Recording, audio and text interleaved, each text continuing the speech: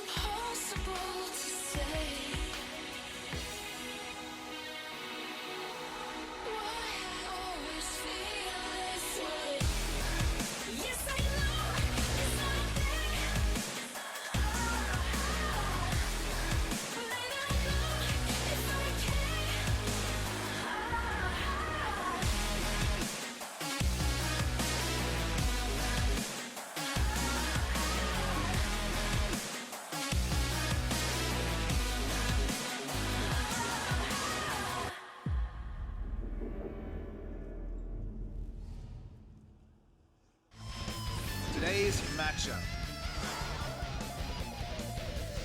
Longzhu Gaming. KT Rolster.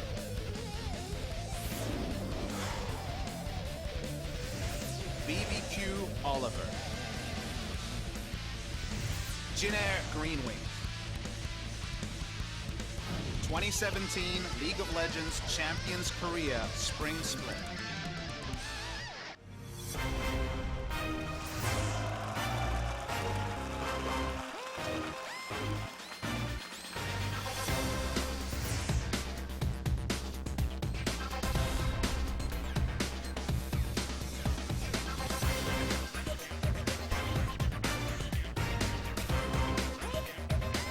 Good evening, ladies and gentlemen. Welcome back to another day of LCK. I am Achilleos. With me is Pava Smithy. As always, we'll be bringing you the action today here for the OGN Legion. Kicking things off, we're going to have a really interesting match, a really hype match. Longzhu Gaming going up against KT Rolster, who are currently undefeated. It's just one that's overflowing with storylines. We were discussing them off air, tweeted some of them. The biggest one, finally, the ROX Tigers lineup. They're right at the start of that OGN intro. Kind of fades away. We see their new jerseys. A lot of us mourn the loss of their playful team that got so close to making it to the World Finals and theoretically taking it down last year. Finally, we see those members face each other. I know it's going to be a surreal day to see Prey or Gorilla kill Smeb, but that's the possibility here as 3 out of 5 of the starting lineup take to the Rift. Yeah, I mean, killing Smeb definitely going to be on the docket for them, but killing Deft and Mata, definitely something that Prey and Gorilla are going to try to get to first, as we'll be finally seeing those two square off in the bottom lane. So really interesting matchup there, as well as Fly going up against his former organization, KT Rolster. Yeah, worth knowing that Deft and Mata, of course, were together from time to time back in OGN Club Masters in 2014, but back then, Prey and Gorilla were at very different parts of their career. Prey was actually retired, I believe, around that time, and they were on different Najin teams. But let's look over the information. We will put it out there every time, just to let you guys know. 295 million Korean won around, and the rankings. If you saw the match in the Gangnam Stadium yesterday, you know that SK Telecom looked fearless. I mean, KT Rolster on the same game score, 4 games, 4 wins, but they're not SK Telecom in terms of execution, but they haven't necessarily needed to be. Toughest ask so far for KT today against Longzhu. Yeah, for sure. I mean, so far, haven't had that strong opposition, as you said, but now different beast coming out with Longzhu. We just saw these guys just last week as they squared off against Jinair. To put it lightly, it was a bit of a long series, long Game 3 especially. Oh boy. A lot of back and forth in that one. But today, Longzhu definitely going to have to be much more concise if they want to take a win off of KT Rolster. And kind of surreal fashion, the teams they played against each play off in the next series. So all the teams we last cast kind of do the musical chairs, they get together. We start off with the big names though. Longzhu, Incredible Miracle. Previously now just Longzhu Gaming.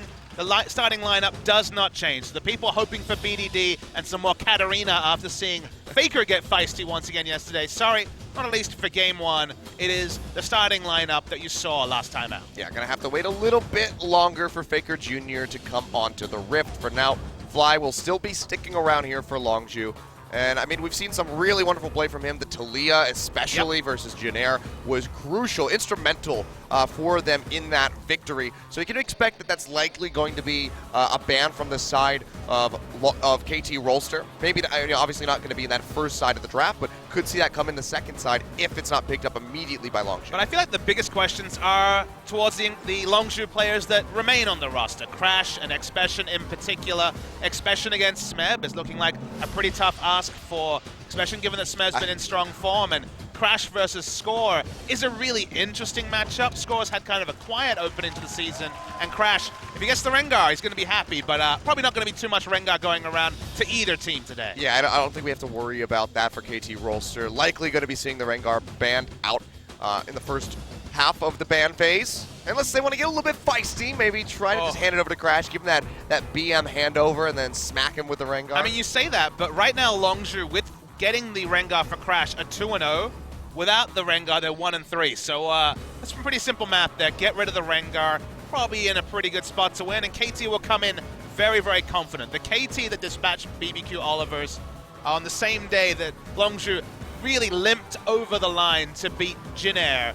I mean, you look at that and you're like, should be a KT 2-0, but somehow I have other thoughts. I'm really interested to see if there's any inside information Prey and Gorilla can leave about Smeb, and just there's going to be a lot of emotion on the Rift, I think, and it just should be a really good series. Yeah, for sure. You can see right now, still very early on into the season, just 2 games each between these squads. Team KDA, funnily enough, when you're winning, your KDA's higher, and then as you lose, it goes down.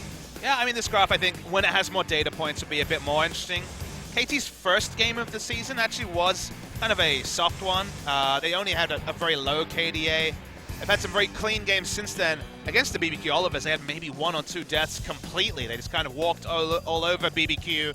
Look at some of the rankings. Deft having another one of his big seasons, 9.3 KD. Nowhere near Hooney's, over 20. Yeah. That kid doesn't die very often.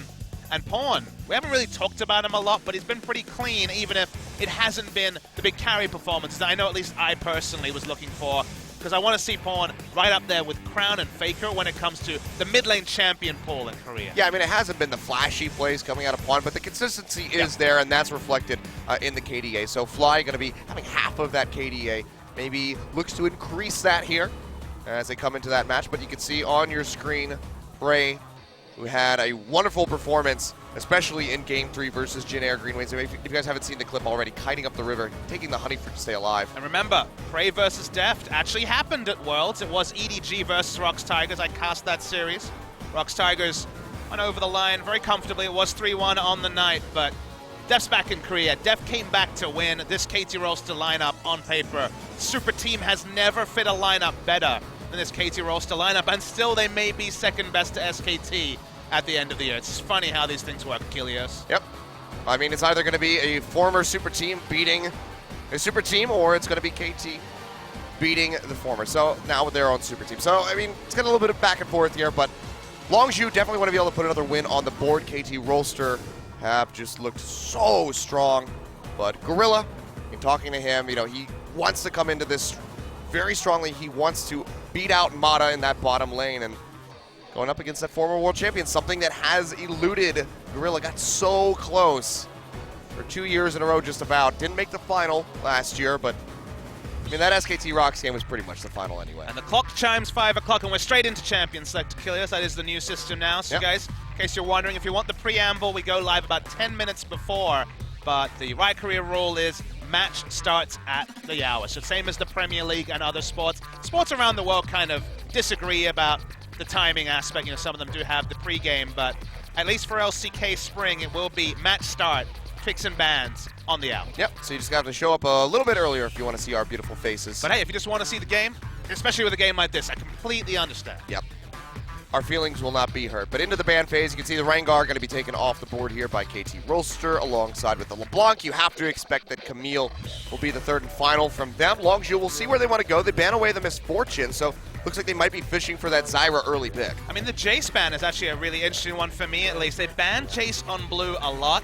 Smeb actually played it in the last series that KT played against BBQ Olivers, but they've been banning it against every opposition, even top laners you wouldn't necessarily think as big Jace players. And they banned the Zyra, so I guess Malzahar is shaping up as a very powerful first pick here.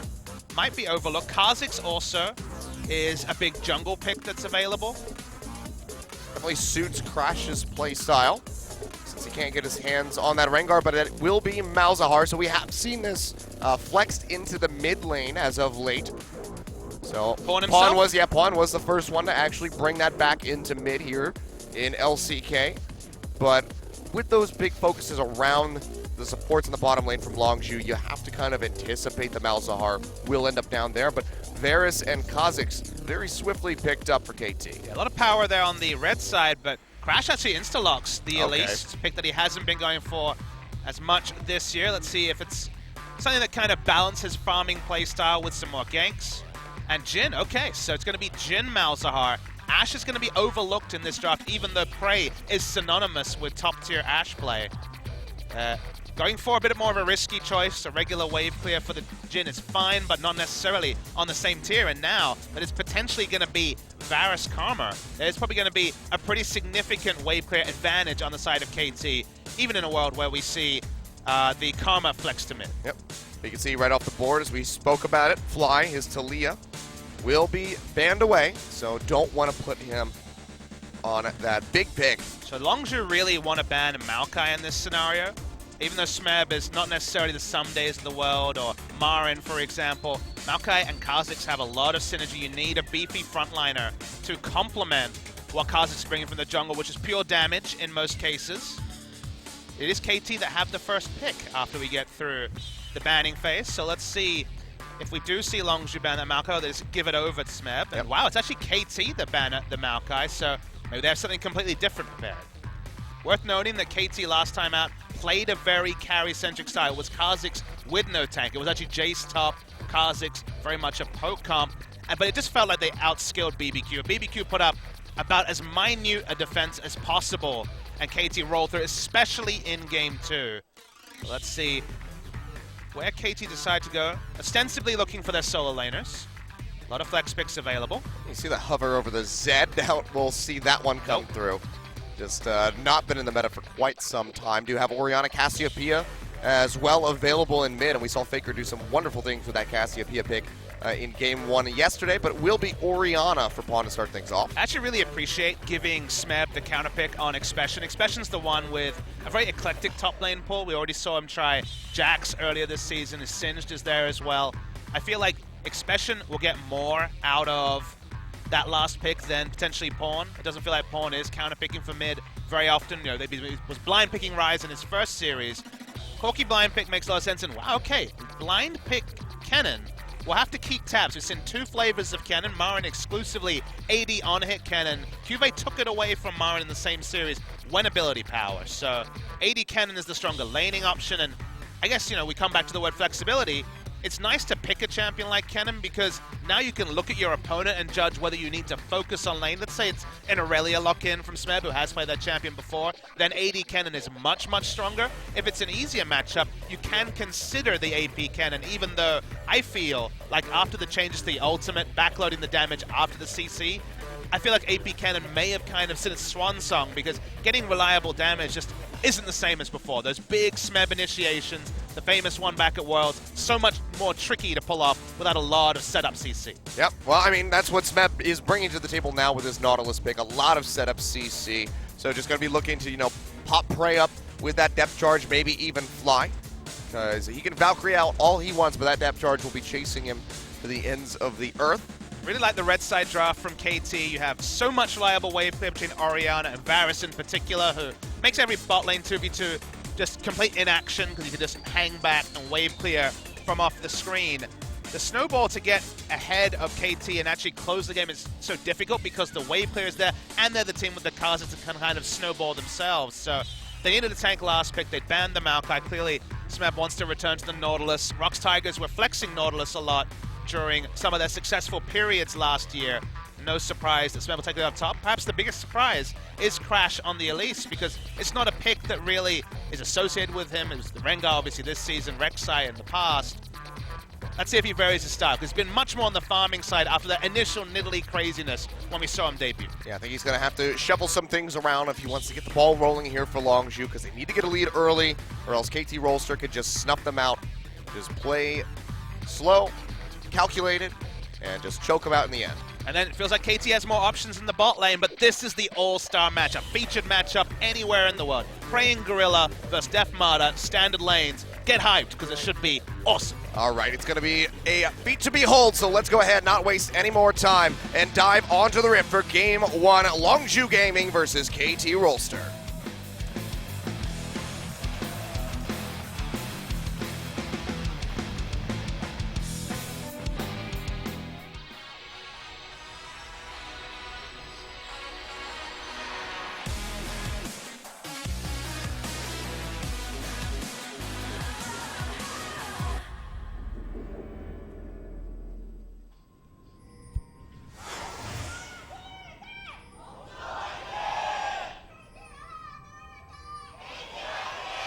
All right, well, pretty hard fought already from the crowd. As you can hear, lots of Longzhu fans coming out to support. And it's a really fun one because you look at the two lineups and you're like, well, one team has one player and the other one has two players from the lineups that took to the Rift last year. So probably a lot of fandom coming from the returning players from China, the players moving. I mean, the Rox Tigers fans, like, I imagine most of them have splintered around. I guess mathematically, maybe you go to Longzhu because there's 2 and it's the complete bot lane, but Smeb, clearly, handsome man, has a lot of female fans as well, so really interesting to see where everyone goes. Little adaptation that we saw last time out that I want to point out again. Teams, when they see the Blast Cone spawn on blue side, and they're going for a top side start, will Blast Cone in to stop the late invades that were actually really, really powerful when we just debuted on 7.1. Yep. You can see, though, just going to be a swap of buffs coming through. Crash gets the red away from Score, but he gets the blue buff. Look at actually really early action. You can see on the minimap how close Kha'Zix and Elise are. Score has the drop on Crash here. Yep, looks like Crash moving over. He's going to start the Gromp, but Score doesn't want to pick a fight quite yet. He's going to wander back into the jungle. Looks like he's going to move to his Raptors, where it is warded. So Longzhu actually going to have a really good idea of where he's at, so they can track him through the jungle, whereas there's going to be a little bit of ambiguity for Crash. Really interesting start, though, given that they both stole buffs. At the end of the day, it was a blue side start on enemy red. I wonder if we'll see a meta. It's the sort of thing where we need more data points, but because the meta has really been evolving, we've seen a lot of late invades on top red side, and then just counter with a blind invade of their own to some degree. So, still will be most likely 2 buffs each, as the junglers finally path onto the bot side. Yep. See already, though, Prey taking a bit of damage in these exchanges. Deft really using that range advantage as best as he can. So it's going to be firing off those piercing arrows, trying to whittle them down as best as possible. I mean, Gorilla, coming in with this Malzahar, we've seen what it can do once it hits level 6 and onward. But for now, it's going to be on Struggle Street. Can't really do a whole lot. Plus, the shields are there from the Karma to really keep Deft safe. So even if he throws on the Malefic Visions, he's not going to get a whole lot of damage in. Well, up into the top lane. Crash looking for a gank. Walks up. The Cocoon will come through. They're going to jump on. Expression tanking up the tower for now. And it looks like they might just be satisfied. Aggros reset. Oh, they're going to go ahead and reset this one. Crash has that repel to go up into the air. There we go. Expression flashes out before the second turret shot can come through. And First Blood gets picked up by Expression. Nicely done. Looked a little bit shaky there, but they're able to pull it off with the juggling. I actually think that was really nice juggling. The fact that they never took aggro on Elise was big, as Deft exhausted earlier. Oh, yeah, the minion's coming through. He's going to have to pop the heal to get himself out. So good aggression coming through from Longzhu. This is exactly what we said they needed early on, but now the roam down is going to Score stole red buff when he saw the top lane gank. Now he's looking for a gank. Here's the arrow. That's going to be the flash away immediately by Prey. Looks like Gorilla will be safe, and a TP coming through from Expression. He's going to full channel this. Gets onto Score. They root him down with the Deadly Flourish. They get the stun, but it's after he flashes over the wall, so Score will be able to stay alive, but still a nice trade in favor of Longzhu. Oh, this is already my kind of game of League of Legends. Achilles, they responded when they saw the topside gank. Score instantly pathed, got a 3-buff start, got a successful gank too in terms of summoners, not kills. And now it ends up being a teleport from Expression, traded for a massive minion wave and flash from the enemy jungler. So when it comes to that teleport play especially, big advantage to Smeb in particular, because being able to deny everything except for the cannon minion experience, but still a lot of this wave and also positioning of the wave in cannon versus Nautilus as bot lane continues to trade. But given that Nautilus is so often on the back foot, being on the front foot in this lane at level 4 when it's usually just cannon free auto attacking like we saw Marin doing last week is actually a really big thing for Smeb to be able to do. Yep. We'll see who's going to make the next move. For now, Fly, of course, won't be able to do a whole lot to this Orianna. Really needs to hit that power spike with the Trinity Force coming through. Likely going to see a Hex Drinker as the follow-up to that, you would suspect. That's Fly against his old team. He was on KT Rolster all of last year. Really seems to be coming into his own by the end of the season. While it's not, doesn't really necessarily feel like a big organizational rivalry just because, again, it's only Score, that personal battle I think is going to be very enigmatic, because honestly, the game is being mostly decided in the mid lane, as the meta is right now, and it's about the duo. It's about jungle mid versus jungle mid. So Score knows Fly's habits and vice versa. So the mind games there are going to be really fun to track. Yeah, I mean that's the way that the games have been going, but the story on this one is definitely the bot versus the bot. And we've already seen pretty action-packed, but I mean Deft having that advantage, with that immense amount of poke, has been coming out really far ahead of Prey. Over 20 CS up at the moment. So it'll be rough times for the Jhin. We'll see how Prey can bounce back. I mean, he's had a really insane CS differential at 10 But for now, it's going to be dropping that average down a bit. And actually, Prey and Deft are number 1 and number 2 in terms of AD carries, and overall number 1 and 3. Curiously, somehow Snowflower is 10 ahead of his enemy's support. I can only assume it's because he's been playing Misfortune and Malzahar and just accidentally getting CS pre-10 with his AoE abilities. But in terms of laners, Prey and Deft have been up front.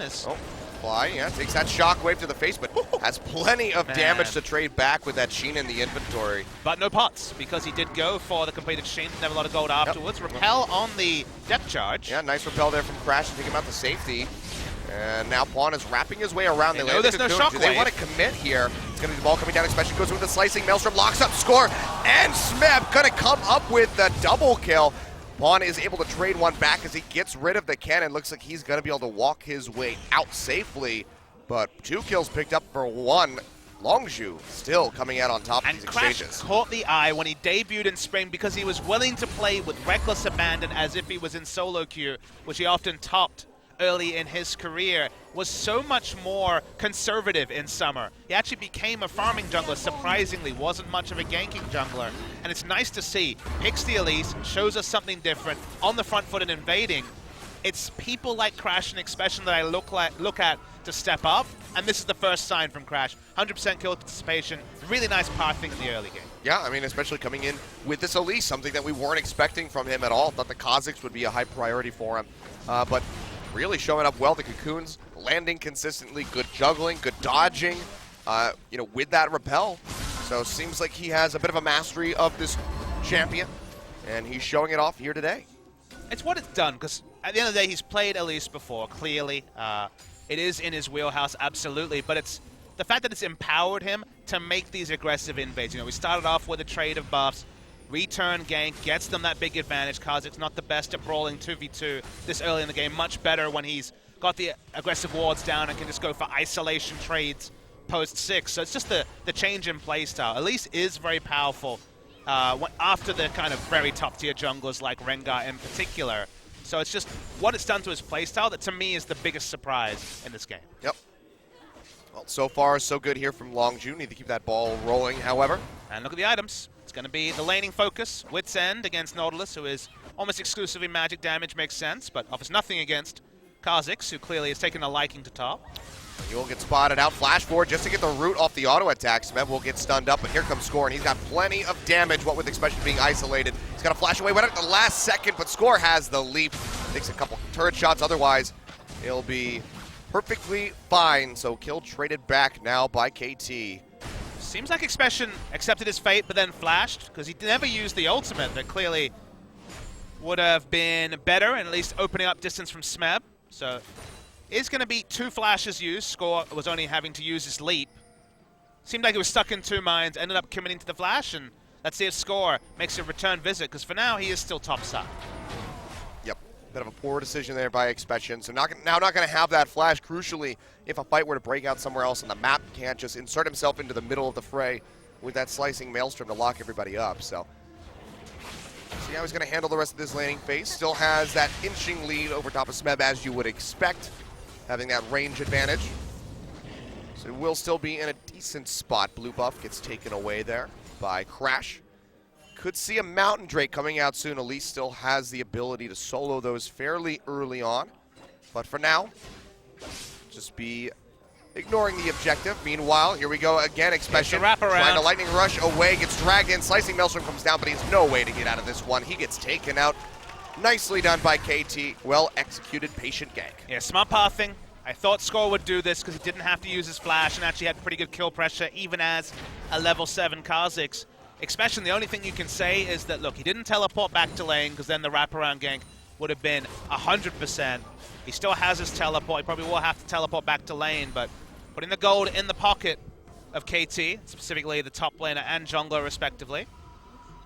Wow, interestingly, they're actually going for a lot of aggression here. Smeb, okay. No flash. Yeah, it's going to be TP in. Cocoon does land onto Smeb. Turn kill. You have to think that, yeah, he will be going down here, just trying to buy as much time as he can, give him a runaround, but doesn't make it very far, so Expression will be able to pick up his 3rd kill, and Crash will just maintain that 100% kill participation figure. I mean, Expression's seen some stuff. He's 3-3-1 at 11 minutes in an LCK game. That is a lot of action for a top laner. It's quite a bit.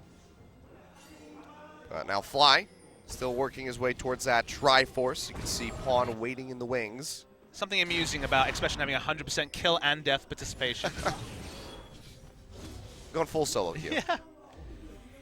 Oh boy, this is Teleport. another really aggressive TP coming through. This time Smeb gonna cancel it right at the last second. And he's actually still in base. It wasn't like he was up top hanging back under a The turret. turret is already so low, that could just be the first brick going over to Expression really early on into the game. 12 minutes on the clock. See if he's able to hammer it down. He's taking his time clearing out that wave to shove it up, but he'll get a little bit of damage in. Don't think he's going to be able to claim it right here, but still. Arsix hasn't shown, so there is some risk to Expression walking up. That's why he's not interested in taking more free autos. Yeah, it's a whittle down quite low. Meanwhile, Prey can see still having a bit of a hard time. He started running it back with the CS, though. Down 14 at the moment. Wants to recall, but can't with this wave crashing in, but has to be so careful because Score is just waiting in the brush, and I don't think that they've spotted him out. Piercing arrow thrown out, won't find him. Deft getting rooted. That's going to be the curtain call coming through on the backside of the Nethergrass. Score now has the exhaust ticking. Fourth shot won't be able to find him, though. Mata body blocks. And both Deft and Score will be able to walk out of that, but really good hold by Longzhu in the bottom lane. I mean, Prey's positioning was fantastic. Even after the initial flash, he hung back. He is Jhin, so he has the freedom to do that. But he was never in trade. Even flash range from Score doesn't have a jump reset till level 11 and maybe even level 16, given that W Evolve second is the build. And we saw this before. Smeb doesn't have flash for another few seconds. Yeah, here we go again. The turret goes down, slicing. Maelstrom there to lock him up. He's going to pop the ultimate to try to buy some time, but yet again, Smeb will be going down 1-4-2 as 80% of the deaths on KT Rolster at the moment. The junglers have 100% kill participation, but that lets you know that Crash has just been superior in his pathing. Really, really good stuff from Crash in particular. And this is really shaping up well because every action we've seen by one team has been instantly answered. Cool teleport play on top. First thing Smeb thinks, let's make our own in the enemy jungle. Every action has had that opposite reaction. But Longzhu inching ahead, which not many people would have predicted, given the previous games where KT come in 4-0 and Longzhu come in 3-3, playing all 6 games possible. I mean, this looks really good for Longzhu, but you have to think back to that game against Jhin Air where they had such a monumental lead. I remember you saying, you know, even if they were even in gold, even if they had 10K plus on top of that, I don't think Jhin Air can win this. And then they almost did. You know, Longzhu just started really faltering in the late game, so we'll have to see how much work they put in since we saw them play on Saturday to really close out the games, to identify their win conditions and actually capitalize on them. We'll talk a bit about win conditions. A very squishy team on the side of Longzhu, a lot of damage. Obviously, Expression will be pseudo-tanky. He'll be going for, if he's following Marin's build.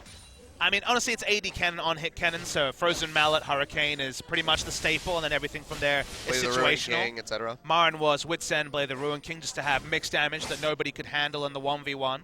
The Blade the Ruin King would really help him against the Nautilus in particular. Except Camille, as it turns out. Camille can handle that pretty well. Oh, Camille. I mean, Camille on 7.1. Send a couple of champions, because that's, you know, it's a meme in itself, but very, very powerful. The only champion we've seen actually deal with Camille effectively was Amazing J on the Darius over in LPL. Yep. Nerfs coming eventually for Camille, but 7.2 notes came out today. That won't hit competitive play for a while, but no changes to Camille there, so don't expect those red side bans to change anytime soon. Yep.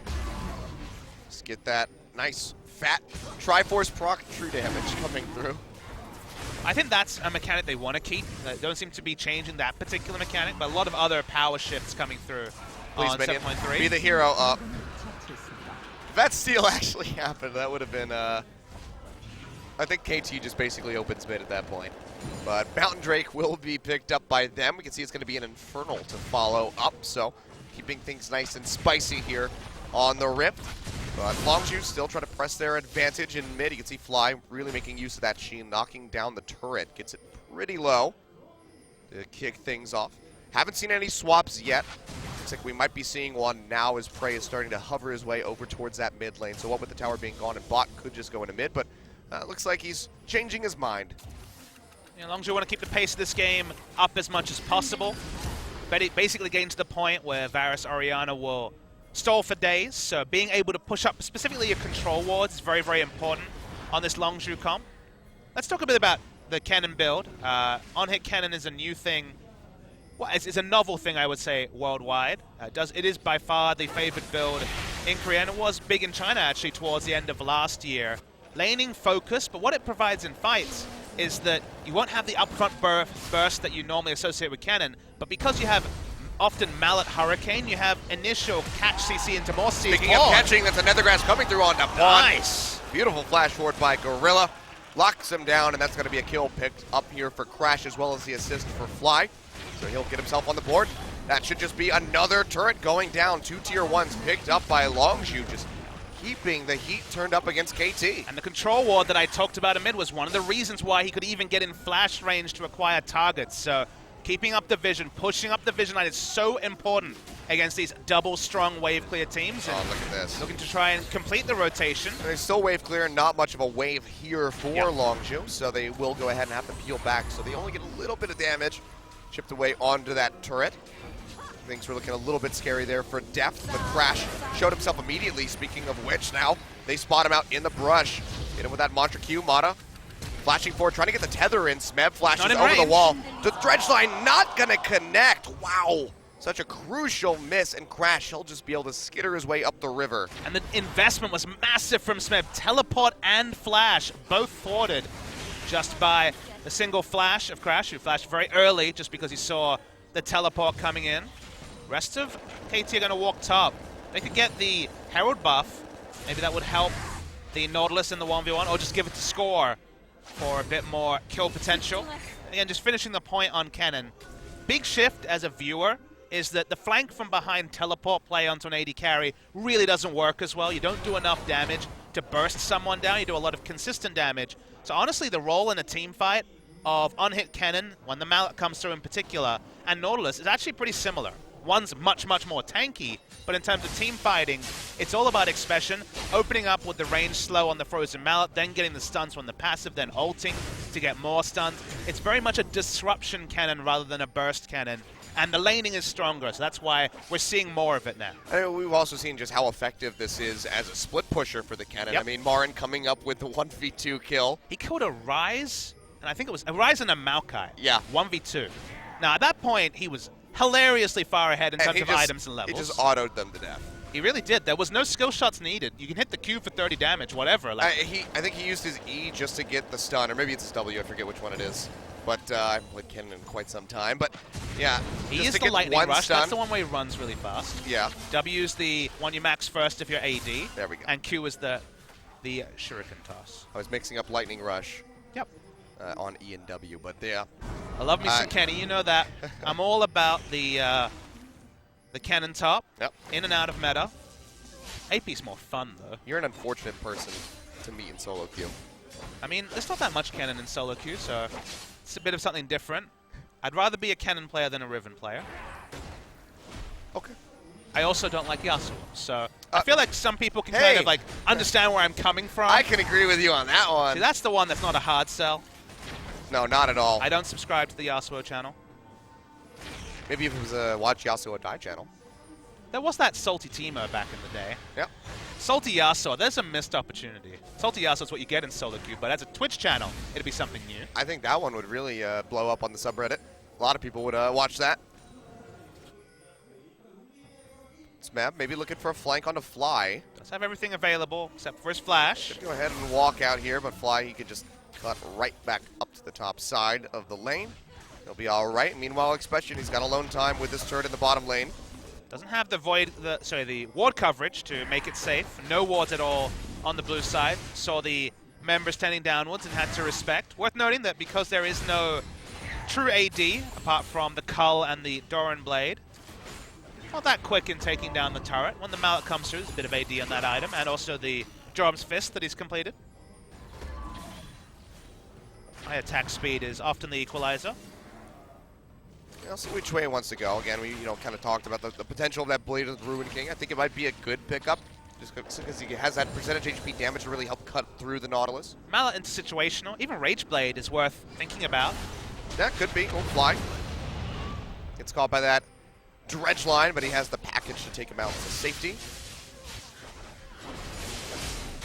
So he'll be quite all right to just stick around. So yeah, looks like it will just be the Gunblade coming in second for Fly. Not even going to be worrying about that Hex Drinker. Could see it come in a little bit later, but really just have that one source of AP damage from Pawn. Nautilus won't be doing a ton. And it's not Syndra, right? If it's not targeted magic damage, so Corki played often shouldn't be in range of the Oriannas. Yep, it's gank time. Yep, especially not much you can do. Pushed way too far forward. Did get a lot of damage onto the tower, but drew the attention of Score up to the top lane, and that's an Infernal Drake picked up for Longzhu with a second one on the way. So important, Achilles, when you have a pseudo-pick comp, a siege comp as well, that wants to really close the game. Closing against Orianna Varus is so difficult because they lose the minimum every time. Every turret, you're kind of having to strangle them out of everything, send multiple members, threaten dives, just to take a turret. And without a true tank, it is pretty hard. You don't have a Nautilus to walk next to the turret as... Crash goes low, but Score, he's getting hit up by that Nethergrass. Curtain Call comes through from Bray, looking for Mata. One more shot ought to do it, but just finds Pawn on the other side. A lot of damage on Pawn. And yeah, that's going to be a kill coming through, though, as Gorilla goes down. It looks like Longzhu will go ahead and peel back. Fly just about out of mana. Prey as well, with just a slight bit more HP. So, fight won by KT Rolster. Nice stuff there. But that Gorilla was just positioned too aggressively for the amount of resources he had. Expression hadn't respawned yet, so wasn't realistically going to make it to the top side. Everything resets, and just to complete the point, you need to really strangle this team. You need to keep up the pace. Otherwise, this team stalls and actually scales, you'd argue, even better than the very low damage comp that Jin Air was playing that frustrated Longzhu. Fly was previously going to face check a very scary bush, but the recalls had come through. Yep, that would have been pretty bad. Now it's just going to be Smeb alone in the top lane. Fly will push forward, try to keep that wave crashing against the tier 2 turret. And as the story has been all games so far, it's you see one thing from the other team, you react. You see this team comp, and you're like, actually, I can't afford to get Hex Drinker, mid-game, other kind of incremental building block items. I need the most damage possible on Corki. So Sorcerer's Shoes, Gunblade, Trinity Force Corki. The next items don't offer a lot for that build. You can get an Infinity Edge, you can buy a Bloodthirster. It's not, attack speed crit. It's not a very clean build like most AD carries go for. It's the most mid-game power possible. And they want to take this game in the mid-game. Does Longzhu. This is where it gets hard. Actually pushing up wards to be able to take something like Baron. Trying to get some vision in. KT just all sitting in the brushes in the darkness, so Longzhu can't push much further forward. And the red buff Crash doesn't want to mess with that one. Will be handed over to Deft, who has actually built a very early Edge of the Night. Edge of the Night, very useful when it comes to... I mean, you can avoid that Nethergrass, but it's a big one. The burst from Corki as well. It's not really clean in avoiding the Nethergrass because at this level play, you almost always see flash Nethergrass, so you don't really have time to be just channeling the spell shield. Often we've seen it best used when you're Jin and there's a Bard on the enemy team and you want to stop the initiation is Score. Oh, Fly. He gets caught, but that's going to be the... Wow, lockdown coming through from Bray. Finds him with a Deadly Flourish. Is able to snipe him out with the Curtain Call. Crash. Now Deft, he will juke back. Not going to get caught by the Cocoon, but Mata gets locked down by the Nethergrass. Big Shockwave going through. Helps take out Gorilla. Deadly Flourish connects yet again on the Mata, but they just can't get the kill to come through. So that is just going to be a 2-for-1 pickup. KT coming out on top, but Expression yet again just whittling away at these turrets. It's only whittling. It's not chunking. Like it's going to get down to about 50% health. Longzhu being really interesting here. They're going for a very, very aggressive 2-man Baron. There's no way KT is expecting this. Yeah, have no vision of this. They see Expression in the do bottom it? lane. They're so Crash low. goes low. They're going to have to peel back off of this one. Bray, he dies. Oh no, what a botch take. Longzhu suffering heavily for that one. There's the assist ping. That's probably coming through from Prey, being like, where were you guys? Well, you saw them die, so it seems pretty clear where they were at. A lot of action here instantly. It looked like Score had the drop, but Jin was on the side of the map. Was really there good to Deadly react. Flourish. The Deadly Flourish, as you say, got the first kill. Def gets slowed, and that's what really empowers Crash to walk up. But it ends up being an overinvestment. Pawn's in the right spot. Gorilla just dies to one rotation of spells and an auto attack from Pawn. Wonder who made the Baron call. You remember that famous video we had last season where Samsung who made the Baron kill, and obviously it was Ambition. I really do wonder who it was from Longzhu.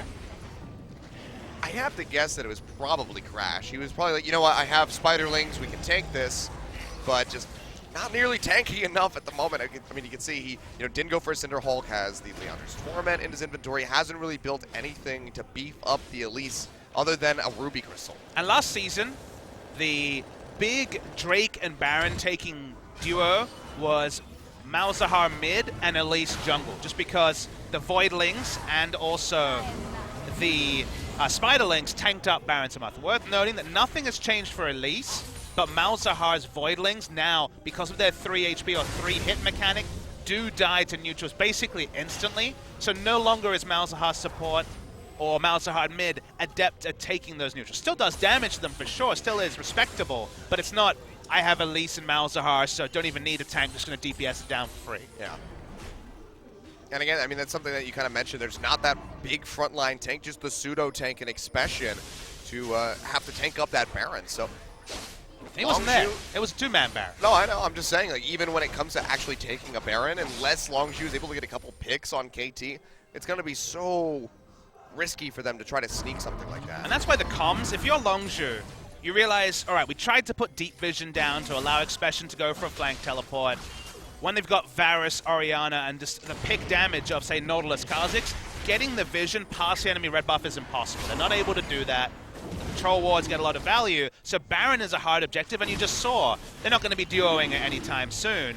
The only easy objective for them as the game goes is Drake, and that's why the fact that it was 2 Infernal Drake spawns into now a mountain, they didn't get the first mountain, sure, but the Drakes are actually one of the things keeping Longzhu's current level adequate. 7-7 with the scaling KT have and the wave clear, you'd be like, okay, if this was 2 oceans, Longzhu are kind of already behind, but they're being double Infernal and soon to be Mountain on the only objective that's basically free for Longzhu as the game has flown is really big for Longzhu's hopes of taking down the game. I mean, they need that Mountain Drake for the extra siege potential going up against this wave clear from the Karma, the Varus, and the Orianna. So any damage that they can get in and have that amplified by the Mountain Drake is going to be so crucial for them knocking down these turrets. It is amusing just how the item builds are, because Longzhu have all their items. They have 2 items on both Jhin and Corki. Very, very high spiking 2-item spikes.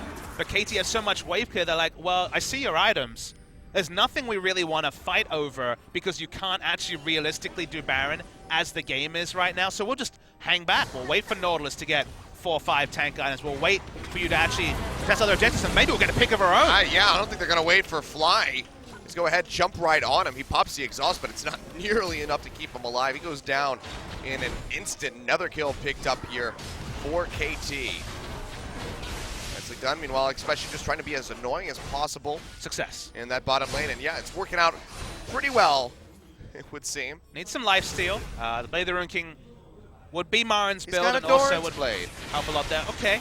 He doesn't have the cull anymore, though, Achilles. Where's his on-hit lifesteal? He has abandoned it. See, he still wants to try to push forward. Oh, wow, Pawn. Didn't really catch a glimpse of this one, but looks like Prey Yeah, ultimate. hurt Pawn quite a bit, wasn't able to get the kill. But that will force him back, and they're just going to keep the waves moving up. Sweep coming out, pings yet again moving over to the Baron. Do they want to try to start this again? Looks like the answer is yes. There's no Double vision Inferno, of this. Remember. Yeah, they will melt this. You can see it's already down to about Teleport half drawn out. HP. The redemption comes down, though, Cancelled. from Mata. And yeah, TP canceled, so it's just going to be another advantage going over to Expression. So long as I mean, you have to be pretty happy about that. But let's see if we see, again, the game of chess that we saw at the start of the game. This should mean that Kennen lightning rushes as fast as possible to bot, because now Smeb can't even be there to dissuade. And KT need one of the picks that actually they got previously. That's why they look You're for sticking one. around for quite some time. Goes up with the repel. Nethergrass down on a Mata. Gets interrupted by the shockwave. Gorilla's going to be the first one to fall. Crash going to follow suit as Pawn picks him up with the command move. Mana still alive, and now Pawn trying to jump on the fly. He doesn't have anywhere to go. Uses the blast cone to try to create some distance, but here comes Score. Right over the wall, takes him out, and now 3 members down, 50 seconds on Fly. KT might have just gotten handed a Baron. Yeah, Longzhu were just too far up. The communication fell apart. They had a must-win situation, sending Expression to bot. Speaking of He's Expression, getting chunked out. They're able to take out Mata. Prey picks up the kill, but they're going to lose the cannon at the same time. That's going to be the curtain call. Smeb is very tanky, as it would turn out. So Baron goes over to KT. Huge botch play by Longzhu, and suddenly the game just gets handed right over to KT Rolls. Yeah, the problem solving was neck and neck early. In fact, Longzhu were at the advantage, but they shouldn't be contesting for vision when Kennen can walk bot lane and Smeb cannot be there to watch. They would have taken an inhibitor turret just for trading vision around Baron, but they walk up too far, and although Deft doesn't connect with his ultimate this time, he doesn't need to. They pick up the kills, they pick up the Baron, and a lot of Longzhu's good early game work that kind of abandoned them 40 minutes into that last game against Jin Air, abandons them right in this replay. Yeah, and you have to expect that KT is going to be able to get so much with this Baron now. I mean, Frey able to pick up the consolation prize of just killing Mata. And he survived through so much. The Nethergrass, the burst coming out from Crash. And it took Frey at the very end to go ahead and kill him. Just gets rid of one Baron buff. But now KT, 4 buffs ready to go. They're shoving down the mid lane, looking to take some turrets. Yeah, no answer here from Longzhu. We mentioned the champ select because Jin was selected. There's no wave not clear. massive. I mean, Corki and Jin do okay wave clear, especially between the two of them. But no one can walk up. You know, Kennen can't be there with his Hurricane. These turrets die for free. And it's going to be a first inhibitor against the run of play for KT Rolster. Such a massive turnaround, and Longzhu, they really got to be punishing themselves mentally at the And now moment. stuff like this doesn't matter. Even though Expression was winning the 1v1 against Smeb, he was pushing up, there was that clear objective. That one big mistake, and suddenly the fact that Kennen's doing pretty well and okay, he's going to get an outer turret, he's just going to lose the race every time against Baron buff. Yep.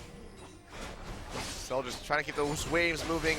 Finally able to knock down that tier 2 in top, so just the one in mid remaining, but now not having that inhibitor up, Longzhu, leaving the base could be considerably more difficult for them, especially with that Mountain Drake spawning in about 45 seconds.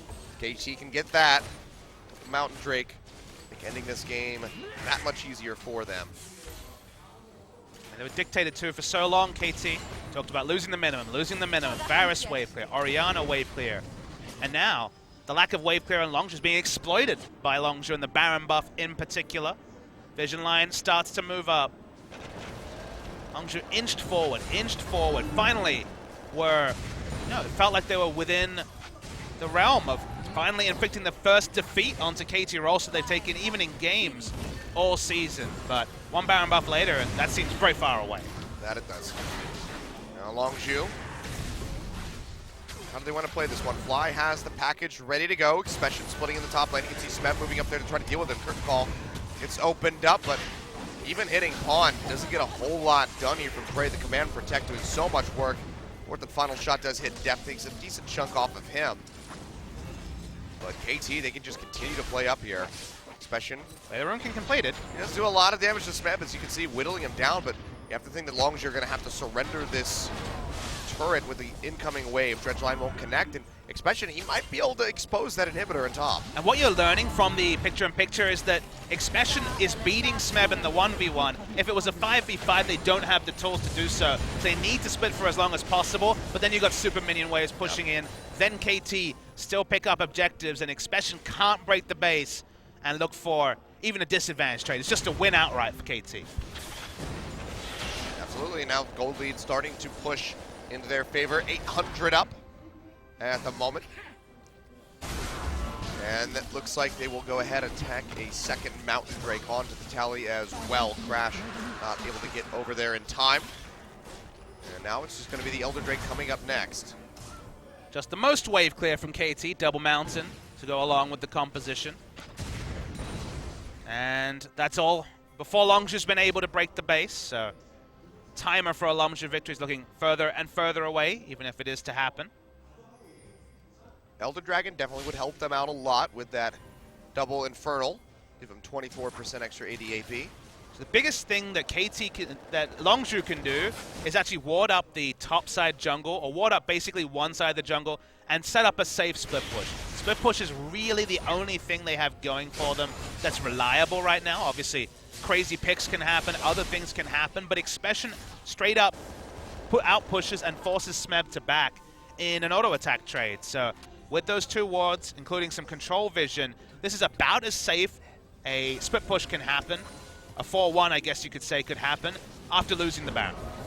Longzhu now, they need to hold on to this turret in bot. Baron Love has KT want gone a turret away. dive, though. That's the answer for them. Yeah, they want to try to really knock this one down, especially Oh, splitting my! it. Bray just gets caught and deleted right off the bat. Pawn coming up with the kill. Neptune comes down just to heal up there. Very minimal wounds. Gorilla, he gets hit by that dredge line. He's going to fall. A double kill for Pawn. Can he find more? Looks like Fly and Crash will both be able to exit safely, but a second inhibitor will be going down. Watch where Expression. He's onto the Still trying to push Nexus as best as turrets. he can. Yeah, he's knocking down one Nexus turret. He's going to be able to get this. Longzhu, how do they play this? They just try to delay the backs. Looks like Smeb's going to be the only one falling back, but we've already seen that Expression. He can handle this Nautilus. He might be able to end the game. The He's turret's getting tanking the ready to go turret, down. though. He's tanking the turret. He's not going to be able to end the game, Achilles. And actually going to be KT that's going to be looking for the finish. Oh, so close yet so far away. Expression.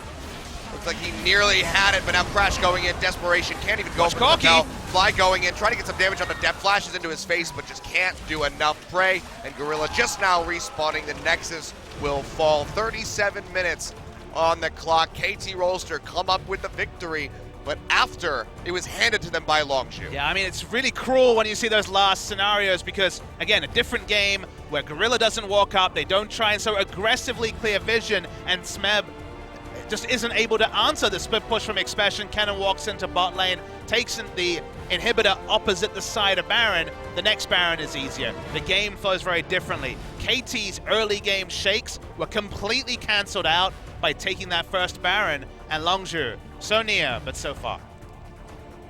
Oh, Longzhu. Well, you have to think how that's going to affect them as they get ready to go into game number 2. Had such a firm lead and just threw it all away in one fell swoop. And KT, once they snatch that, they're not going to let it go. KT have spent 4 games, 4 victories in second gear.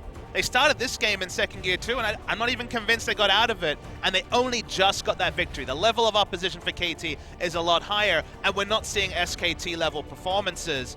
Telecom War is still far away. They still have more sets to play themselves into form, but we're still not seeing the KT that everyone kind of oohed and ahed about when they saw the roster. Yeah. All right, well, Longzhu definitely have a lot to think about as they get ready to go into game 2. KT, as well as you mentioned, haven't really had that oomph that we've been waiting for. We'll see if they're able to develop that through this series, if not through the next couple weeks of the season. I want to see a killer instinct, Achilles. I mean, that Telecom War is looming on the horizon, March 2nd, I believe. We will see that. There's a lot of preparation that this team needs to do in order to face off SKT. We're going to go to a quick break, guys. When we come back, we will have game 2. We'll see if Longzhu can pick up a win.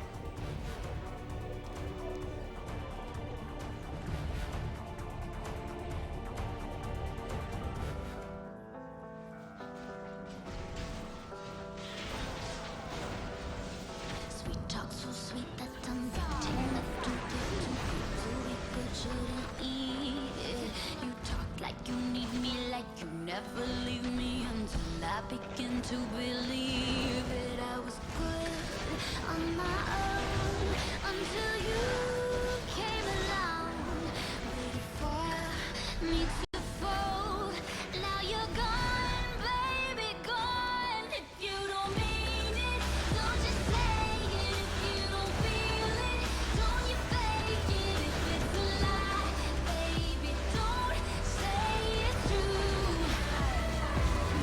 If you don't want it, why do you take it? How come you bought it just to break it? If you don't love me, then don't say it too.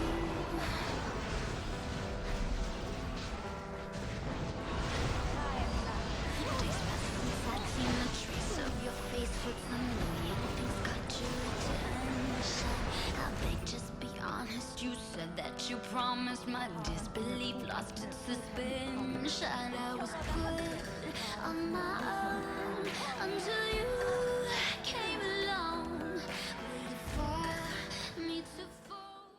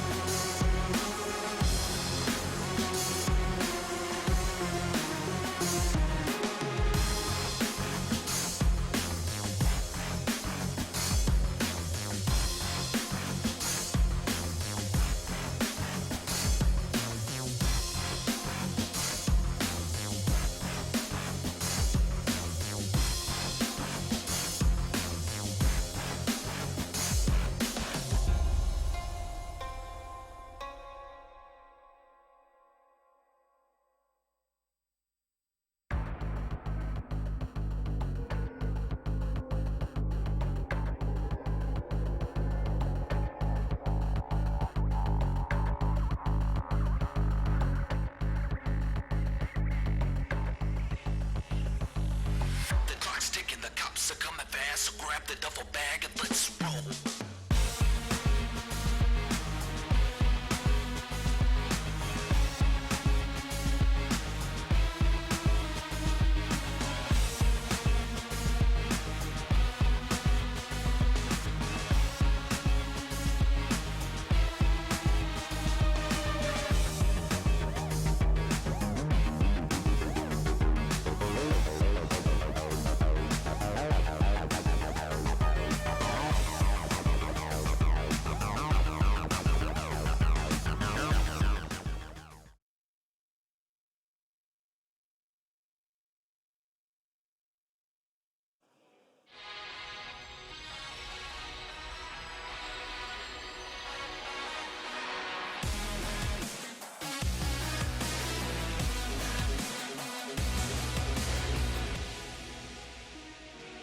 It's impossible to see all the things we used to be, and it's impossible to say why I always feel this way. Yes, I know it's not a thing, but I don't know if I can.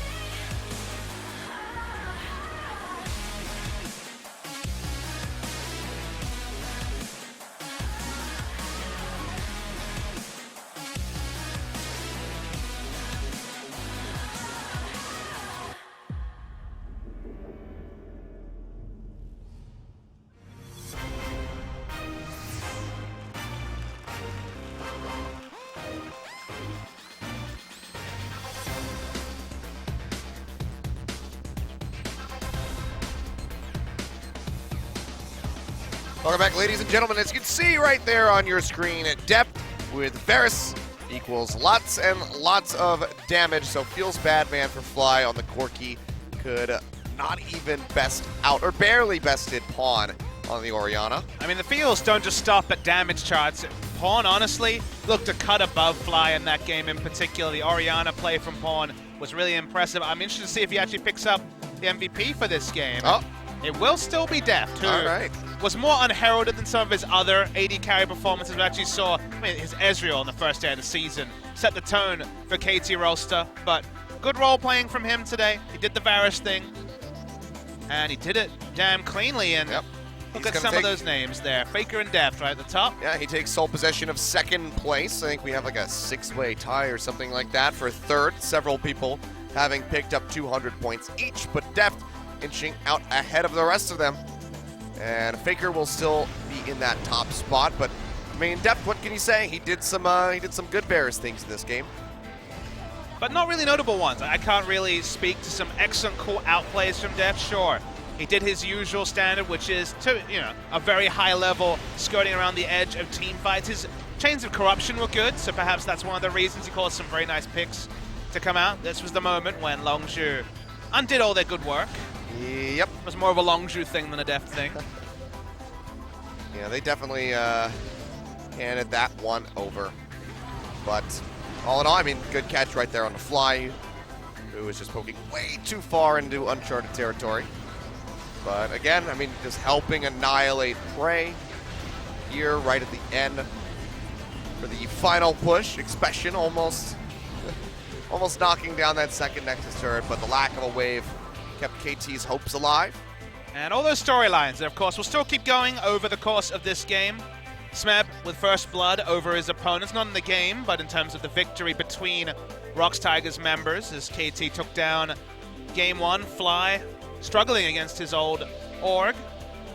He had good pressure on Corki, but got caught a lot, which is not something you can afford to do, especially when you're trying to play the 4-1 comp. Expression was just, a one-man army pushing in top even at the end of the game. Sure, wasn't going to finish the game faster than 4 members, but still was putting on pressure. Longzhu had the best bits of a game plan, but unfortunately, it almost felt like one of those ransom notes from a serial killer. They have lots of cool things, but it was out of order, it was out of sequence, and it just didn't come together. Gotta crack the code. That's right. If you Well, want to save your family. Longzhu seem to have an idea of the code, but cracking it, not quite. Yeah, I'm not quite there. But now we can see KT flipping over to the blue side, have that looseness with the ban. So right off the bat, they're going to take away the Talia, and LeBlanc will be answered from Longzhu. We already know what's going to happen on the red side, unless they very mysteriously let the Rengar go through. Now, Longzhu have played games on red side before. You'll remember that against Jin Air, they did not ban Rengar, trusting that Jin Air would not first pick the Rengar, and got Rengar on red side. I'm not to say that's going to happen this game, but they've shown more creativeness on red side than some other teams. Jace is the one they love to ban, and it feels like KT will get access to Jace's. Gorilla nods and is like, yep, okay, I guess we have to ban the Rengar. Score was a Rengar player in previous metas. But a Malzahar pickup here for KT. So still showing that high priority. I mean, same two bans in the bottom lane with the MF and the Zyra taken away. So they go ahead, snatch that up for themselves. So, you know, do you want to pick up the Jace? I think Expression might have to do so. Interesting, because they know that KT will take it first rotation, as they did. Longzhu have been banning Jace on blue side wherever possible. You don't get the flexibility to ban it on red side, and Crash will return to the Elise. So that means that Varus might actually go over to the blue side. Almost always has been recently a first rotation red side pick. Def look great on it, just one MVP on it. Very, very safe AD carry to blind pick, and you don't normally want to reveal your solo lanes unless you want to take Ryze, because we're throwing the pawn. Lots of Ryze so far this season, but teams picking solo lanes in the first rotation hasn't really been a thing, and then you also lose the ambiguity of the flex pick Malzahar that KT has already flexed this season. It seems like we might just have to wait on the Rise for a little bit later in the draft. Something like the Cassiopeia is still there to come out for the counter pick, but it's just going to be that Kha'Zix and Varus yet again picked up for KT Rolster. So very poke-heavy bottom lane coupled with that Malzahar. Again, could see that flex in the mid as Pawn has already brought that out before. But either way, KT getting a lot of what they wanted. So Gorilla might actually abandon looking for the 2v2 laning phase. Kench will lose to a Malzahar Varus lane for sure, but it does give them the anti-pick potential of the Devourer on the Tahm Kench's kit. Outside chances flex to top, but that was more of a Rocks Tigers unique thing between Smeb and Gorilla than a standard thing across the teams. Certainly haven't seen any Tahm Kench top so far this season. It's been a considerable amount of time. First ban, though, to come through is going to be Poppy. Says that they want to play top lane Jace. One of the pseudo counter picks is the Poppy that can outscale at 2 armor items. We've seen Smeb win the Jace versus Poppy matchup, going Black Cleaver into Lord Dominik's for the full armor penetration build. And because they haven't taken an AD carry, we might just see KT on blue side ban both Jhin and Ashe and force prey onto Ezreal or Caitlyn. Yeah, I mean, we know that Ezreal, very big pick for him. Wonderful player. But imagine Ezreal Tahm Kench against Varus Malzahar. That's like the most wave clear and pressure versus almost none. Look, I'm not saying that it's going to be good. I'm just saying that he knows how to play Ezreal. That's all I got for you, Papa. But Rise will be the final ban from the side of Longzhu. So KT, where do they want to go with this? Do they go ahead and ban away the Jhin as well? And the answer is yes. So effectively forcing prey onto Caitlyn if he wants to match lane, but then if Caitlyn falls behind, not going to be able to match Varus, and Varus does clear waves faster, more reliably. Or, okay, it's time to go to this other side of the world, Achilles. Straight over to NA. Give me some of that NA flavor as the Ziggs is locked in as a bot laner, ostensibly. No way. Well, we were talking about how much we hate Yasuo Pawn earlier loves on. playing Yasuo, to be clear. This could just get locked in. I mean, okay. I mean, I think, yeah, I was going to say, I think that they would be drafting that for the top lane because you could block a lot They could still with take the wind Yasuo wall. here. That's okay. That's very true. Maokai. I don't think he's going to blind pick Yasuo, but Pawn loves Yasuo. Whenever I see a Yasuo in high elo Korean solo queue, I click over and inevitably it is Pawn. Last pick for KT. Where do they go with their mid lane? It's probably just going to be wave clear. Oh, that would definitely be wave clear. Orianna's available. Orianna would have been strong in this situation. Going for the Victor, so the faster wave clear. Varus and Victor, the double Vs, walk up.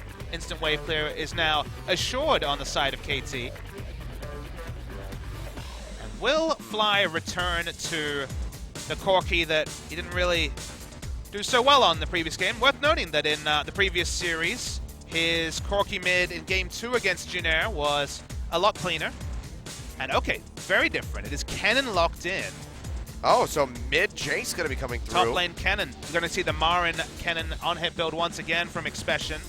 We know how this matchup goes. Flexing the Jace to mid lane. Interesting. Definitely not something you would expect to be in Fly's wheelhouse, the Jace. So why you see this is that the Jace on red side is such a more potent counter pick because last rotation is usually exclusively the mid and top lane.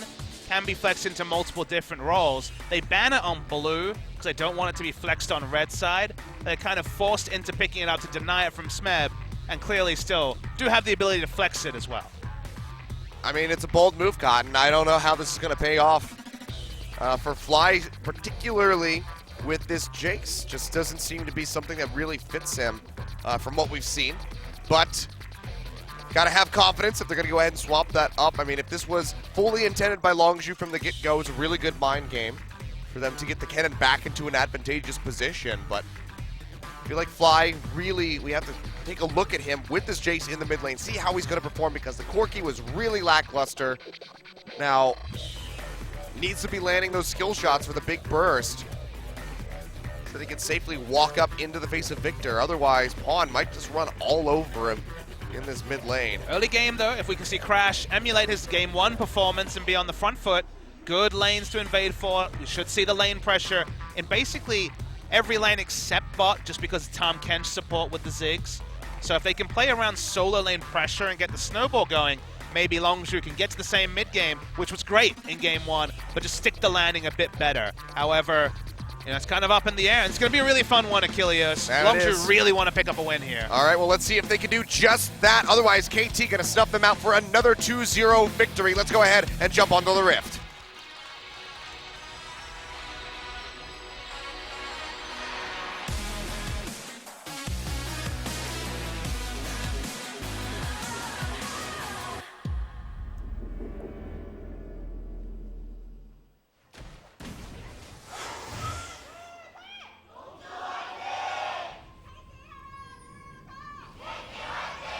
And you can hear still lots of Longzhu fans trying to reinvigorate their team and spur them on to a victory. Fly going to be taking the Storm Raiders Surge. Been seeing a lot of, sometimes we see the Storm Raiders come out every now and then. It's also the Thunderlords. Fervor coming through from Expression confirms, as predicted, that it is going to be the top lane build. And starting with Cull is also a pretty good sign. A lot of love for Deft in those signs. But look, Praying Gorilla, also very popular with the fans here at OGNE Stadium. Drawing Prey as if he was, what is it, Ryan or Brian from Kakao? Ryan. Ryan. Just in case you guys don't know, I think we're talking about Misfits. Kakao is the very popular messenger app. No, WhatsApp, Facebook Messenger doesn't really have any penetration in the Korean scene. Kakao has about 100% market share. I mean, it pretty much replaced just standard texting on your phone. Everybody just uses Kakao. It actually had LCK, or Champions emotes that you could get once upon a time. Yeah, on Gesper Kakao. released a pack in 2015.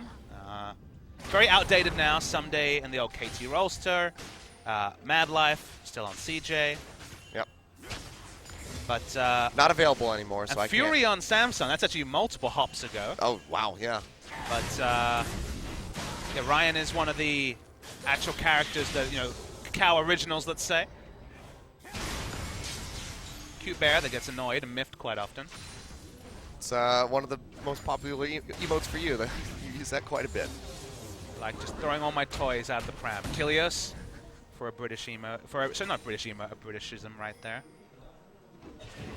And Modern Deft, push, push, push. Normally Ziggs associated with that, but when you don't have a range support like the Malzahar that Mada's running, and it can be a bit difficult. Also just going to take a couple more points spent into that Q to really be able to get the pushing power, as well as that Lost Chapter is going to help, so he has that mana sustain. Now, though, Score pushing forward. Looks like we will have an invade. Crash is going to push into the top side of the map, but... He started off, actually, with the vertical jungling again, Achilles. This is what happened in Game 1. Yeah, he won't find a buff, but do they want to go for Smeb? He drops a ward in the brush. He started on enemy blue. That's why he has double buff already. this has been the story of this series, is starting on enemy buffs. Smeb should expect this gank. He's had no information. In fact, he sees it now. Yeah. Let's see if this works second time. It worked very well in game 1. We're going to be looking for it. Flash on the Cocoon, immediately held up is Crash. He's going to take a little bit of damage, and Smeb, he'll keep his life. Does pop the Flash, but still has to be happy that he doesn't go down yet again. A repeat gank from game 1. Doesn't get the same dividends. Was a masterclass of turret diving and a bit more surprise given that the vertical jungler wasn't as obvious in that game. Just good game sense as well by Smeb to throw down that ward. Knows that they could very well try for that, having the same duo of champions. So keeps himself alive, and he's definitely going to need that. We saw just how impressive Xpecial was able to become in game 1. Could be looking for that yet again. Gorilla won't get the spit out damage. It's blocked off. Fly actually has gone for tier first.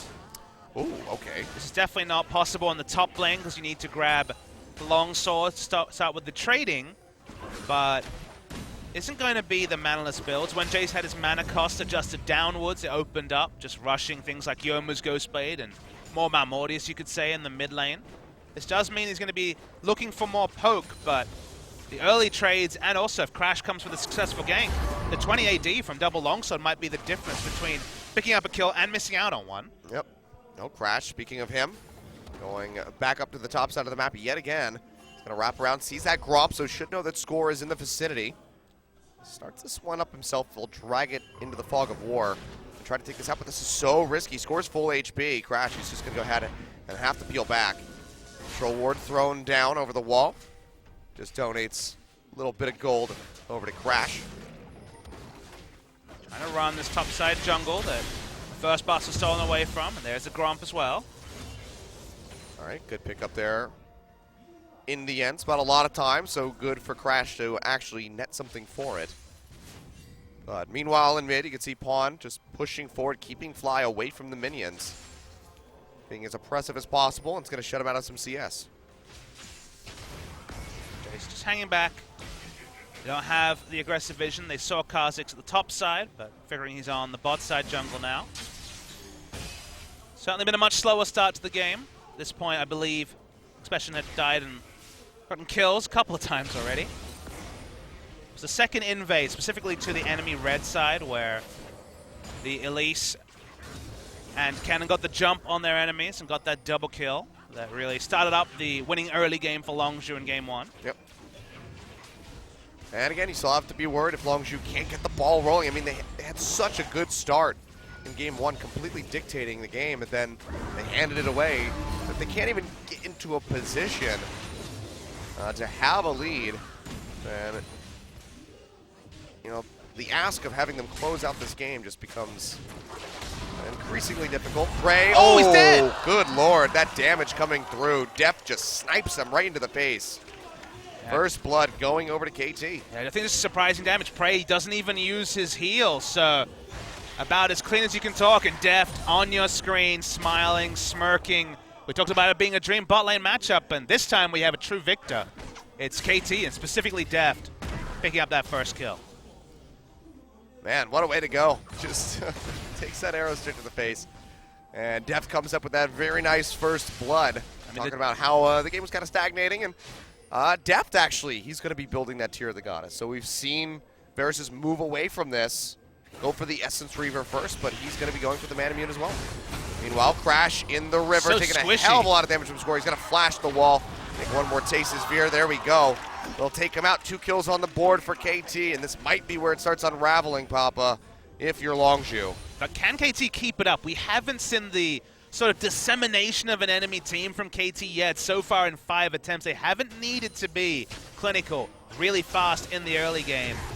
Even if this ends up being a quick 2-0 for KT, I want to see them play at the level that SKT have hit more often than not this season. Yep, still has yet to be proven. Now Prey coming back in, double That's a Doran's really evil laugh on the Korean Varus. I mean, yeah, he's like some corrupted archer guy. I know, but it sounded like Vladimir-esque. It really does get a whooping kind of evil laugh going on. Hadn't heard that one before, even though now we do play exclusively in the Korean client. In Korean. No longer can easily switch like was possible on the old client. Which makes me sad. We're And, learning Korean though, Achilles. Yeah, you know, it's a process. I know how to type some things. I need to get. What I need to do is I need to get a Are Korean. they things you can repeat on broadcast? Are they nice things? Yes. Okay. Actually, I don't even know. I mean, people learn the swear words first. That's just how languages go. Oh, yeah, I mean, that was the first thing that I learned when I living with Piglet at the Teal House. That and Piggleba. Piglet was always just starving and wanted food. But, 80 carrying life as he is in no, game. you know, things like Sugo. So I can say good job to my team. Like, we did it. Anya. But what I need to do is I need to purchase a Korean Was that slash... Piglet or was that Arrested Development with the Annyeong? Be honest now. That was Piglet. Okay. But, or maybe it was Arrested Development. I guess I did watch Arrested Development Yep, years exactly, and years ago. Exactly. It's kind of one of those things that I did learn, but then it slipped out of my mind. It kind of reminded me, I suppose. But yeah, I just want to buy a Korean-English keyboard, I think. That way I can actually see the characters Yep. and I know what I'm typing instead of trying to memorize the Sure. placement of all of them. It's on the plan. list of things to get right after I square away moving. 'Cause that's a whole endeavor. I mean, you just went through all of that. It's been a long day. Was up very early. Moving to a new place. My first new home in Korea. Up top. Smeb might actually win this 1v1. It's looking like he might. Slicing Maelstrom comes down. Expression has to flash away. So Smeb really knowing that he could stick in the fight, has the Ninja Tabby ready to go to help mitigate that on hit, that, you know, those auto attacks coming out of Expression. So Expression actually had 2,000 unspent gold, so even though he had a control ward down and knew that the jungler wasn't coming from an obvious path anyway, still felt the need to flash because so much unspent gold meant that Smeb was just going to straight up 1v1 him in the Maokai vs Kennen matchup. Yep, yeah, I mean, good yet again for Smeb to identify that. Now things could be considerably more difficult for him. You can see Expression and Crash ready with a wrap around, but Score is nearby. Wards are down. Pawn's here to join. They jump onto Crash, and he just gets annihilated. Score comes up with the kill. Expression trying to make it back under the tower, but Score's got plenty of damage. He's got a red buff to slow him up. The gravity field just to really lock him out from underneath the turret. And Pawn puts one on the board for himself. 101 on the Victor. 4-0 on the hole for KT Rolster. And looks like first brick is going to be coming through as well. They have just blown this game wide open. Yeah, KT was so smart. They completely scouted out the aggression. That's why we saw Pawn in position. The mechanics also, Smeb, just deftly, and I'm going to use that with pun intended, but definitely twisted advances through the cocoon from Elise, dodges that skill shot, even though it was almost point blank to get the first root, and then the double kill. This is the sort of KT I wanted to see, and finally, at the 6th attempt, we're seeing it. And also one thing I want to shout them out from the draft phase as well, as Longzhu against the Tide want to at least find a Drake for their early game. Cool thing that KT did in this game was when they saw the Ziggs picked up as the first pick of the second rotation, they instant locked Victor. And I was like, even during commentary, I'm like, okay, but the Orianna worked. Why? As Oh boy, flash forward. Mana has another grasp, which apparently doesn't get broken when you devour somebody. nope, suppression is only onto the character, not onto, you know, it just doesn't interrupt something like the Devour, so no problem there. Also worth knowing that if for some reason you're displaced and the Malzahar ult doesn't channel and you're just visibly not on the pool, you are stunned, but you don't take damage, because all the damage is if you're on the actual null zone. But just to finish the point, they drafted the Victor because they did an instant cast wave clear, and you might be like, okay, Orianna hits level 9, gets some items, and gets there.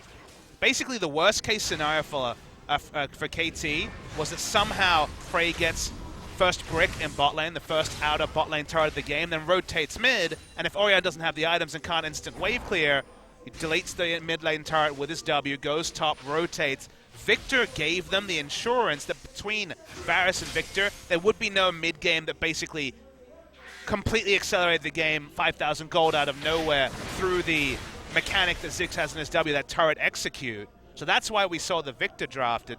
On paper, it was like, why Victor, you know, with other options available? But they need that wave clear, and that's why the Ziggs now, against specifically Varus Victor, there is no breathing room for Ziggs realistically to get the turret executions. Well, very well thought out by KT. Have to expect that you're pretty on the head with that one, Papa Smithy. But it's also a draft and gameplay matching, and when you have talent, drafting, gameplay, theoretically, you've got a super team, so that's exciting times for them. As more kills up top, I guess. I mean, it's exciting times for Smeb and Score, not so much for Expression. See, he still doesn't have the flash available, just trying to distract Score as long as possible. But he still goes down in the end, 3-0-1 for the Kazakhs. Considerably better game compared to the first. Fly goes in for a trade on the pawn, but takes a lot from that Chaos Storm. They're not done yet. Here comes Gorilla with Prey in tow. Can they answer with a kill? Pawn goes low. The Devour comes through, teleport coming out from Smeb. Doesn't have a flash to try to get in range of Gorilla to lock somebody down, but Score's coming on the backside. Prey going low, down to about half HP, but Score's just going to leap his way out to safety. Meanwhile, Deft sticks around in bottom. No need for him to roam up. Knows that his team is comfortably ahead. He'll proxy the wave and just work down that tier 1 turret and bot, just elongating the lead that KT Rolster have already amassed for themselves. And Break and wave clear in mid, but the lead is even bigger than the 4,000 gold at 14 minute, which again, given the timer, is very severe. KT's team comp also much more reliable, much better in the late game. Only Expression split pushing is the hope, but split pushing when you have no map pressure is just impossible. Second turret goes down for KT Rolster. Complete control on the super team. And now KT just have to avoid doing what Longzhu did in game 1 with throwing it all away. Something tells me that they probably won't have a problem with that. And Smeb, I mean, he's been in such a good position getting those 2 assists in, just having Expression constantly hounded. Gorilla gets a Devour in on Namada, but there's no one there to really pick up the kill. Fly coming around from the side, Silence coming through. Gorilla is able to pop the Grey Health in time, gets the stun out, but the Chaos Storm comes through. Fly is able to snipe out the Malzahar.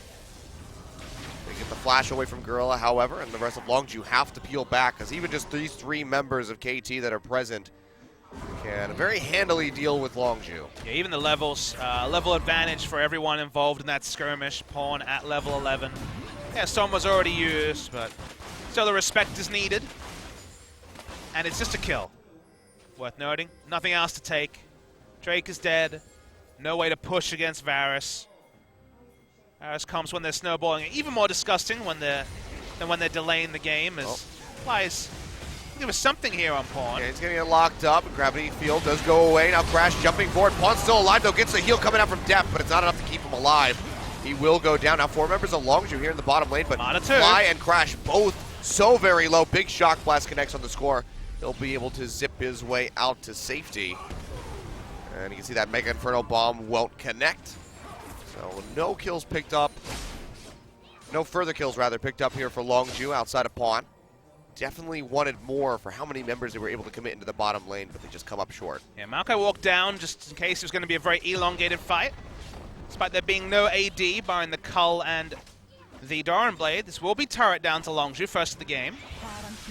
Nice pickup for them. Smeb looking like he wants a piece of Expression, though.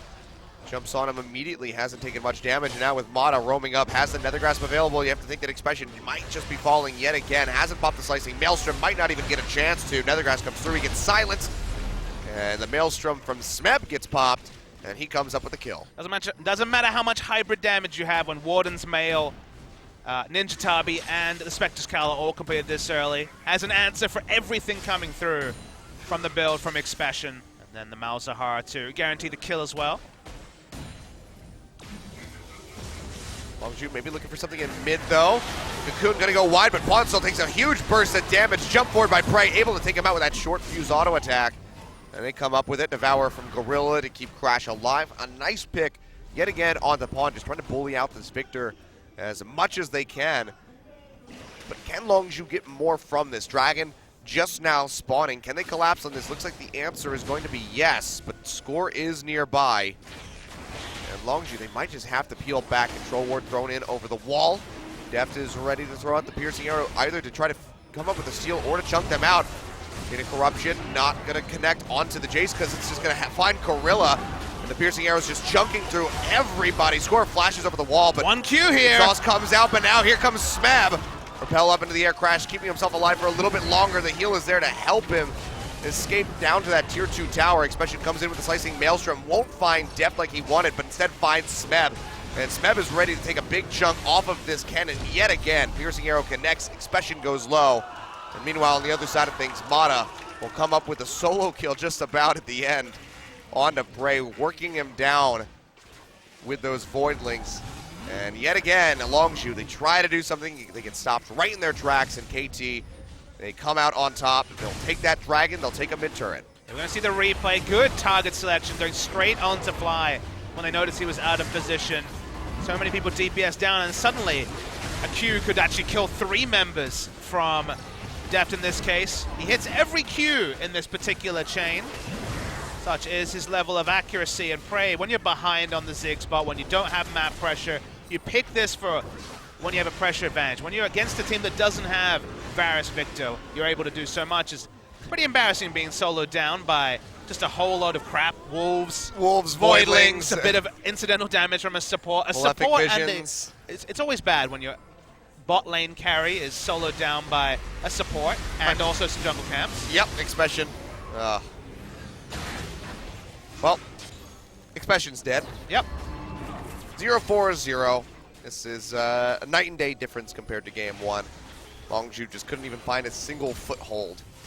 And KT finally having that dominant performance that you've been asking for. That, I mean, pretty much everybody's been asking for. Gotta create hype somewhere. Telecom War generates its own hype, but now it's kind of taken both the role of the old esports rivalry and the 2 top teams on paper. Last year was always about the Rocks Tigers when it came to being able to push SKT man for man, but KT have both those things finally assembled for the Rift. I mean, if you want to talk about hype, I mean, obviously today is the only day that we have for LCK this week. We had yesterday and today. It's a Lunar New Year, so we have a week off before we do come back. We'll be back on a Wednesday of next week. Prey, I mean... He already used his satchel as well. Yep. Almost gets a kill on the Deft. A little bit more AP. Might have been able to come up with that one, but just too far forward. No turret to keep him safe. No vision control. He goes down. But as I was saying, after today, we go to a week-long break. We're back on Wednesday, and our second match of that day is KT versus Afrika. So we'll get to see Smeb versus Marin. So how's that for some nice hype? As Crash goes down. Well, you got to find hype from places that aren't this game. Could still be some cool mechanics. KT have steamrolled Longzhu, and Longzhu. My biggest takeaway from this game is that once Longzhu fell, pretty significantly behind 4K at 14 minutes, their plays actually got worse, more sloppy. Their wards, okay, they have vision on this Baron, but not much more than that. Prey randomly overextending in top, multiple people getting soloed down and executed by Score. And I mean, well, now Smeb flanking into the back line, trying to get on top of the Gorilla, not the Gorilla. They stopped the Baron though. But I mean, I was gonna say you have to expect that Longzhu might have been coming into this game already playing against KT, who had a stacked deck after they just gave up game 1. That has to just hurt you so much mentally.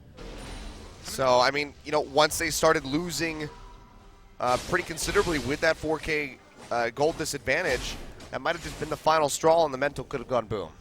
But you look at the lineup.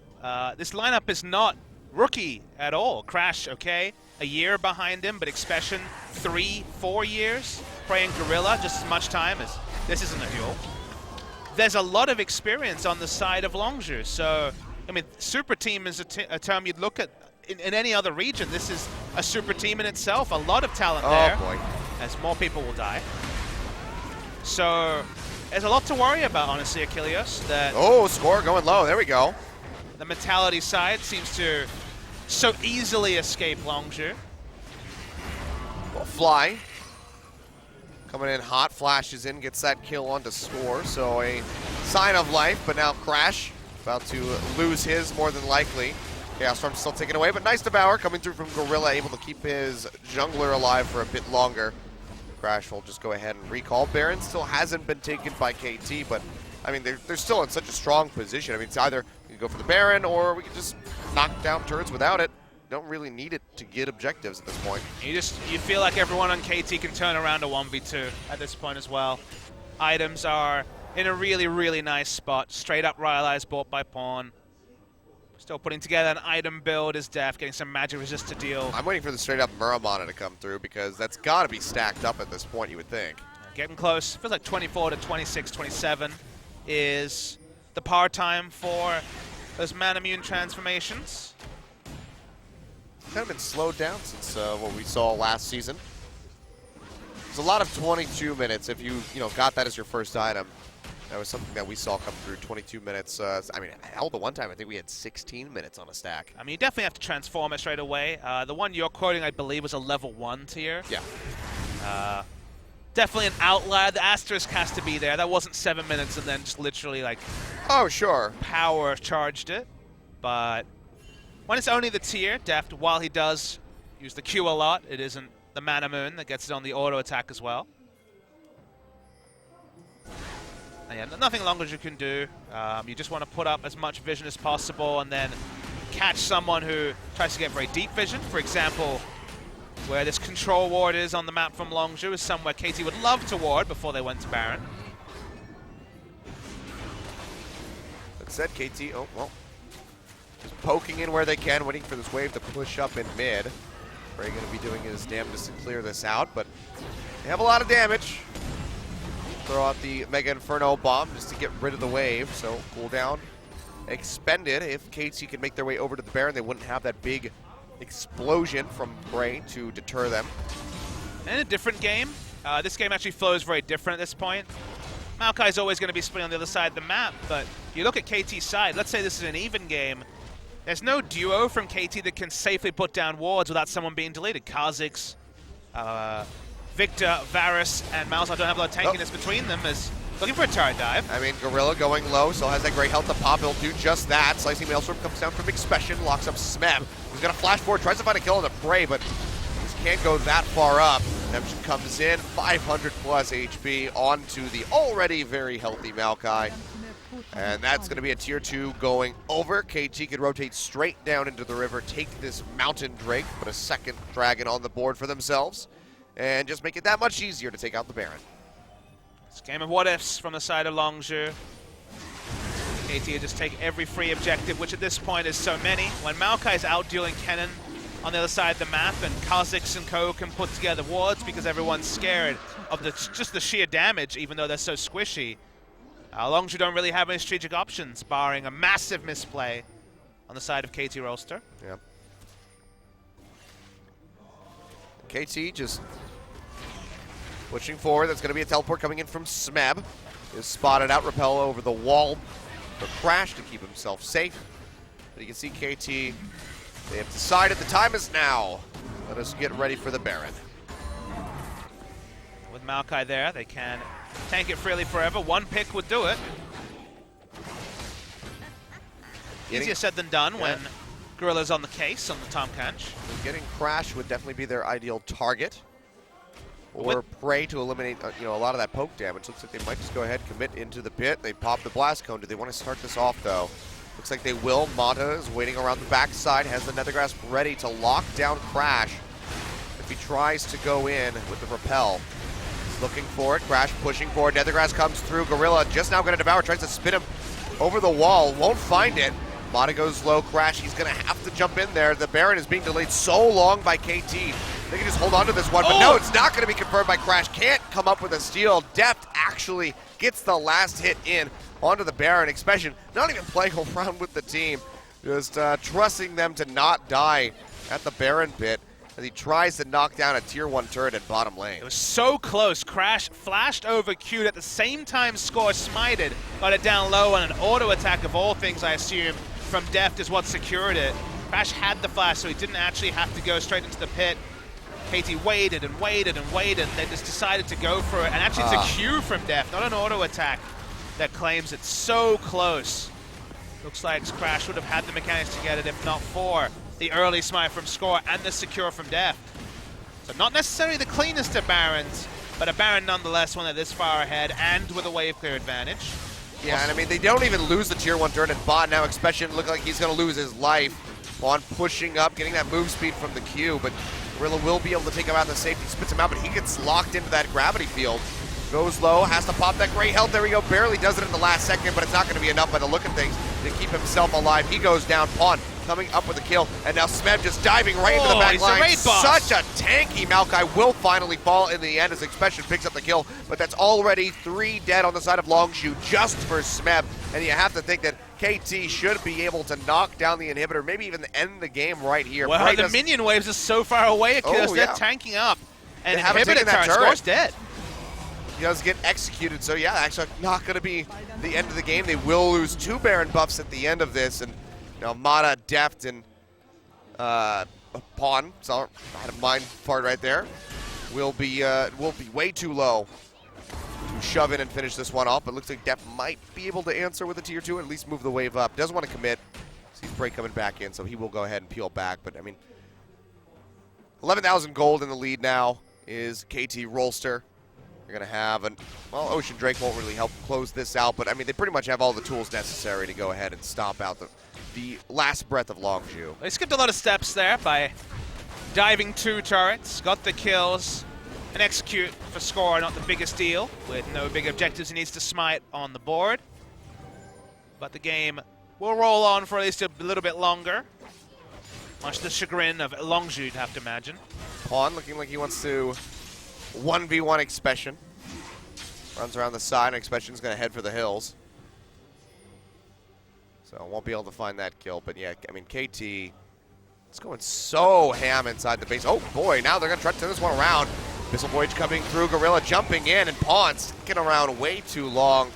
No vision inside the jungle of Longzhu, and they come up with that pick. I mean, that's exactly what they wanted, but they would have preferred to have had that before the Baron went down. I mean, the timing there is still good in context of where we're at. Specifically, they're not giving away anything and getting some gold and extra experience, because Pawn was get a higher turret. level than anyone. We'll get that turret as well. So the timing is good because there's no objectives on the other side of the map, or even the Drake on this Oh, side boy. of the map. As Expression's once again going for the push, but Right Yeah. Glory will answer it.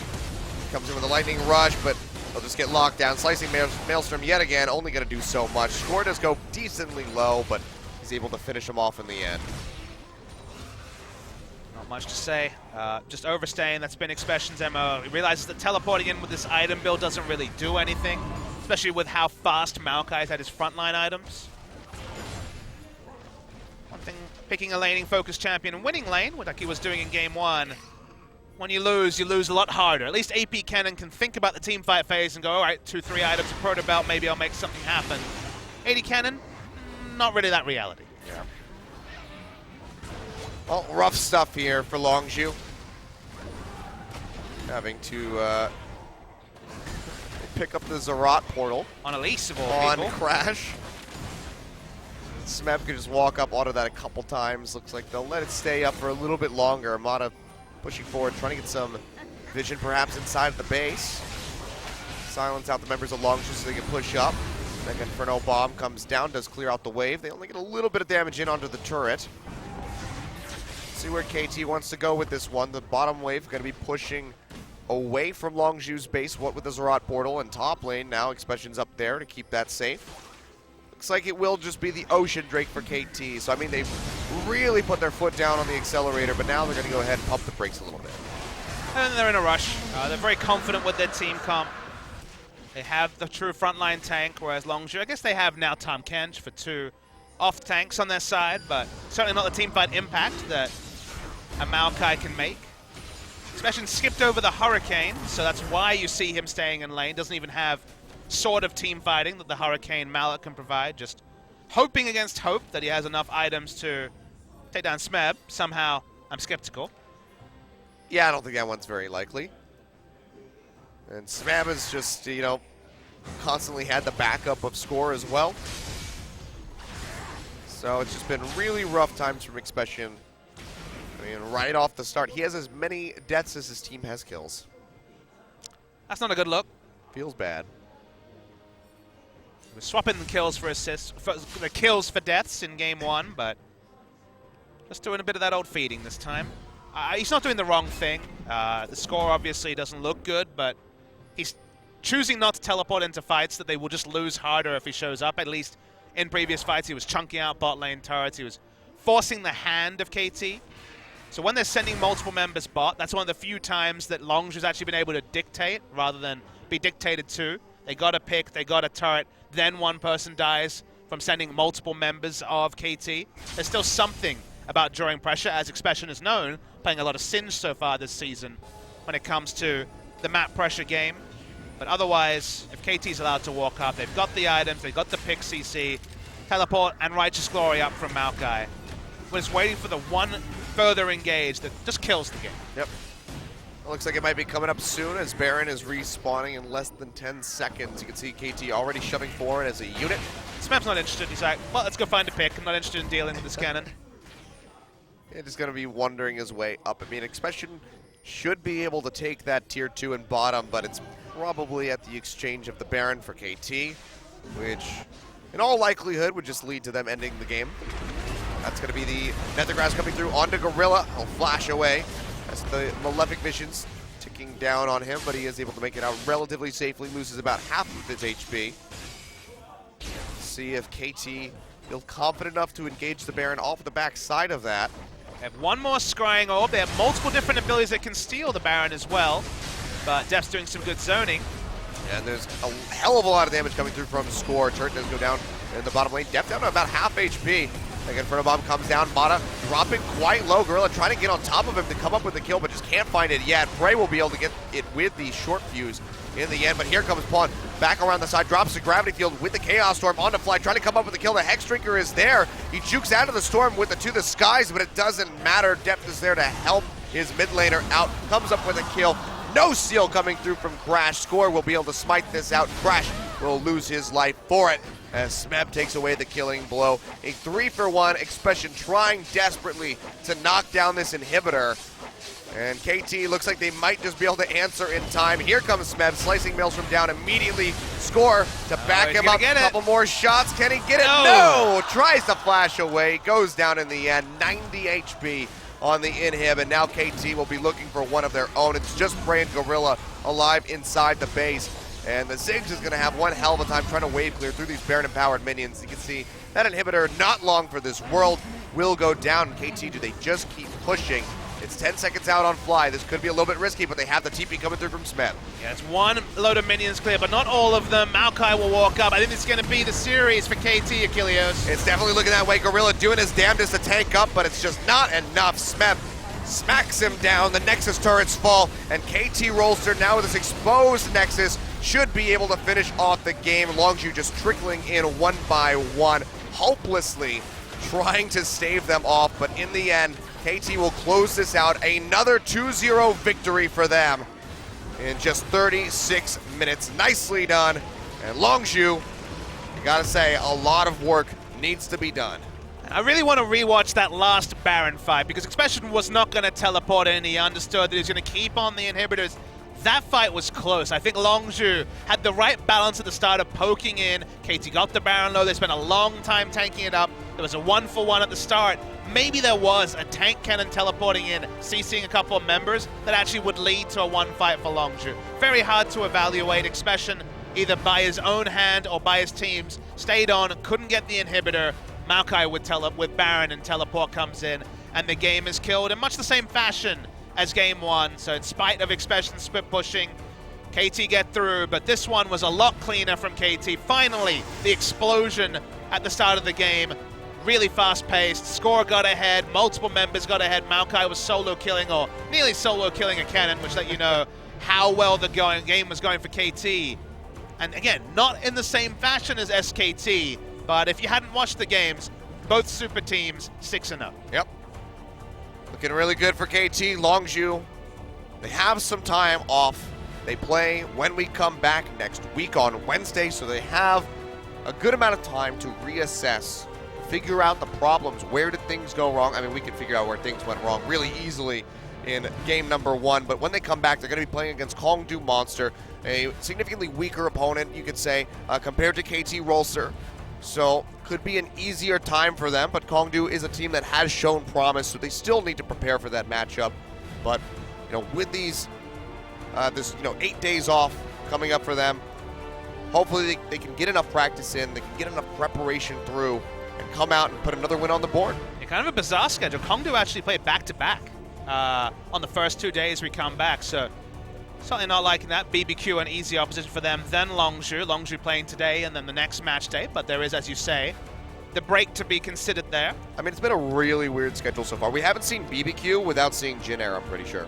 I think they've played on the same 3 It days almost is every like we time. have the same group system that EULCS in China does, but I think it's just the start of the year. Longzhu. You worry about the parallels to last year's Longzhu, don't you? Because the talent is there. I feel like the crop is a bit better, but 2015 had the 2015 talents went to 2016 Longzhu, had good 2015s under their belt as well. Gorilla, bit expressionless in the booth.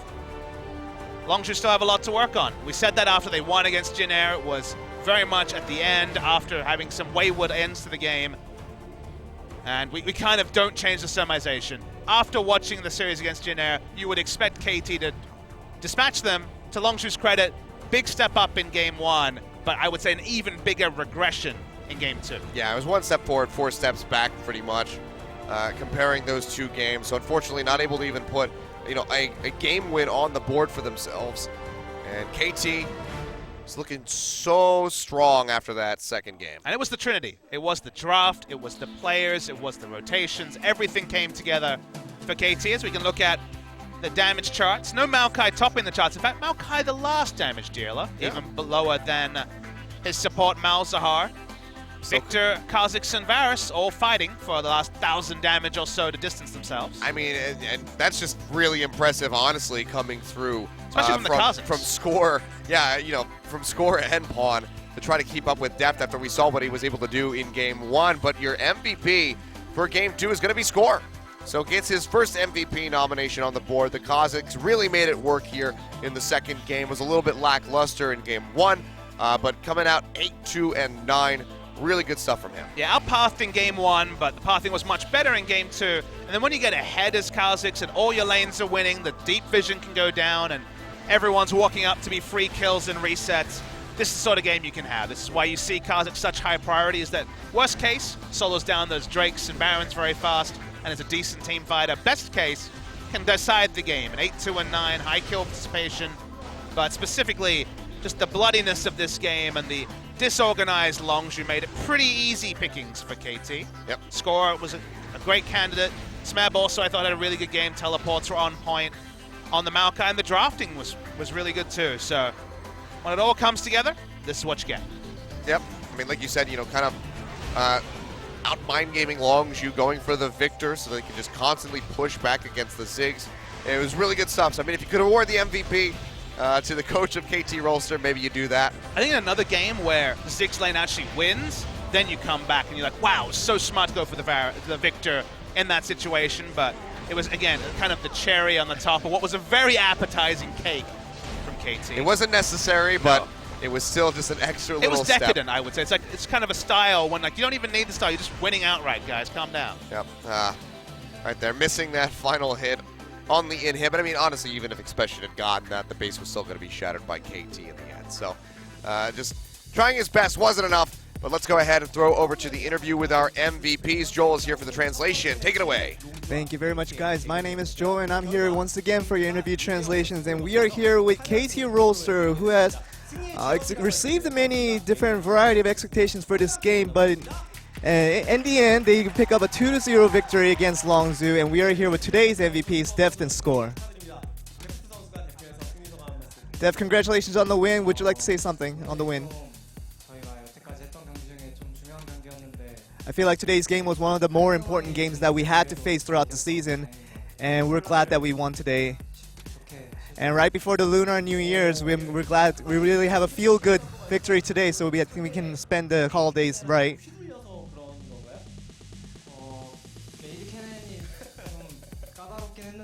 With the AD cannon, you asked about whether it was a tough to face, but it was a really hassle to take on the AD cannon because it has a lot of conditions you have to meet to face against it properly.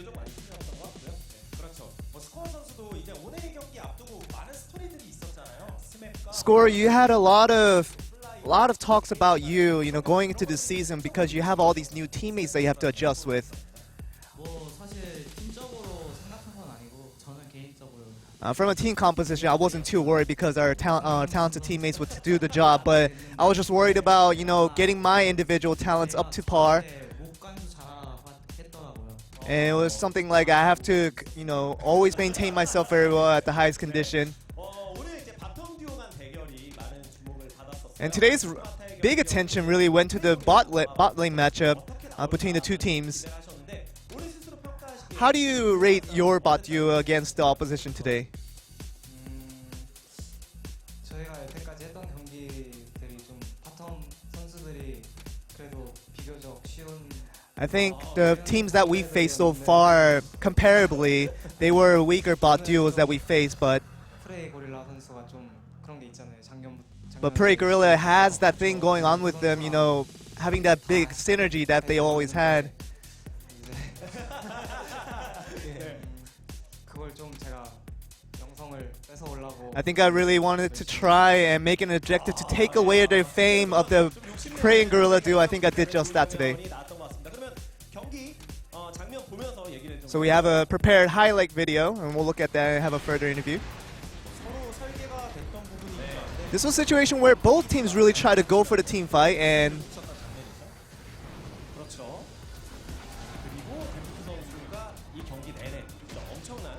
this is how Def was really playing all game. He was getting all the pokes in and really contributing to the whole damage of the game. Yeah, how was the communication between those kind of plays where there was a lot going on?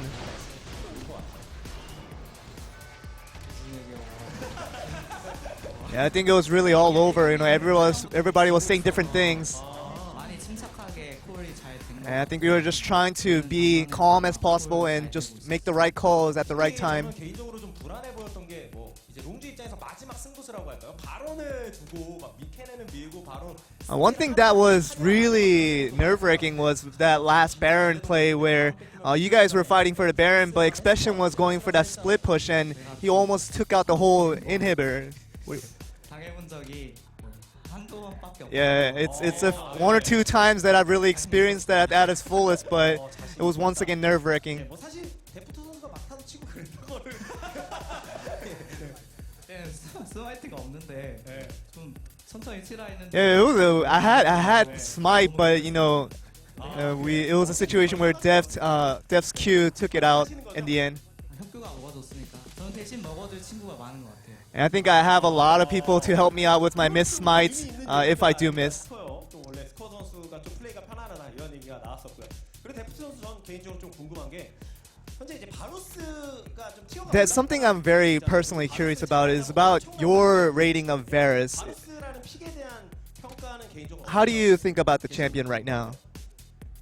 바루스라는 챔프 자체가 일단 큐를 잘 맞추면은 되게 강력한 챔프. Varus is a very, very strong champion as long as you can hit the Q. 선호하는 것 같아요. And it's a champion that I prefer the most. 그렇죠. 예. 논타겟을 얘기하는 것 같아요. 거기서 이어지는 게 Something that continues on from that is an AD cannon, which has really been on a constant rise recently. 무조건 뱅을 좀 가져야 된다. And it was a situation where, you know, you guys really felt the necessary to gain cannon more in this game too. 경호가 많이 오늘 두들겨 맞았는데 Yeah, in game one, Smeb was getting beat down constantly, bit by bit, in game one. But 번씩 가서 we wanted to really compensate for that, and in game two, by going for ganks more often in top lane. 없이 잘 유지를 했다. 그리고 스코어 선수의 플레이 장면도 같이 한번 We have another play video of score. 이 장면이 좀 결정적이었던 것 같은데요. This was almost a decisive part of the game where it really turned it around. Do you have any comments on this? 제가 했지만 Yeah, this was all me. 보여가지고 왔는데 It was a situation where I knew this play was coming, and I knew the opponents were going to come in for that side flank, but I knew that I was in the right spot and was able to make that play. 처리를 하셨다. 그리고 이제 데프트 선수 이제 설 연휴가 시작되잖아요. You guys are facing the Lunar New Year's coming up. Would you like to say something 일단 to your fans? 오늘 이기게 되어서 좀 좋게 I'm really glad that we got the win today. I think we could have a really nice holidays because of it. 좀 쉬셔도 될 것 같은데 또 스포이크를 그렇게 신이 돌리시. So you're saying that you're glad that you won, but you're gonna keep practicing. 입장이기도 So you would want to say one last word to your fans? 일단 Score. 설날 전에 마지막 경기였는데 It was the last game before the Lunar New Year's, 감사하고 and we always thank you for your support, and 다시 we want to keep practicing hard and just keep improving our games so we can show you our good performances throughout the season. And that seems to be the end of the interview. Back over to you guys. Thank you very much, Joel, for the translation, as always. So Score saying, you know what, yeah, that was all me. I made that play. I saw it coming from a mile away. But, I mean, KT, what more can you say? They put another win on the board, another 2-0 for them, and they do look progressively better as these games have gone on for them. And I know I needed to see Game 2 from KT to start becoming a believer, because they just kind of eased their way to 4-0. And then the sixth game, their sixth win in a row, was the one where they really killed the game early, played powerful, nice mechanics, nice drafting, everything came together. I needed to see that, otherwise it felt like SKT were on a different echelon. And they may still very well prove to be, but KT in game 6 of their 6 wins finally looks like they could hold a candle to what SKT have been consistently putting out on the Rift. Yeah, and you can see right now they're going to be tying SK Telecom for first place, have not dropped a single game either of those squads. At the moment, Samsung rather bring up the rear with Afrika Freaks right behind them. And Afrika Freaks, they've been a little bit, up and down so far. We see them look really good in one game, then they look really disjointed in the next.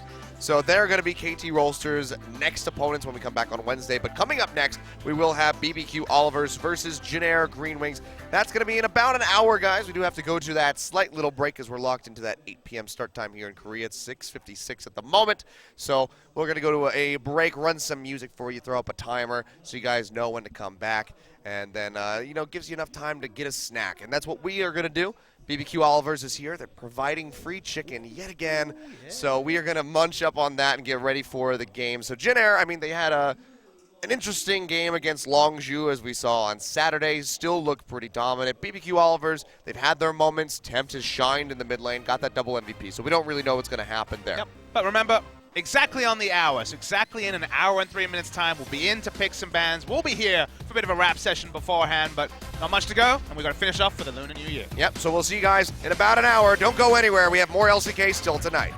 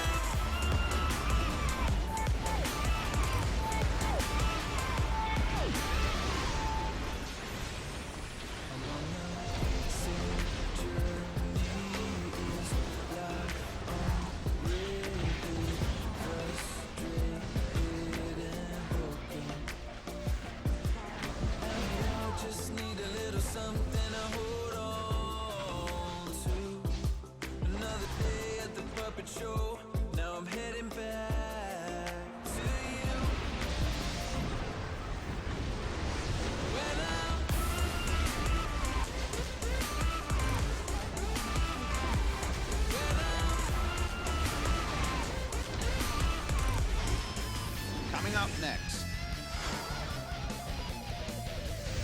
BBQ Oliver,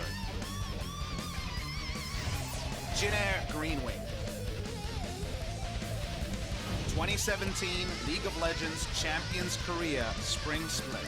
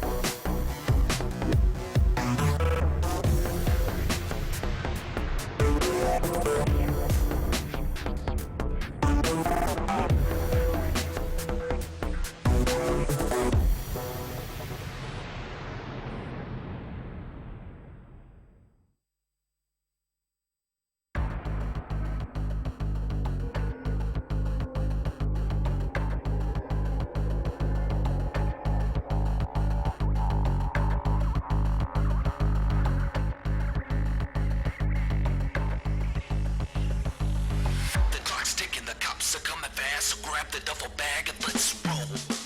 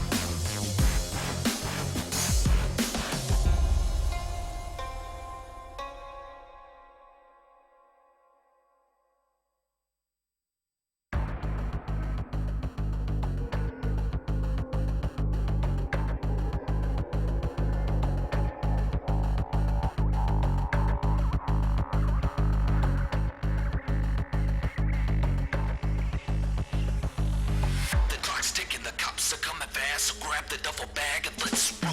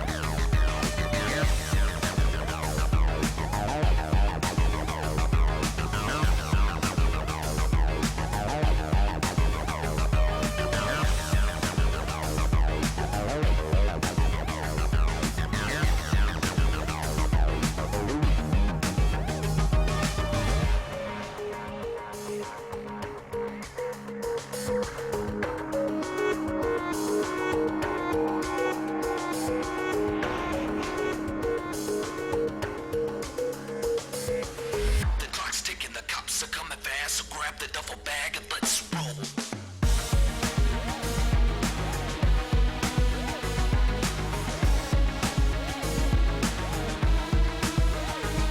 Let's roll.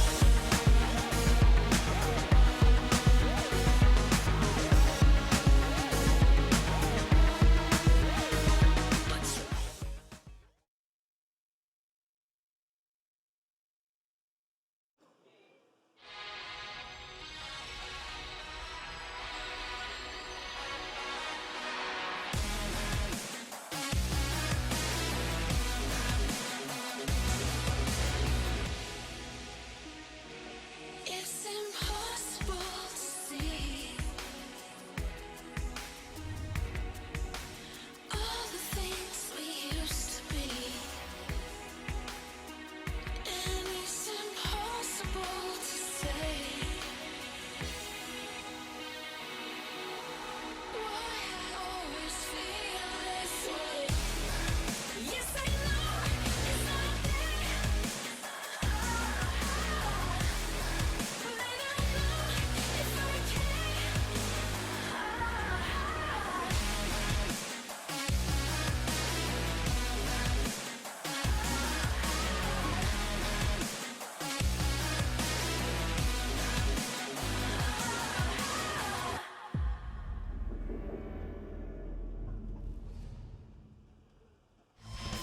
Today's matchup. BBQ Oliver. Jin-Air Green Wings. 2017 League of Legends Champions Korea Spring Split.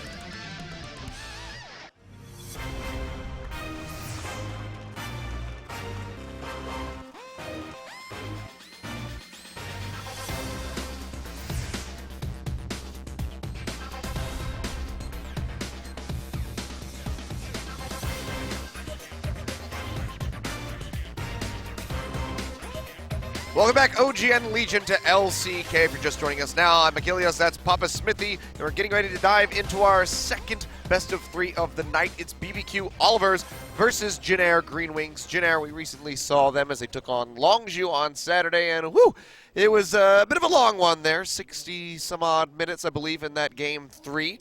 So we'll have to see if they've tightened things up a bit. BBQ, of course, were able to pick up a win against MVP. Haven't had as much luck since then.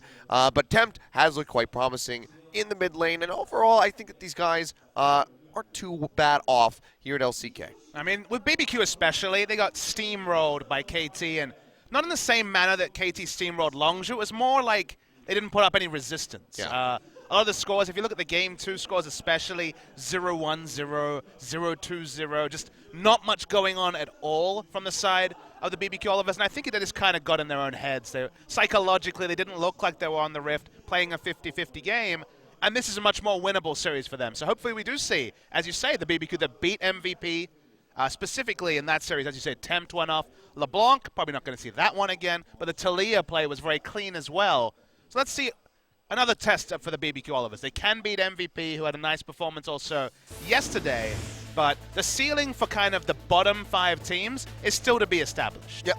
And just an update here in case you missed our first game. KT Rolster was able to secure a 2-0 victory over Longzhu Gaming, which keeps them tied at first place alongside SK Telecom T1. So all is pretty much as we would expect it to be, but so far Jin Air Green Wings have not come up with a win. They are resting tied for 9th place alongside Kongdu Monster, whereas BBQ up in the upper half of the teams at the moment. Worth noting because, of course, they've played only the 2 series, not in the 1 and 2 bracket. Not to say that they will lose to Jin Air. A very winnable series for both teams here. And also, as a scheduling note, is our 14th and final best of 3 before the Lunar New Year break. So you will not see LCK till Wednesday next week. Yep.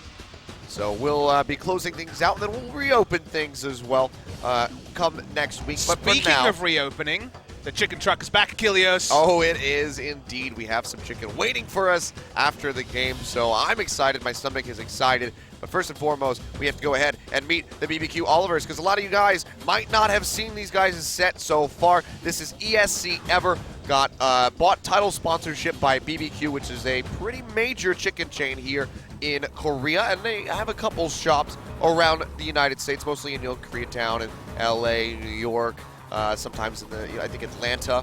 I heard that there was a location there, so they're around. You can find them. Yeah, they're not a have to travel a little bit. And working out, the Korean fried chicken market is very, very big. The market, sorry, is very, very big. Working out where they rank is kind of difficult. Top 3, top 5, depending on who you talk to. Certainly a major chain and not necessarily an explored market for fast food and esports. Obviously a very obvious link between the two. But it is cool to see kind of a different type of sponsor take a entrance into esports, specifically at the highest level here in Korea. It's usually dominated by the Kespa teams. On the other side, the Jin Air Green Wings, that's weird. Same lineup, still no sign of Sowan in the top lane. They will be running Iksu once again. And on balance, I think Jin Air have surprised a lot of people, because in general, even in their losses, they've looked good. And I'm really looking at once again, this jungler who gave Peanut a run for his money in SKT's debut more than any other jungler, I would say, has really been able to do, has translated his solo queue form really well into competitive, and he doesn't have a substitute, so he kind of needed to be ready to go for Jin Air, and he certainly has so far. Yeah, I mean, Umti's been impressing quite a bit. Teddy as well, on occasion, has really stepped up to Jin the plate. especially. His Jin, that's exactly what I was about to say, has been phenomenal from him. And I mean, he was showing that off back during the Kespa Cup. But you can see right now, BBQ Oliver is able to come up with that first win versus MVP. It was a 3-game set, got stomped out by KT Rolster. But on the other side of things, Jin Air, they've looked competitive, but they haven't been able to pick up a win. Had 1 game win versus Longzhu, went to game 3, couldn't close it out. Crucially, Kuzan getting caught out in that set. Fly, beautiful play on Talia, was able to just completely delete him. And that wasn't really fault of Kuzan, that was just smart warding by Gorilla. It doesn't really feel like the macro late game is there yet for Jin Air. They certainly fall away to the late game. They were able to hold fast. That was notable against Longzhu, even if they didn't really have kind of the agency to win that game. Looking at the KDAs, Jin Air, despite playing the long games, haven't really been able to put anything special together. For now, outclassed by their BBQ opponents. Yeah, I mean, Blessed MC, this is going to have to be a matchup that we track. You can see very similar KDAs coming into this, 3.0 to a 2.9. Bless has been on and off in the past for the most part. Looked pretty good, especially in their set against MVP. Seems like he's kind of stepped up his consistency game a little bit, but the team overall, cohesion is definitely something that needs to be fleshed out by both sides. So we'll see if they've made any steps in the right direction on the side of BBQ Olivers and Jin Air. Because, again, these guys are going to have some tough matches coming up. BBQ going up against Kongdu Monster, a team that doesn't have a win yet either, but they still are a squad that have some promise, so we'll be seeing that one next week. And then Jin Air have to play against the Afrika Freaks. So some, tough opposition, I guess you could say, especially for the side of Jin Air as we go out of the Lunar New Year and into the next week. I mean, if you look at BBQ, they're facing Jin Air today, winnable series, if not an easy one. They're then facing, as you said, Kongdu Monster, who've been down on luck. And they're straight off a match against Longzhu. That could be Longzhu playing themselves into form. And then finally, their next match, I believe, is against Longzhu's down on form themselves. So this actually could be the time for a run from BBQ, or maybe crashing back to reality too. So it's very difficult to say exactly where these two teams will go to. Yeah, I'm still just so confused by the scheduling because every time we see Jin Air or BBQ, they're playing in the same day, this time against each other. When BBQ plays Kongdu, Jin Air's playing Afrika. It just goes on and on and on. These teams cannot be separated, it would seem. But into the draft we go. It's going to be the Zyra and Varus banned away by BBQ off the bat. And of course, LeBlanc, we don't really need to visit that red side. But a lot of power from the bot lane banned away, which is showing some respect to Teddy with the 3 bot lane bans. You have to now try and take stock of what's left. Jin and Ashe in terms of AD carries. The top flight. Karma also is available. Jin Air, they were notable for against Longzhu on the blue side, taking Malzahar over Rengar. And now the question is, do they respect Bless's Rengar? The answer is, yep, still the autofill red bans. So well, there was an outside chance of things getting a bit frisky. But a lot of bot lane bans.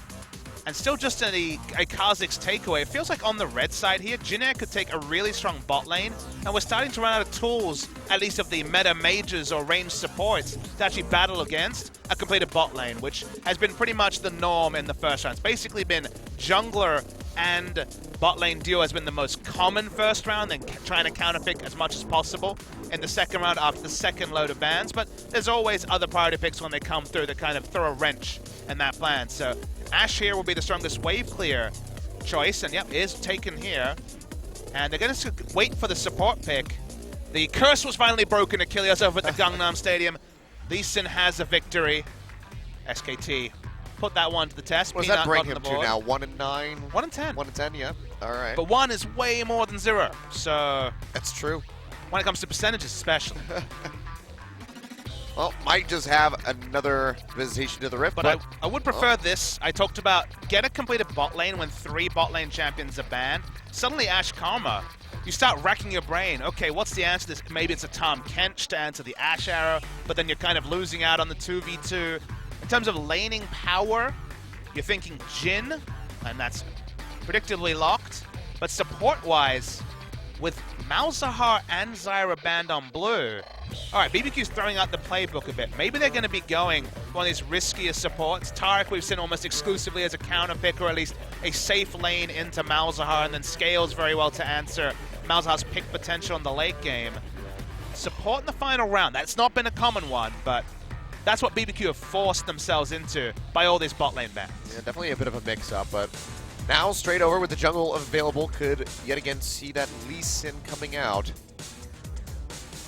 See if they do want to lock this one in, and it looks like they will go ahead and do just that. So now over to the bans. Jin Air, where do they want to go? I mean, BBQ, they've been a bit slippery, I suppose, with this draft. Not sure what they want to lock in, so this could confuse Jin Air. You know, what do you want to prioritize with these final 2 bans? Unfortunately, my takeaway, as we see the Tahm Kench takeaway to answer the Ashe like I speculated, my takeaway here is I think BBQ have kind of gotten in their own hands. The reason why I say that is that you look at kind of the KDAs for Tempt in particular. When Tempt has been able to get favorable laning matchups, specifically the LeBlanc and that Taliyah game, so we're excluding the KT game where obviously it went out the hill.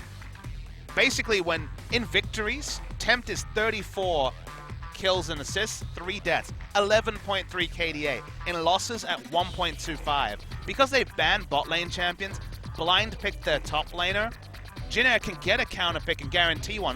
One of the things you get on blue side, if you don't take solo laners early, you actually are in a position to counterpick one of the lanes, because predictably Jin Air will have to drop one of theirs first. Well, that's not something. Not going to be a favorable situation for here, and the Taliyah ban. Okay, so taking that away from Tempt. But on the other side, Kled banned away. Wasn't sure if that was going to be as prioritized here from BBQ to get out of the hands of Ixu. We've seen him pick it twice. Hasn't really paid off either time. But the follow-up, Jace, will be banned away as well. Yeah, both top lanes have a pocket pick. Shen was the one for Crazy, but with the Maokai lock-in already, we're not going to be seeing that in this game. And Ixu's like, all right, what tanks are up? Poppy or Nautilus? Poppy's kind of completely out the window for a lot of players, even though we saw Huni just crushing noobs as that Poppy. Just going to be the Nautilus, slightly more reliable choice, even if not quite as strong in the late game. Yeah, other people have been straying away from that. Ooh. We're waiting. We've seen one Azir so far this season, but not a lot of Azir. People are saying the whispers of the last buff for Azir is that he's back, that he's good enough to run, but a lot of teams haven't been confident enough. With Tahm Kench banned, this has forced them into another melee support that can deal with initiation. It's Braum, and Braum has been very low priority. We've seen no Braum this season as far as I can remember. Taric has seen more play, Tahm Kench has seen more play. Melee supports have been completely out the window.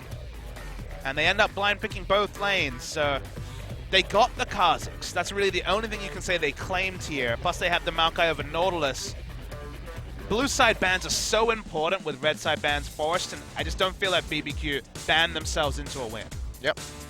Now with the Cassiopeia locked in, you can see the Syndra getting ready to come through. Maybe it's the support Syndra and it's the Karma mid. Probably not, Helios. Yeah, probably not. It's going to be an Orianna in the end, has been left up. Hasn't really been that big on the ban priority, but still big potential has been coming through. We saw Pawn use it in just the earlier series today. Had a really strong performance on it, so no surprise to see this picked up for Kuzan. Good laning matchup for Orianna, who after about level 6 onwards, and specifically once she gets their first item, gets the instant wave clear with QW, can deal with Cassiopeia very well. Cassiopeia early game. We talked about this matchup a million times, become very much a staple, but they were offered 2 counter picks, only chose to take 1 just to get the Ixo into that tank matchup. I guess maybe the ban on the Kled stopped there from being a lot of aggression in lane, even if Kled is not a counter pick to Maokai per se.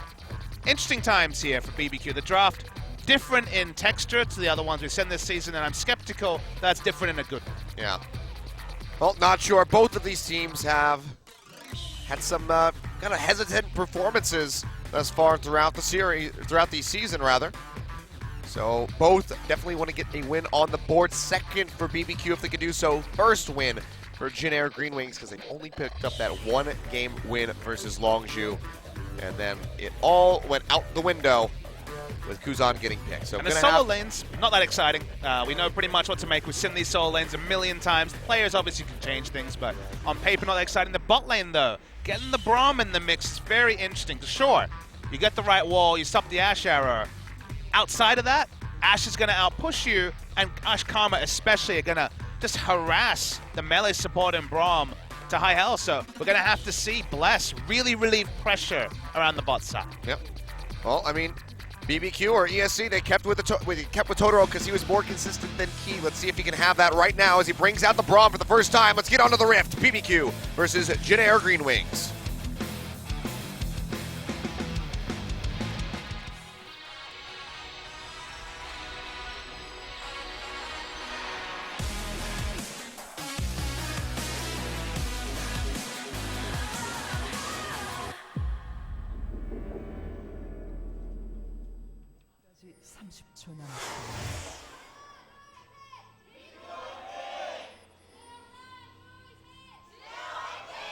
All right, welcome to Summoner's Rift. We're here for Game 1. You can see just a standard fan out across the map. Not going to be seeing any of those invasion shenanigans to start things off. Some Jin Air fans out in the audience. I got to say, it's obviously the stadium here, if you guys didn't know, is separated to different halves representing different teams, but BBQ, having the fried chicken makes it a bit harder to recognize which side is which, given that how can you miss up? How can you pass up on free fried chicken, Achilles? Yeah, I mean, it's a good way to win people over. It's like, well, I was here to be a Jin Air fan, but I do like chicken. Chicken's so good. Maybe I'll cheer for the Olivers instead. Hey, Totoro's got the Santa Braum rocking in the bot lane. Totoro was a big Braum player last season. Thanks for the zoom in, OGN Observer. But he's such an edge meta pick, and we've seen edge meta picks for sure. Sion felt like one, even though we're seeing more of him specifically in the EU LCS, where Shen has always been, and globals have always been high priority.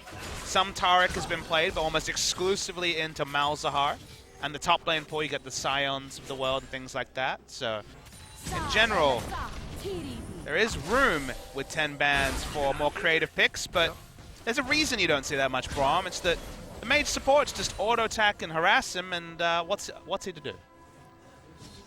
Yeah, you can see already Totoro getting chunked out, has to start popping the biscuits.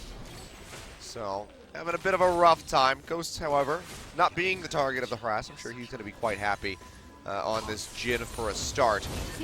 See which way he wants to go with the, his build, because one of the things we have been seeing, especially with the Ashe on the other side of things, or the Ziggs, as an AD carry, AP carry in the bottom lane, carry, I guess.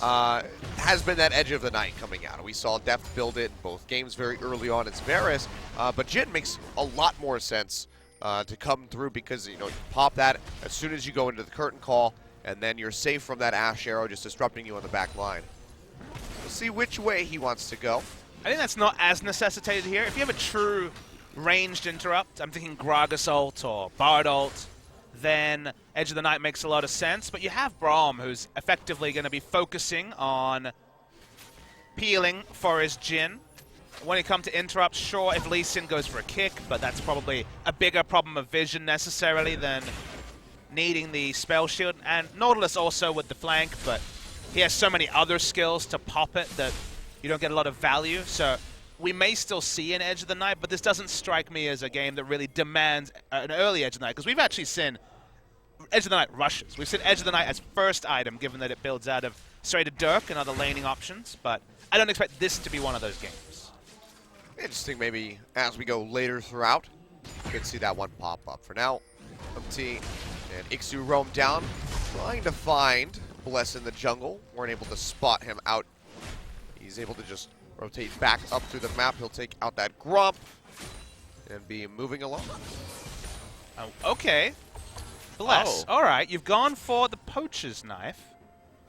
Now, that is something I wouldn't expect. I wonder if it was intended. You have to assume so. I mean, I would think is. So the way this item works, and the reason why you don't see it a lot, is that it's very particular about how you turn it in. So if you don't know, it's I believe it's 700, 750 gold, maybe 750.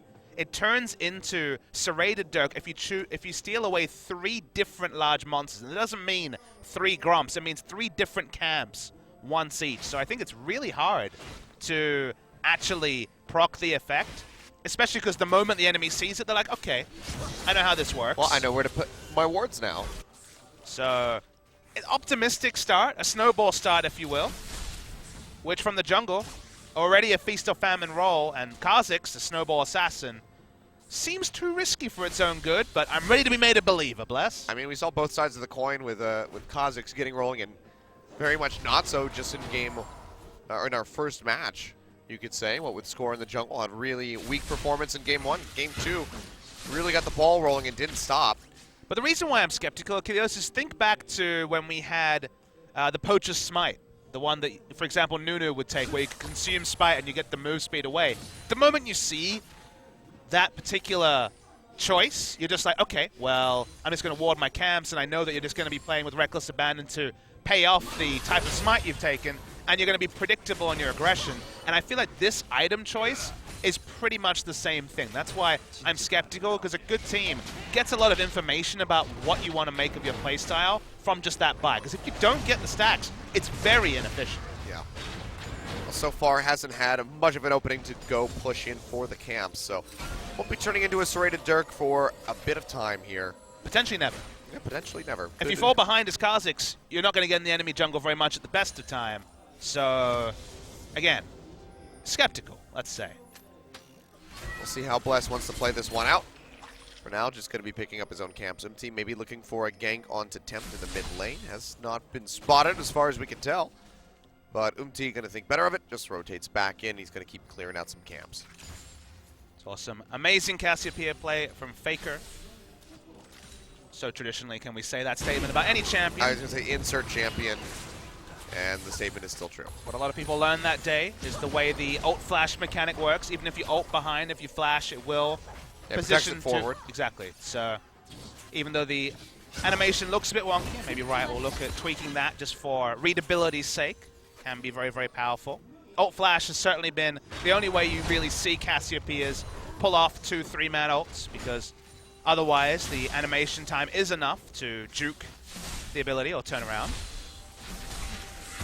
I saw a very funny fan art where it's the Faker turnaround pose that comes at the end of the OGN music video, and then Cassiopeia looking at him, because he always manages to turn around. Someone tweets that at me, I'll retweet it. Very, very amusing. That's pretty good. He's always one step ahead, that Faker. I mean, you know, he's calling out kills 10, 30 seconds That in Mad Life advance. quote, that's such a giving quote. The moment Mad Life read that one, I'm like, the legend of Faker has just taken the next level when Mad Life said that he called out kills 5 to 10 seconds before. So good, that Faker. But the best thing about Faker is the one time when everyone's like, this solo queue guy is going to be amazing, and then he lived up to everyone's expectations, and then everyone falls over themselves to talk about how good he is, and he still impresses us. Yeah. How often does that happen? Not very often. I mean, if we remember when, you know, BDD kind of started for CJ. We're like, oh my god, the second Faker. This could be really good. And it never really worked out that way, but now Crazy could flash away from the Sonic Wave. Will keep himself alive. But out of mana, doesn't have a teleport, and now no flash. It's going to be a long run back for the Maokai. Definitely going to lose some CS on this. And you can see Ixu already starting to stretch ahead by about 13.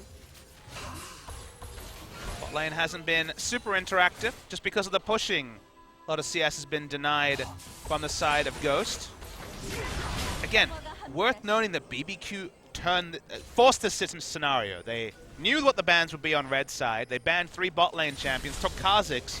Cannot be surprised when they're forced into Jhin X. In this case, the X became Braum. That doesn't help the laning phase, but not a lot was left to really salvage laning phase. Karma is one of the more oppressive support choices, especially when they themselves banned Malzahar Zyra. I mean, as far as range supports goes, technically, the MF was on the board, but I'm not sure how that would go into the Karma. Like you said, very oppressive. But just consider it. They banned Malzahar and Misfortune, who have kind of different matchups. But Zyra.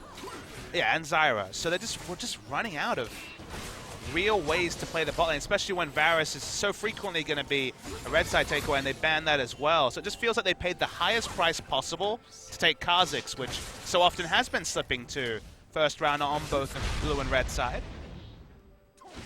I don't get it, BBQ. You got good chicken, but this draft, I don't know. Oh, we'll see. Game's not over yet. Actually, very far from it. 10 minutes about to be on the clock. The most not over this game. And, yeah, I mean, just some CS leads coming out here, top and bottom lane in favor of Jhin Air. That's really the only thing that's giving them this 300 gold edge up. You can see Umti starts up the dragon, but don't think he wants to finish it. I mean, yeah, there's double control wards. Only a single control ward from Jhin Air in the area. Oh, boy. That's might have to face check. Yeah, he's walking in. Sonic Wave connects, gets kicked over the wall. Does he want to go in with a resonating strike? Looks like the answer is no. No one's straying away from their control ward. No over-aggression from either side. It's too precious. It's safety. And then they lose it. It's a safety pillow in this case. Yep. Oh. Yeah, too risky to go for that one. Be straight into a petrifying gaze from Temp for sure. So that will just be the Scuttle Crab going over. So BBQ will know if Umti decides to start up that dragon again. Well, previous to this game, the stat was that Jhin Air had the longest average game time. Surprise, surprise. Changed the members. Still Jhin Air. BBQ actually had the shortest.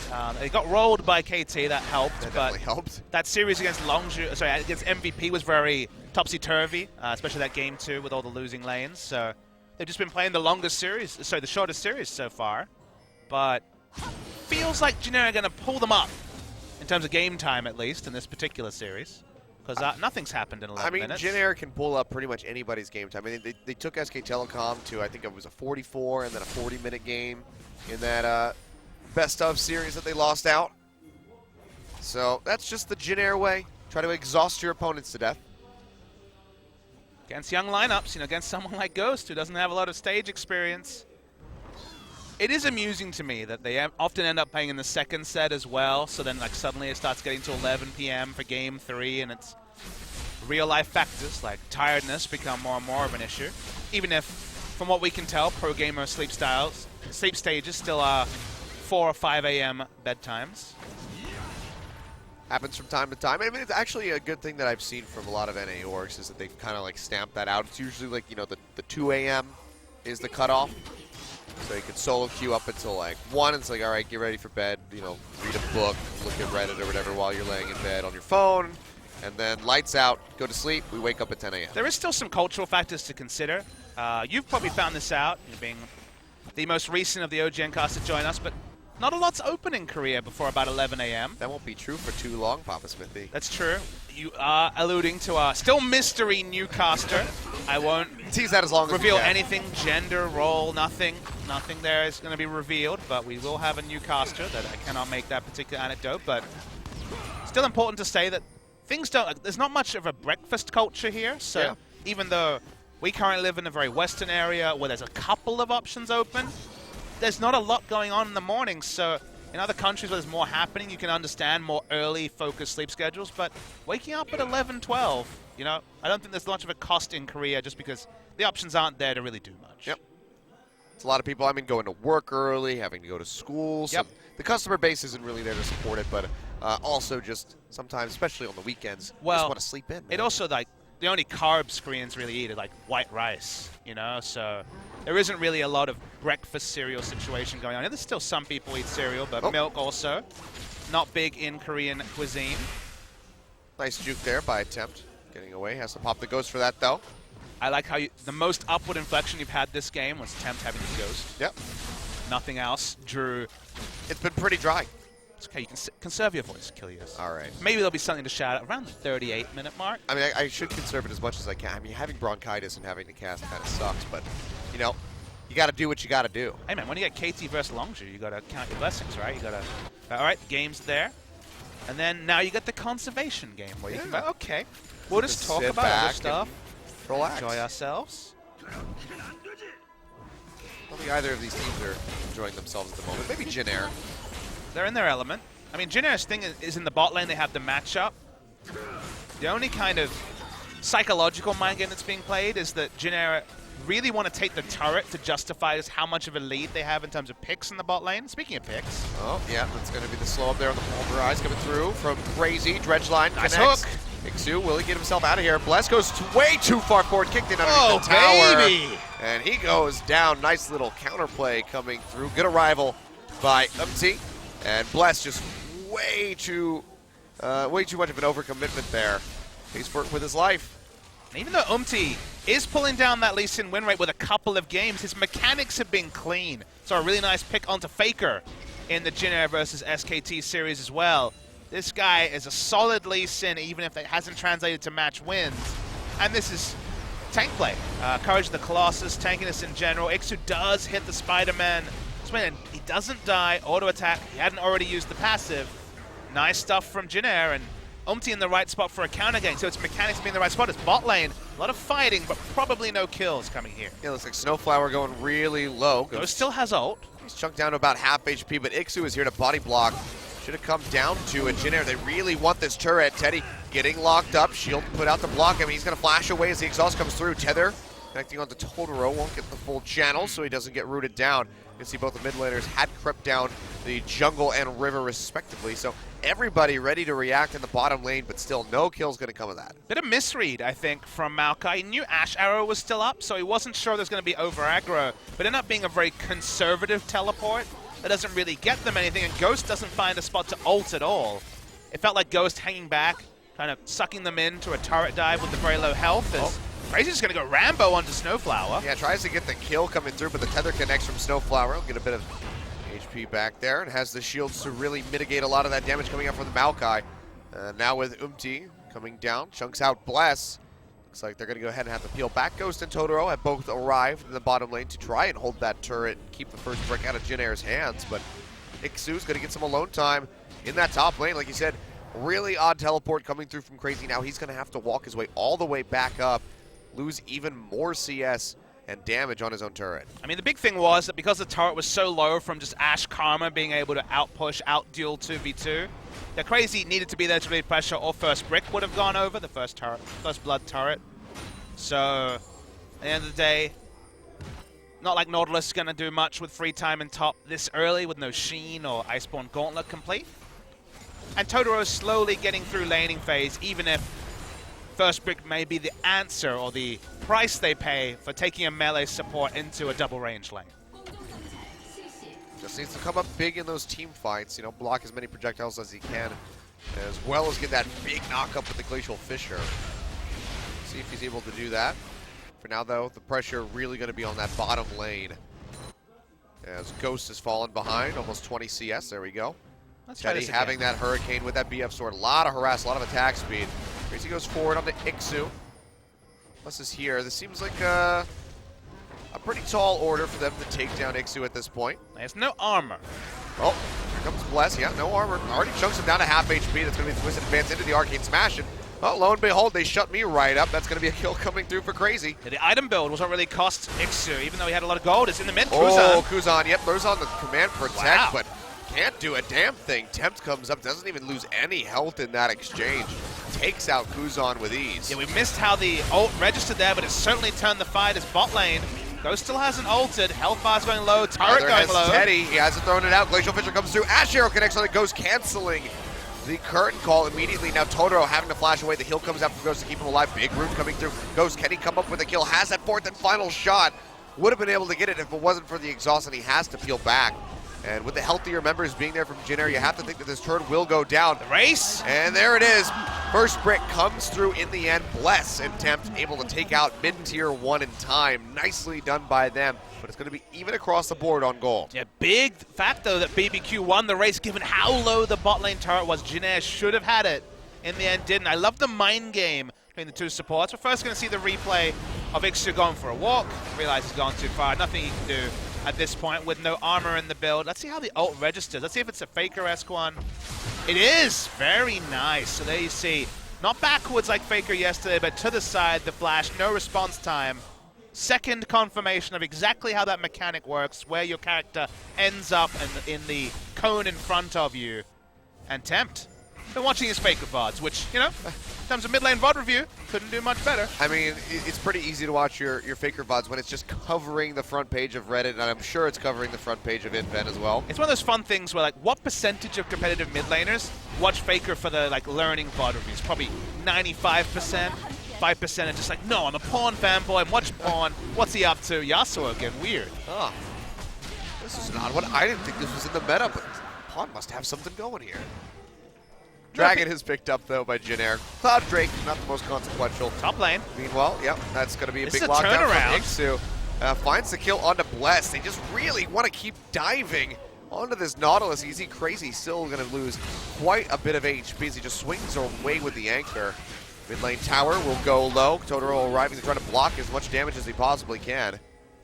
So I'm going to speculate, Achilleos, that somehow Maokai accidentally dropped turret aggro with his W, because otherwise, how does Crazy lose 2/3 of his health and also Kha'Zix die 1v2? Good question.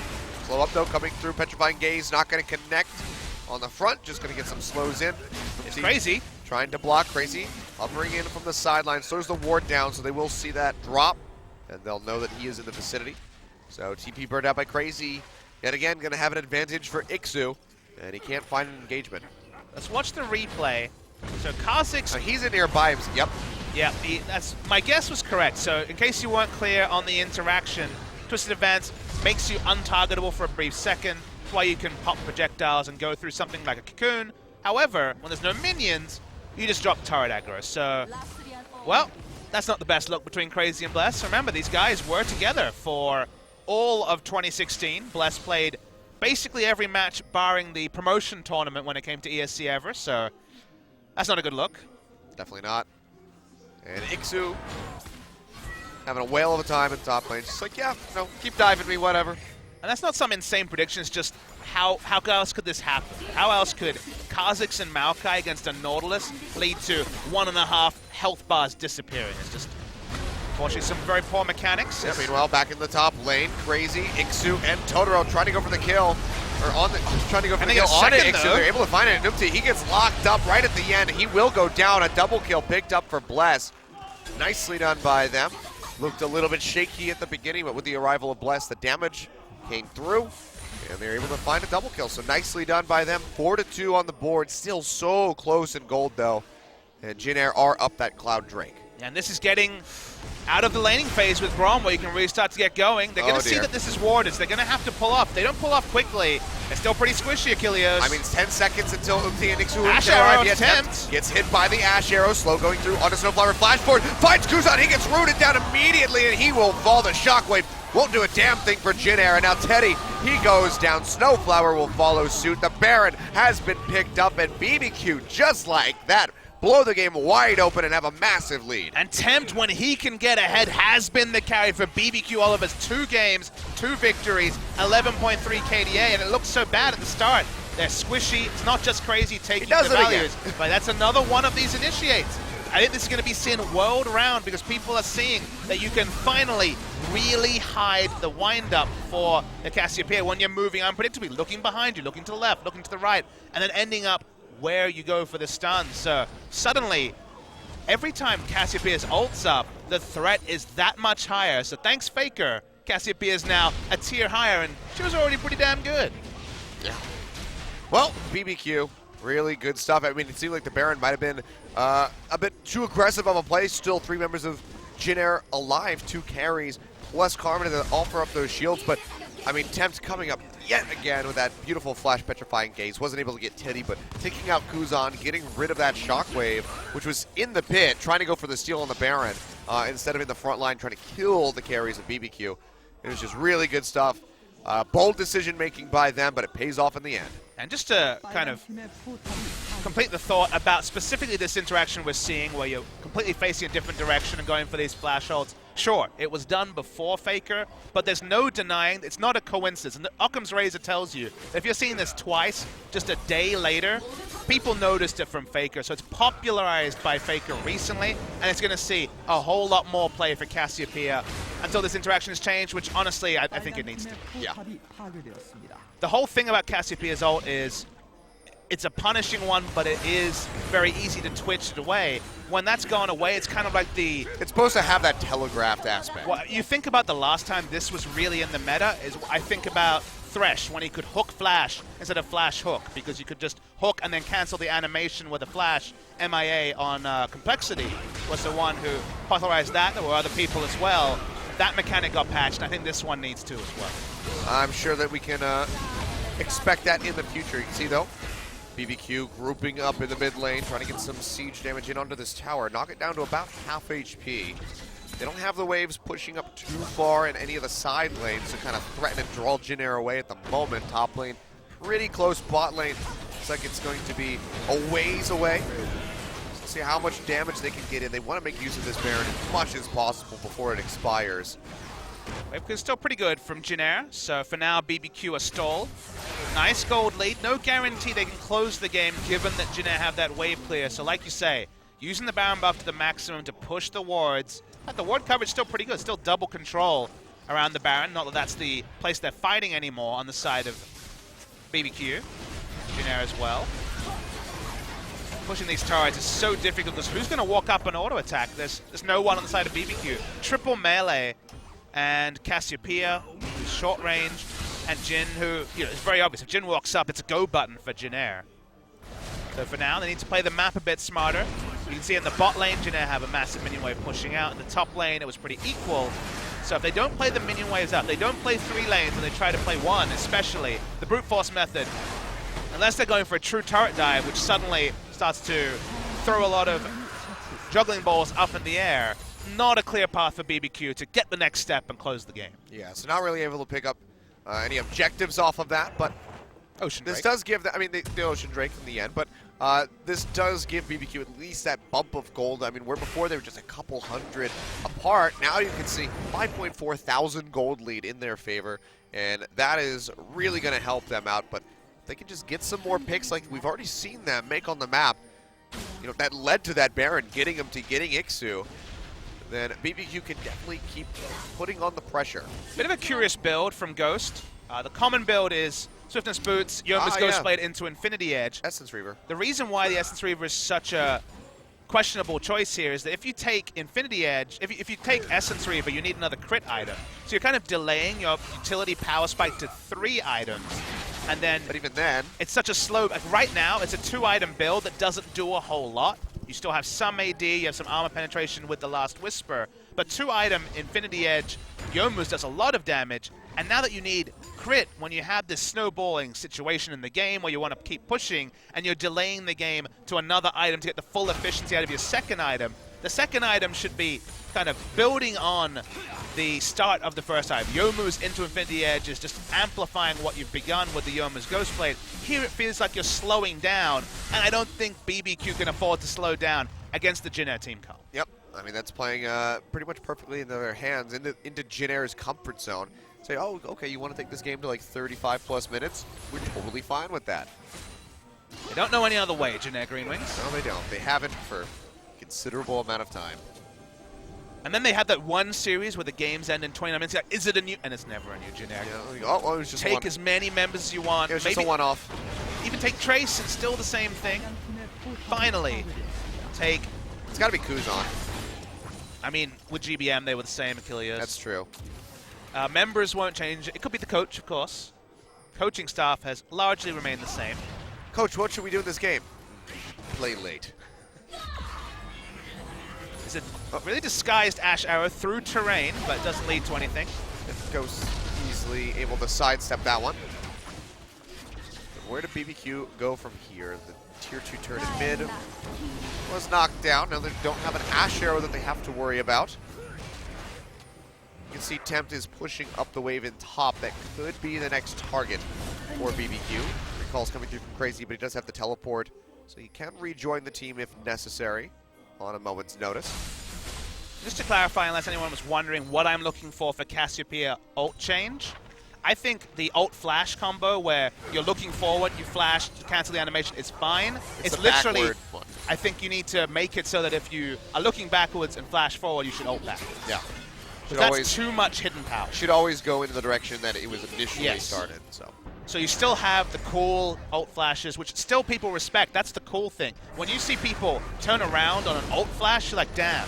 They expected it, the flash was expended, and they still were able to outplay something where there's much less response time. In this situation, it's so Broken. it's very strong, but it's just so, I'm looking for a word that I'm missing, but basically it's so hidden that there's not enough counterplay around it. Yeah. I gotcha. I'm sure that there's a lot of people that will agree with you, and then there's those Cassiopeia mans. Shut up, Papa, stop it. You're gonna ruin this for me. Cassiopeia is I've still climbed 3 tiers because of this. Cassiopeia is still a very good champ, whether or not she's able to do that. And now BBQ, how do they get to the next step? So what you want to do is push Vision, which is hard. Root won't come through. They do have melee support, so you haven't seen melee supports for a while. Finally, you have someone who can actually face check the red brush and not just die instantly to the enemy support or a pick champion. So I mean, you say that, but Chani played a lot of Taric, and he always died. Glacial Fissure, though, coming through. Kuzan just gets absolutely destroyed. Bless coming up with a kill. All members contributing to this one. Crazy flashing forward. They're looking for Snowflower. Can they find him? 2 more hits would lock him down with the concussive blows, but they're not able to get it. Umti drops to about half HP, has to dash back inside the base. BBQ, do they want to posture up here, push in for this inhibitor tower, or do they go for the Baron? Looks like it's going to be the former. Still a lot of wave clear offered up by Teddy, but it's got to walk forward. And it's still brute force. You look at the top lane, look at the bot lane especially. The minions aren't working for them, so turret dive is the only way BBQ can move forward. I mean, Jinner is just going to go ahead and heal back. Turret dive not required. Ixu going to be the one that gets jumped on because the blows do come through. Meanwhile, Tempt trying to chase down Umti. He'll be able to dash his way out to safety, but now an inhibitor going down in BBQ's favor at just about 31 minutes. So applying the pressure where they can, and brute force will pay off for them. Yeah, getting out of lane phase with this Braum has actually been really, really important. They surprisingly, look, they didn't even give up first break, which should have been a given. That was a misplay on the side of Jin Air to kind of not really respect what was happening as mid. Oh. Totoro's back is cancelled, but he's still full health. Yep. Shockwave coming out, but he is just able to Buddy system. use the stand behind me. Yep. And gets himself out to safety. Nice stuff there, but specifically the part in the game that would not have happened without a Braum or a melee support was when Totoro could solo face check the red buff on the side of Jin Air. Deep teleport. Yeah, really deep TP. Crazy coming to the backside, trying to find Teddy. Ghost throws out that deadly flourish, trying to get the root. Teddy going down to about half HP. Crazy trying to stick to him as best as he can, but Ixu might just be the swap target. Kurtkal coming through. 4th and final shot will connect on the Snowflower. GA popped.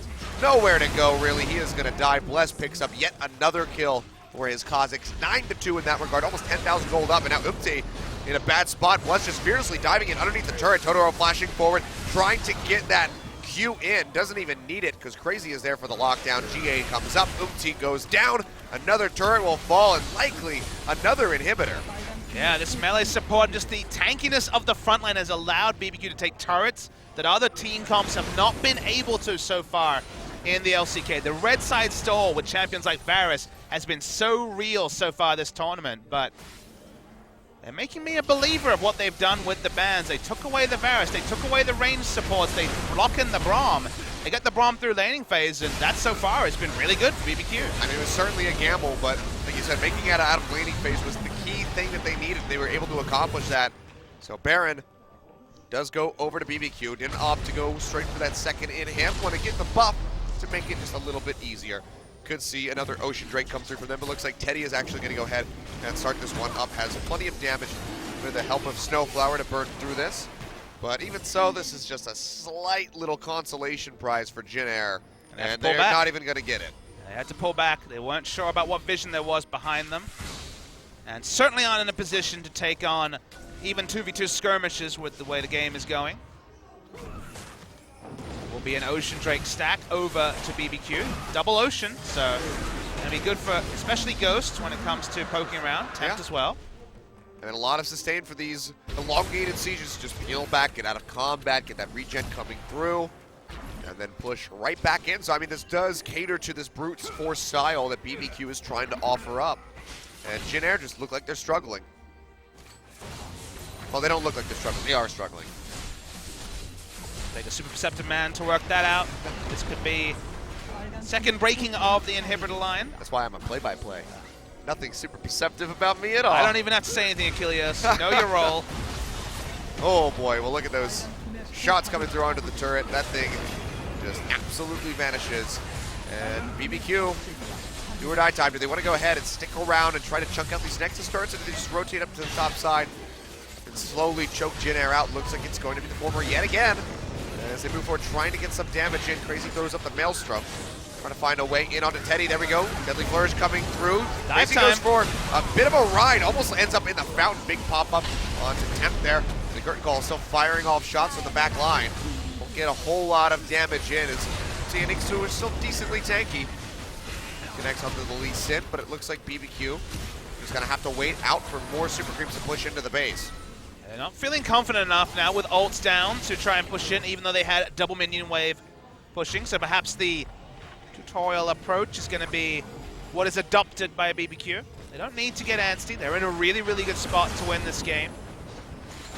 And I've been happy to be made a believer. I didn't really, I wasn't really convinced by the first round, but from the moment they left lane, they're getting the maximum value out of melee supports, and just we haven't seen melee supports so far in the 2017 season. It's been Malzahar, Misfortune, Karma, and Zyra in some combination in basically every game. But finally teams have been able to walk up when they haven't been able, when Varus has been sitting back wave clearing. So the ban on the Varus especially, and then getting a decent melee matchup has been kind of the revelation so far in this game. Not to say that Jin Air didn't mismanage. They should have had first pick. They should have been able to play the game at a different pace, but that one small mistake in getting Toto out of laning phase is what has really allowed BBQ to win this game. Yeah. Or at least be in such a great position to do so. Against Jin Air, you never call it to that Nexus exploding. That's very true. Great call though. Opened up yet again. Turret hasn't taken really any damage yet. Crazy about to pinch in from the sidelines for a key target like Uzan or Teddy to jump on. The clear is still going to be strong from this Orianna and from this Ashe, so can't get a whole lot done, but it's drawing their attention. As you can see, the Super Creeps have pushed in, knocked down that Nexus turret at below half HP. Now Crazy and Tempt, they'll just go ahead, kill this inhibitor yet again, and then go straight back up the top as the wave gets ready to come in. And then Totoro and Maokai. You know, the Braum and Maokai, once they start tanking up, we can see Bless go super aggressive. We can see Tempt walk up. Crazy up pops the ult, so they're going for that play. Yeah, Totoro takes a bit of damage, but Crazy goes into the back line. You see the Arcane Smash trying to knock Ixu forward. Glacial Fissure comes through, completely just cuts off all of Jin Air. Shockwave connects on the Tempt.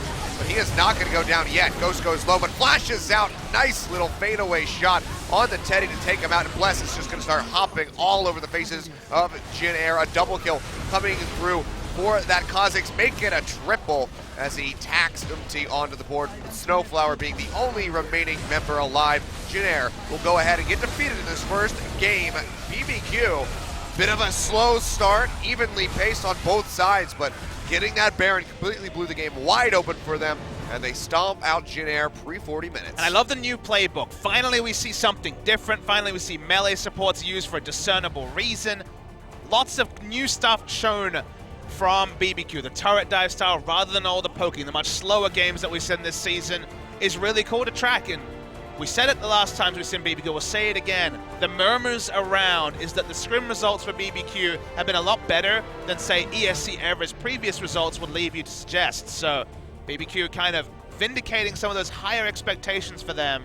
And Jin Air, the moment they fell behind, they just really didn't have an answer for what BBQ was doing, because they weren't able to stop the wards going down. They weren't able to repel the turret dives. And although it wasn't always executed on, say, an SKT or KT level, good stuff from BBQ always. Definitely. So strong pickup there in game one, but still not out of the woods yet. Have to be able to close out in game two for BBQ to put that win immediately on the board. Jin Air certainly could bounce back, as we saw in their set versus Longzhu.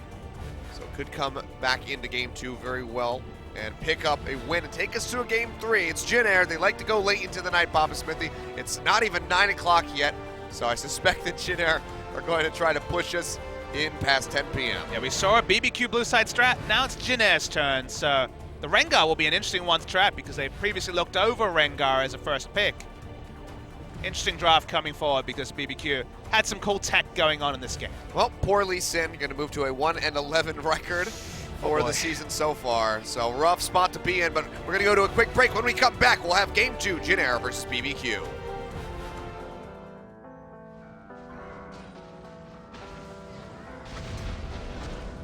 Sweet talk so sweet that I'm getting it too good, too be good, shouldn't eat it. You talk like you need me, like you never leave me, until I begin to believe that I was good on my own, until you came along, waiting for me to fall.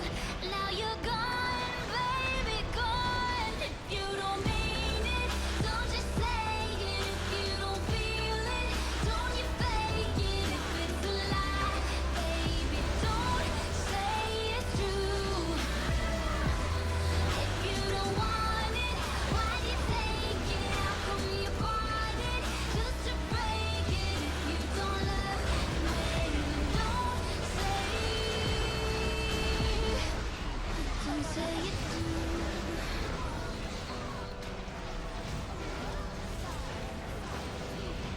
Days pass since I'd seen a trace of your face with a million things caught your attention. How they just be honest, you said that you promised.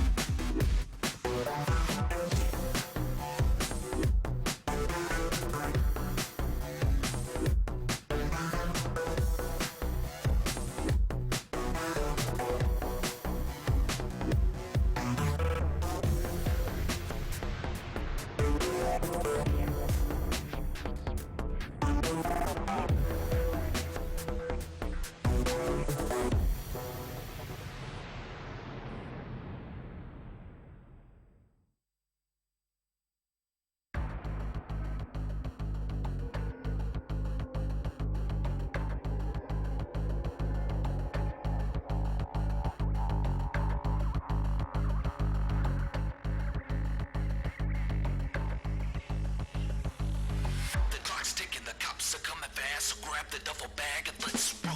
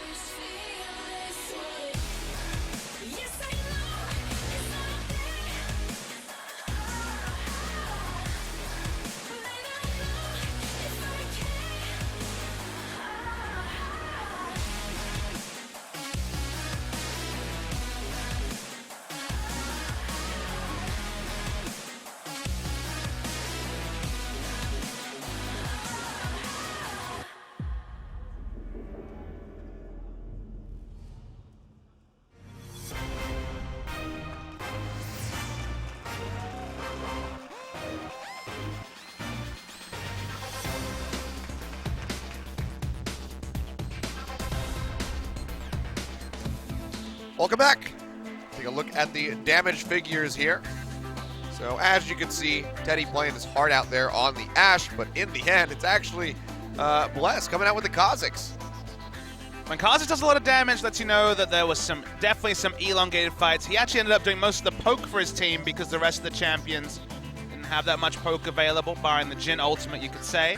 Cassiopeia may not have put out the damage, but certainly it was the big ult flash plays that were made by Tempt that went to a lot of work, but we're actually going to award the MVP to Totoro. The pick ended up being the MVP, and honestly, Totoro played it about as well as could be expected against a double mage lane. Didn't die a single time on Braum, a champion that inevitably picks up a couple of deaths a game and 86% kill participation.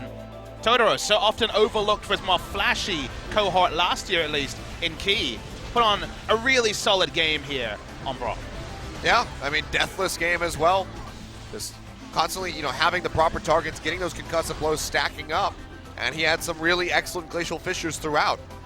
The timing on this roam in particular, the first time that lanes opened up after first brick was picked up by BBQ, got them a double kill from there. They had finally had melee champions that were tanky enough to face check outside of the teleport tanks on the other side of the map. They got the vision down, and when they needed to actually accelerate the game, which to kill the game they needed to turret dive pretty recklessly, it's Maokai with Guardian Angel, it's Braum skipping in, making him more tanky, and opening up other picks, and good stuff in general from BBQ. I was skeptical of this drop, but they made me a believer. Yeah, really good stuff by them, and Totoro especially. I mean, we already know picking up an MVP award as a support, not the easiest thing to do, but he puts one on the board as he is, rid of Key. It's all by himself on this roster, and he comes out strong. And the happiest thing is, honestly, it's hard to split the 5 members of BBQ. Everyone kind of played their role.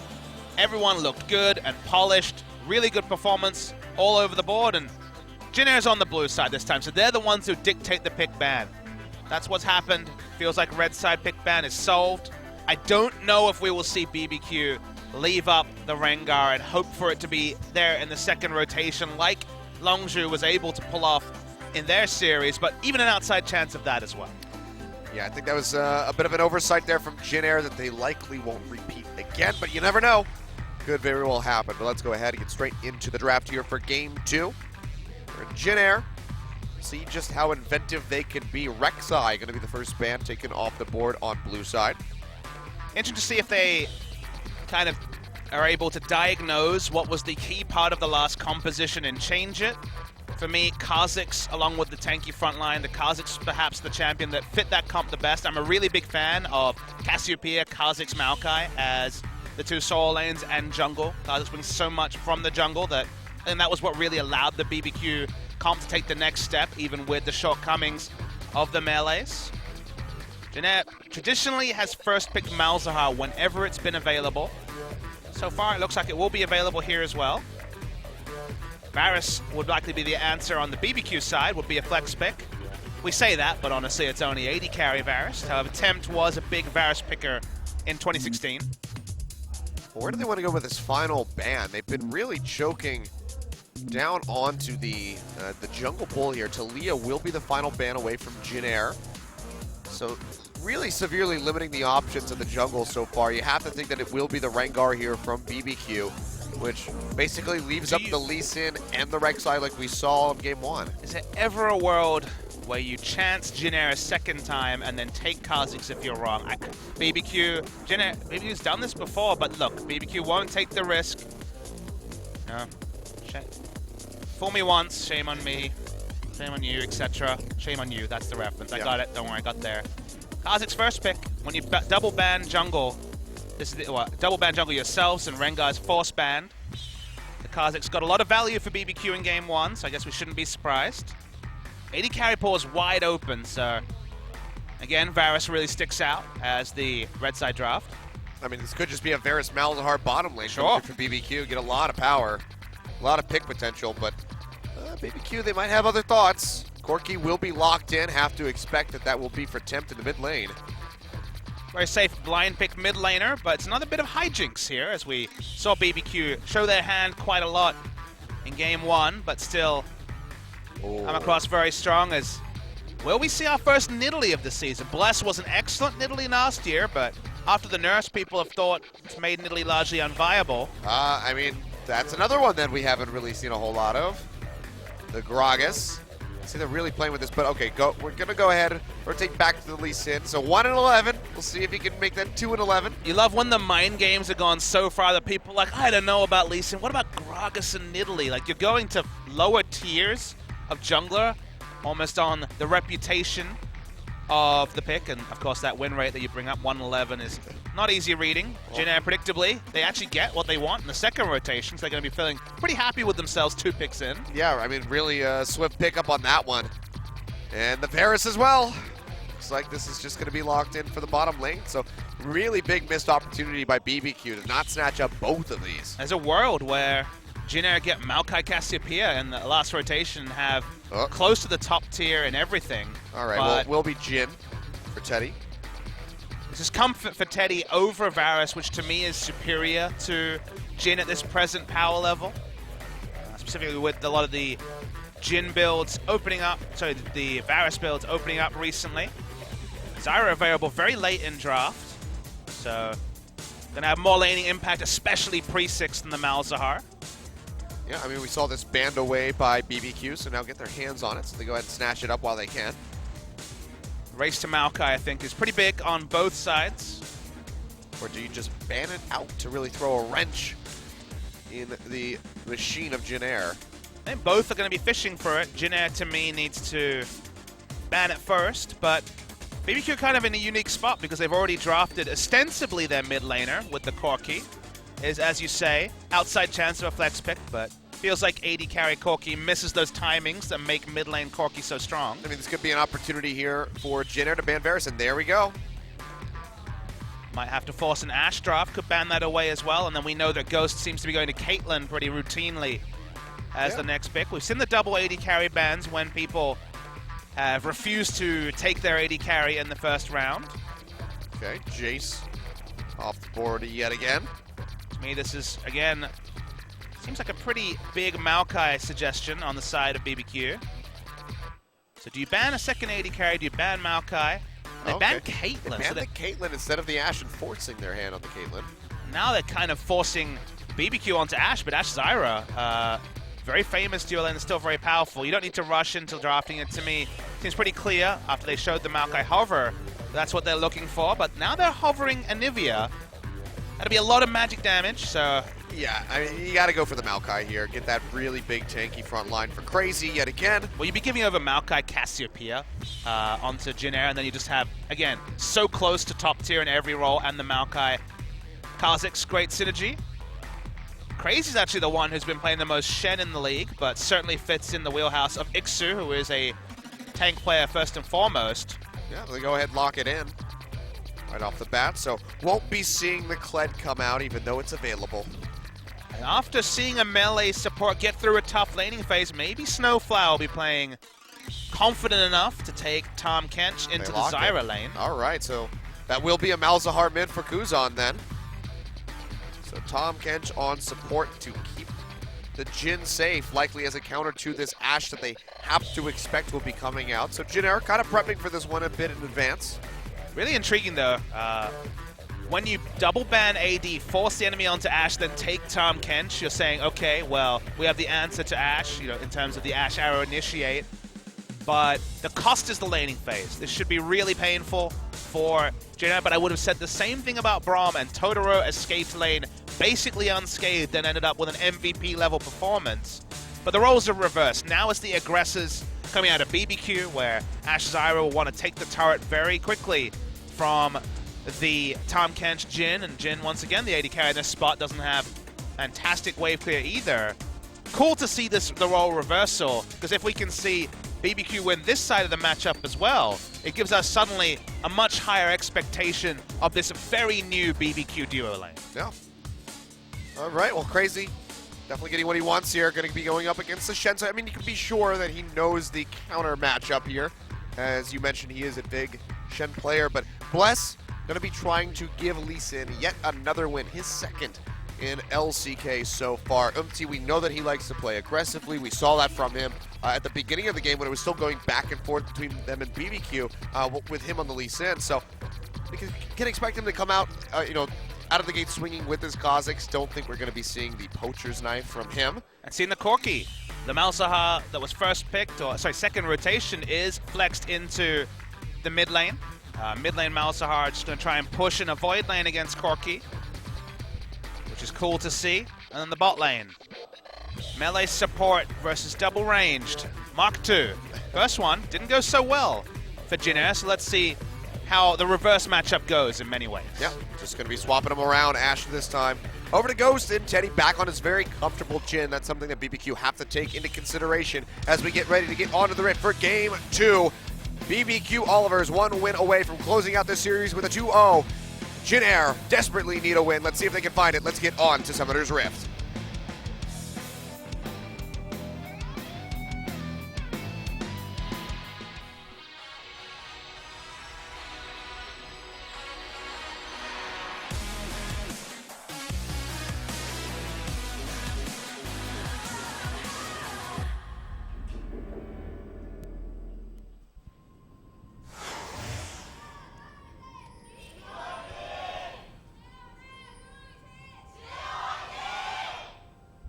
All right, so here we are.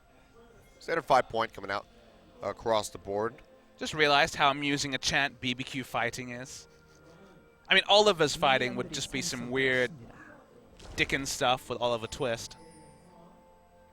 He's fighting to survive on the streets, man. BBQ fighting. That's a very angry rooster. It is. A fighting rooster, I guess you could say. Yeah, yeah. Bond of Stone. Don't see that too often. That's what Snowflower has. Oh, okay. Changing things up a bit,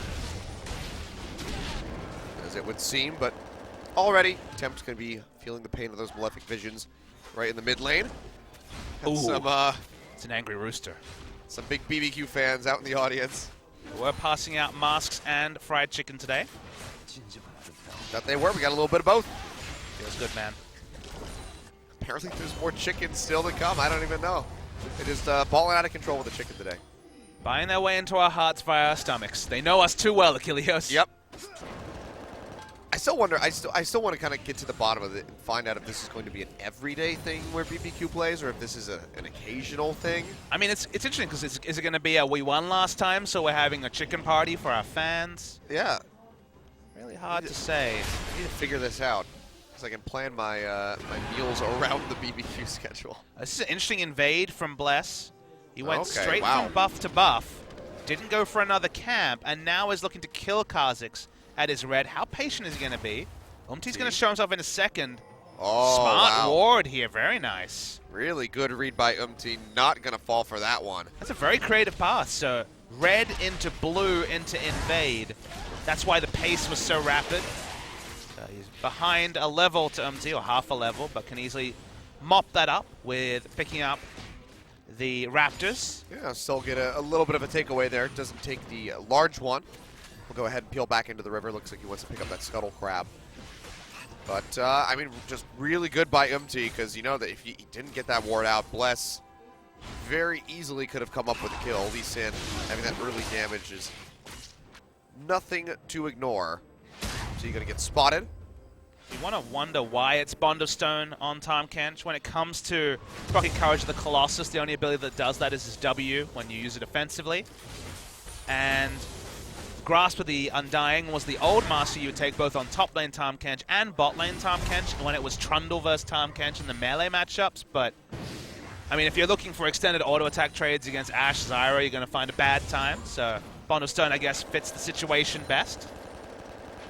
It's about as good as it could be, considering how much harassment you're going to be taking. Speaking of harass, Tempt. Definitely not on the favorite side of that trade. Has to use all of his charges on that corrupting potion. I can see Umti working his way over. Tempt is hovering around. Here comes Bless. They could just turn on him. Wait for Bless to jump over the wall. There it is. Exhaust comes through. He's going to flash away. Still get a little bit of damage traded back from Kuzan, but really nicely done. Kha'Zix not going to have the flash. Bless going forward. It's a little bit of damage into Kuzan, but takes that turret shot.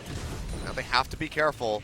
Umti could completely delete Tempt. Yeah, Bless was just doing that because Tempt desperately needs to back.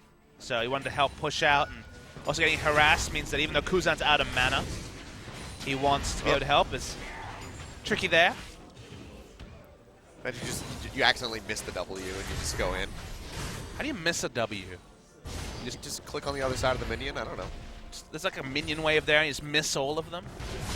That's why I said imagine pop. You have to use your imagination for I it. guess I'm just too narrow-minded It's to not clear this. I got something that's nothing. likely. I'm a non-fiction man, I tell you. All right. I'm an analyst. I'm into the facts. Apparently I read Charles Dickens as well, but I don't know. Oliver Twist was a real person. Hey, it could be historical.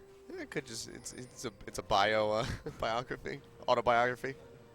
I was gonna I'm say- so sad that BBQ Oliver's wasn't a turn on Oliver Twist, because please, sir, can I have some more for fried chicken is the most obvious thing ever. But sorry, global fans, we must be honest. They were not that clever. It wasn't an Oliver Twist reference. It's literally because of their signature olive oil ingredient. From what we understand, they bake and then lightly fry in olive oil afterwards, so it's still fried chicken. But maybe they don't want to push it to seem like only impoverished children eat their come on, chicken. we live in a league, well, we cast a league with Katie Rolster, which is a roller coaster. So Oliver would have been like some real next level naming. I mean, we had KT Fingerboom. Well, I mean, for a second there. And then people were like, whoa, you really can't do that. And then they Googled it and they're like, oh, okay, maybe not. Put the safe search on, Yeah. OGN Legion, when you search for KT Fingerboom. Also include the KT part. Yep. Definitely don't Bing that one. Don't Siri it either. You don't want any mishearings there. You're like somebody's like watching from like a cafe somewhere. They like ask Siri, she just like starts spouting all of this information back to them. They're like, no, stop. Now I'm thinking of the alternate situation where people are looking for other content, and then Siri's like, did you mean KT Fingerboom? In an alternate universe. That's probably never happened, but maybe it will now. Oh dear. I hope that it's happened to some random person who just like barely knows what video games are. I mean, KT Fingerboom is like really like just the most footnote of esports memories, but a funny one. KT's had some interesting names throughout the years. They landed on Rolster. Yeah. I mean, before that there were I guess like magicians and magic ends. So This is not a KT specific thing. Koreans really love jumbling together two English words to make a shortened word. Happens a lot. If you ever come to Seoul, you will see the signs around. It's creative, I'll give them that. Yeah. But and sometimes you get the the really fun the clothing that's been mistranslated. yes. Those are always good. You definitely do see some clothes when you walk around areas where you're like, you don't know what that shirt says, Yeah, do you? you should not be wearing that in No. public. That would get you smacked in America. I remember the once I was walking down the street in Taiwan where like they had a bunch of vendors out on the street. It was a sock vendor. They had like all these. I mean, if you want socks with Obama on it, I'm Yep. sure they've got Donald Trump socks at this point. They're probably keeping up to date with their presidential socks. But it had The Simpsons on it, and it just said the smile eyes. Huh. And I was like, okay. I mean- don't know how you got there, but you did. There's a lot more risque stuff out there for sure. Oh yeah. I mean, hey, when we went to the water park the one time, I mean, not that this is risque, but I found that that hat that just said cloud bread. You bought Oh it too. boy, Totoro. Well, good ward over the wall there. Date just spotting him out, follows up very swiftly, and that's gonna be first blood going over to Jin Air. And yes, I did buy that hat I haven't seen you wear the Cloud Bread hat. because I don't wear hats. I just wanted it. Fair enough. Future opportunity there. It was blue and white, as this looks like Cloud9, but it says Cloud Bread. They have a Cloud9 bar too. Yeah, there is a Cloud9 bar. Haven't been. All boy, right, we're going all in, boys. Yeah, Stand United coming through. It's going to be the Ash Arrow through. On to the Kazakhs. Flash away by Ghost, and he will stay alive. But now, it's going to be a bit of a party in the bottom lane. 4 members knocking down the turret. Can they stick around long enough? Doesn't look like it. The wave's not there to support them. Also, Corki's coming down with the package, so to relieve pressure as well. Interesting build here, so the realities of facing Malzahar mid. When do you fit in the QSS? He's going to miss item timings by going for QSS after Sheen. Sheen is definitely the best trade option.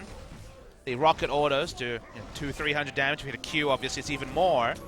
But Trinity Force and that mid-game power spike is not going to be just that much later with picking up the QSS this early. I mean, especially if you want to go for the Gunblade immediately following this, which has been, you know, the desired build path for the most part. What I'll say is, in this particular game, when you're against Shen, Malzahar, Kha'Zix, and Kha'Zix has an early kill, I think the insurance is right, otherwise Snowball can be real. Yeah. I mean, good on BBQ here. Lose a lot of pressure in bottom lane, give up a lot of HP on that turret, but they're still able to rotate off the backs of Jin Air and pick up that Infernal Drake. I mean, you just think about where Corki has to stand against this team comp if he doesn't have QSS. He kind of has to respect Flash Ultimate every time he doesn't have deep vision on the enemy jungle. So, I don't mind it here. There's arguments for and against. Certainly not going to be as strong at 15, 17 minutes, but it does allow for more aggressive laning, and you're picking Corki to dominate lane as much as possible. Well, so far, Gold's still going to be even despite that first blood coming through. Picked up there by Umti. He'll go ahead, pick up that Skirmisher Saber. Bless still a bit further behind. Tries to get that Warrior Enchant completed. Observer confirming the buy on the QSS. Looks like it's just going to be straight into the Trinity Force from here. I mean, can't really take any more pit stops on this build. But what you're seeing here, the laning trade he can go for where he walks up to Q. Without QSS, that's am I walking up to be instant burst, basically. So Yeah. that is what he's afforded. He's afforded positive trades with less items, as opposed to more items and not being able to use those items to go for the trades you want is bot lane. Oh yeah, Totoro going to get slowed up. Curtain Call comes through. Take several of these shots. But the final lands on the Ghost. Will take a little bit of damage, but I mean, that's Umti showing in the bottom lane. Crazy has had pressure in this lane the entire time. And he will come up with the first brick for himself. Jin Air, still no wave. Can't answer with a tier 1 of their own, at least at the moment. Looks like Ghost and Totoro will be sticking around for a bit longer despite their low HP bars. It's worth noting that the trades in top are going atypically. His bot lane, wow. Umti's so low. Yeah, jumps out. The heal comes out from Teddy to try to keep him alive. TP looks like it was canceled by Ixu up top. Nice taunt by him to stop that from coming through. Had the flash over the wall, as you could see, and take the blast cone to just get away from Crazy, who's been so damn oppressive on this Maokai. And we'll have to see the replay to confirm. It might have actually had to be a taunt flash to interrupt. We'll get the confirmation there. True. With his health bar, I don't see flashing away from Maokai as the thing to do, especially when there was no jungler to relieve pressure on that side. But you're right, the interrupt was important given where the lane was at. I mean, that just would have been Umti going down 100%, maybe a bit of damage on the Teddy, and that could have led straight into this turret absolutely falling in favor of BBQ. Instead, now they're just going to get a little bit of damage in. Try to chunk out Snowflower as best as possible. I mean, Bless poking in here with the Sonic Waves, trying to line something up so he can get behind Teddy, kick him into Ghost and Totoro, but won't be able to find it. Meanwhile, Abyssal Voyage coming through Snowflower. He's got Umti in tow, and Totoro will go down. Ghost trying to sprint his way out to safety, but no luck in that regard. Double kill picked up by Umti. And big stuff there from Jin Air. Looking to stabilize this series. So far, so good from their side of things. They haven't even needed the pressure in mid lane. The farm lane between Malzahar and Corki and no more suits them pretty well given their wins around the map. I'm going to see Bubov handoff come up just fine. And again, these melee supports, they're getting through tricky lanes and making the creative plays to justify the more risky laning choices. Maybe this tunneling we've had on range supports and the rock, paper, scissors between champions like Malzahar and Misfortune has been overplayed. Need more data points to confirm. But still early on in the season, so the meta still has room to grow. Got to really flesh itself out. Turret doesn't go down in bot. They don't stick around long enough to try to clean that one up. They can just let the minions chip away at it steadily, but for now, Ghost and Totoro, they'll have to be careful. It's very likely that we could see Umti go down bot, wrap around from behind, you know, kill the turret, and then get that double kill. He's a monster at this point as well. 3-0, has all the kill credit on his side. And the shields in the pocket from the likes of Shen as well. So he's been the big prophet from the early game. Will do the damage his team needs. So, yeah, in a pretty comfortable spot. Still, though, you can see Crazy with the CS lead that he's garnered for himself. 30 up over top of Ixu at the moment, as well as that turret dead. He is really helping keep BBQ in a bit of a lead here. 700 gold at the moment. And you see Ixu really struggling against this Maokai. And this is not indicative of how the lane usually goes. Shen actually does win trades a lot, given this mixed damage and the difficulty for Maokai to itemize. But Ixu's been leaving lane. We've seen the Stand United attempts. We've seen the other plays. The cost for Jin Air of their playstyle so far has been Ixu losing out on waves, losing out on farm as they make plays around the map. That's going to be curtain call opened up. Totoro going to have to body block. Bless coming in on the sides. Dashes in. He'll take that fourth and final shot. And it looks like BBQ may be able to hold on to the turret a little bit longer. Hawkshot does go through and spots Umti. So they'll go ahead and maybe have to peel back. They have to know that he wants to come over here and line up some kills. It would be risky diving in, what with Bless. Corki also recalled and picked up the package. Trinity Force complete as well at 15 minutes. Pretty impressive that hit the timing of QSS and Trinity Force. Yeah, not bad. Tempt been farming up a storm. That can be a new timer for us to know, is that with everything else being basically equal, 15 minutes for both is possible. Yeah, nicely done. CMT looks like he's just going to go ahead and rotate back up into the jungle. Tempt was starting to push down. Looks like he did go ahead and back off. BBQ, despite the Scuttle Crab being there, going to go ahead, start up this Cloud Drake. Might be just a little bit too risky though. Plus down to about half. Ash Arrow connects in on the Snowflower. Still has that great health. They're going to pop him up with the Zyra ultimate, kick him back in as well. Stand United coming through. Ghost gets taunted, but now Ixu has to flash away, biting off way more than he can chew. Kill goes over to Tempt as the Tahm Kench falls, and this should be the Dragon picked up for BBQ. Does Jin Air really want to fight over this in a 4v5? Looks like the answer will be no. And BBQ just keep inching on ahead. Really awkward there between Ixu and Snowflower in particular. Snowflower clearly wasn't expecting the ult because flashed to safety, even though it was the level 2 Shen ult. 550, I believe, is the base shield, so it's quite a large value. But he forced the Shen out of position, and the taunt flash didn't really mean for much. We'll wait for the timing. So the Shen ult comes in now at the same time as his Grey Health, so it was actually a little bit deceptive. But it means that Shen, when he arrives, is just there's nothing he can do. The Tahm Kench would have been out of the fight whether he died or not because of the early damage he'd taken. So didn't really feel like that was the right vessel for Jin Air to get much out of the Shen ult. Yeah, I feel like he just flashed just so the Shen ultimate would finish channeling, and so Ixu could arrive at the fight, because if he died, it's like, well, we lose it. Well, then the argument is that it wasn't the right original target to ult to. Right? Sure, sure. Usually in those sort of scenarios, you need someone else on your team. I guess Kha'Zix's the only person who can initiate. I'm just saying, in that panic situation, I think that's just basically the judgment call that was made by Snowflower. But either way, Jin Air suffer for it. Still only 800 gold down in 18 minutes, so nothing insurmountable yet accumulated here for BBQ. You'd want Ixu and Snowflower to be on the same page. They're the two that came from the Afrika Freaks. They have a lot of history playing together, and that's a group call that just didn't pay off between the two. And still have not gotten this turret in the bottom lane, so all of the tier 1s still standing here for BBQ. In an advantageous position in that regard. Let's see how much more pushing they can get done in bottom. Teddy does have that Youmuu's, starting the build straight in for the Infinity Edge. And it's actually going to be potentially that IE rush coming through from Ghost. Yep. Bang is also a big fan of this build, moving away from the utility carry and just doing more damage. They have Corki, but because it's a bit lower damage, specifically in top and jungle, I can kind of understand it. It seems like largely a style choice. Less poking, less arrows, but especially first, second item, going to be more damage outright.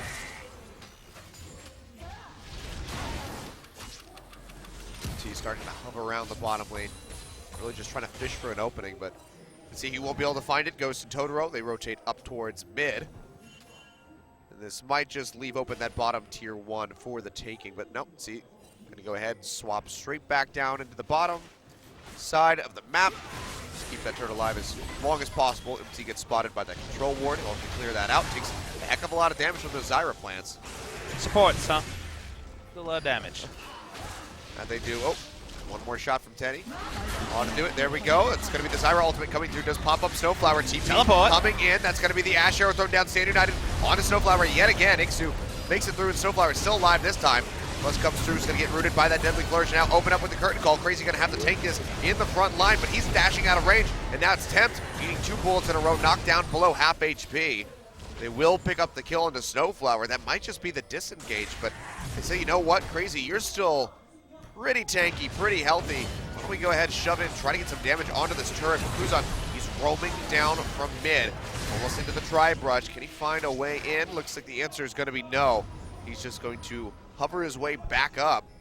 BBQ should go ahead and peel out of here. Yeah, Kuzan's first instinct was to go mid and just look for a turret trade. He's going to actually ghost in now. He's looking for a target, gets one. Okay, Nethergrass looking crazy. Still not taking a hell of a lot of damage. Use the Twisted Advance, flashes out to safety. Meanwhile, Ghost picks up the kill. Big On to turnaround. Humpty, a double kill as Teddy goes down. Can he make it a triple? Doesn't find the killing blow, but BBQ pick up another one. Jin Air way too aggressive. Yeah, specifically Kuzan seemed lost between 2 mines, didn't go mid, ended up coming box. They realized didn't have enough wave because they wanted to dissuade the turret going down. Then just kind of ghosts alone, looking for any target. Goes for the Maokai because it's the only target that he had in range, and just baits his team to lose multiple objectives and also the siege in mid. Poor decision by the man that Jin Air rebuilt around. Costs a lot of what was Jin Air's fast start, and suddenly we find BBQ in the driver's seat. Yeah. I mean, could have just let BBQ back out of there, wait for them to exit the bottom lane, pick up that tier 1, but instead they lose 3 members, they lose the turret, and they lose a heck of a lot of pressure on the map, pretty much have none now. Ghost, trying to recall the Void Spikes, didn't even hit him, but he cancels the recall all the same, just trying to trade some damage back on the Teddy, but he will go down, as will Totoro. Well, that was silly. The overstay was real. That was about as silly as Kuzan's engage. Yeah. Sometimes it's seesaw, Achilles. We don't always get top-tier League of Legends with smart decisions at every point. People make silly ones. Here's a silly one. Kuzan being like, well, I guess I can flash ult Crazy. I've got Kha'Zix to help out. Unfortunately, Crazy is tanky, had flash up. The turnaround here, and I love it from Ghost. Good aggression, good targeting. They're going to take down all these members, get bottom turret. Even though Kuzan just like walks away with his tail between his legs, being like, I don't know, guys. I got out. I don't know about you guys. I'm fine. You guys misplayed that horribly. Time's got damage in mid, but then unfortunately for BBQ fans, Ghost and Totoro decided to get a bit cute, went for a bonus minion wave, and gave some kills back over to Jin Air. Yep. Well, BBQ definitely making this game a bit closer than it should be, but they are still pretty comfortably ahead at this point. 3.4 thousand gold in their favor. Ocean Drake getting ready to spawn. Would be a 3rd Drake for BBQ, which would make Elder Dragon pretty formidable as we get into the later stages of the game. It's like no one's really got too much vision around the pit itself. A couple wards in the river here from BBQ, but Jin Air starting to clear those out. Bless goes in pretty deep, dashes back over the wall to get away from MT. Nethergrass yet again used onto Crazy. He goes low, will actually get popped. Teddy able to kill him with that 4th and final shot. Ash Arrow connects on the Snowflower, pops the Grey health, but it doesn't even matter. Takes way too much damage and goes down. 4th and final shot, waiting for it. Malefic Vision still ticking away. Oh, goes! Almost goes down. The heal comes out right at the last second. He will stay alive, picks up the Honey Fruit to just get a little bit of HP back. Ocean Drake will be started, and it looks like BBQ are going to be perfectly safe to take this. A 2-for-1 exchange in their favor. I mean, the burst damage from the Infinity Edge, Yomu's Ghost Blade build almost caught us completely off guard. Ghost as well. That crit was massive at the back end, but like you say, they get the big objective. All 3 Drakes this game have gone to BBQ. This game was 3-0 Jin Air with a 3-kill Kha'Zix. Suddenly Kha'Zix hasn't found his entry to fights. Kuzan's ults have been purely onto Crazy, but the moment you invest multiple ults and so much time into killing the tank, I mean, Corki, Ash do massive damage, so does Zyra this early into the game. Yep. As killing the tank is still a very important thing to do, but there's also over-committing to kill the tank, because Maokai was so far from his team that he didn't have flash. They knew that because he had used it in the previous engage. He was going to get chunked out of the fight and largely irrelevant, whether they nether grasped him or not. Well, Jin Air just handing over more and more to BBQ. So they do have that 3rd Drake now, Ocean. Gonna give them that added little bit of sustain. But I want to get your opinion, actually, on this Corki build that we see coming out. Trinity Force, the QSS, obviously the first thing that we saw really come through on top of the Sheen. But now the Infinity Edge completed by Temp. So this is kind of straying away from the build that we've seen lately, which is that, the Hextech Gunblade, as well as sometimes a Rapid Fire Cannon that comes out. So this seems like a bit more of a classic build. How is this holding up at the moment? Yeah, it's a return to the old school, like you're kind of pointing out. That was the old build. Both AD carry and mid lane was the Trinity Force into Infinity Edge. I think it's fine. It's kind of a little bit different to the Gunblade build. Both of them are very strong 2-item builds. The potential burst, if you get the Trinity Force proc and the crit, has always been just massive potential burst on a single auto. I feel like the Gunblade gives you more over a protracted fight than the Infinity Edge does, but especially if you're feeling lucky, and as you say, after the 3rd item, so the differing in the build is that the most possible power is Snowflower. It's chunked a lot, but they won't commit more. The most possible power at 2 items is Trinity Force Gunblade, but like I said last time, the build falls away very severely from there. Infinity Edge Rapid Fire Cannon actually is a very nice 3-item core. You're just that much less strong at 2 items. Because you don't have the crit multiplier to really make the Infinity Edge full value to the 3rd item. All right. Well, you can see BBQ making use of their power, knock down that tier 1 turret in mid. So all the tier 1s have fallen. Baron warded up by them, ready for any sneaky plays by Jin Air if they wanted to move over there, but would definitely be a bit of a Hail Mary on their side. But this is where it gets tricky. This is where BBQ definitely need to tread lightly. Because we've seen what happens when you get ahead from our first set. As long as you handed that win over. Oh my God, Teddy. What happened? Health bar just evaporated from the big one.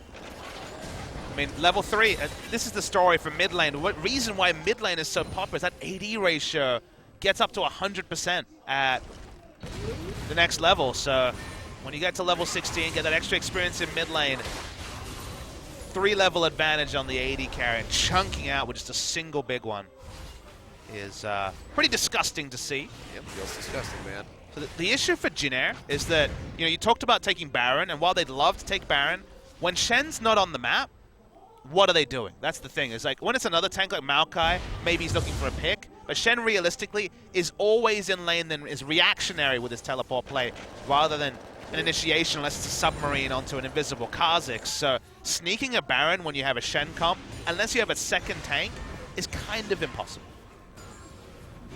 I see you Kha'Zix sleep into the back of the pit, Uh-huh. and then you stand united on top of that to sneak the Shen in. And then you Abyssal Voyage, Teddy, and Snowflower in. I just mean, like, if Shen's not pushing I a know wave, what you- where are you, I'm just trying to They have formulate a Tom ways that they can Kench. sneak Maybe, that. later in the game when Tom Kench has 3-4 tank items, maybe. But at this point, it's just, you don't need to be too suspicious to work it out. Yep. Well, Two miss. Yeah, we'll land that third. Oh. 4th one comes through. Totoro goes low. Heal comes out from Ghost to keep him alive. Intense damage coming out of Teddy still against the run of play. See how much he can do to last rocket won't connect, so won't get that good of a judgment on it. But looks like it very well may just be that rapid fire cannon coming out as he has a Zeal in the inventory. So will be. holding on to the corruption potion. Some magic damage to itemize as well with the Sorcerer's Shoes.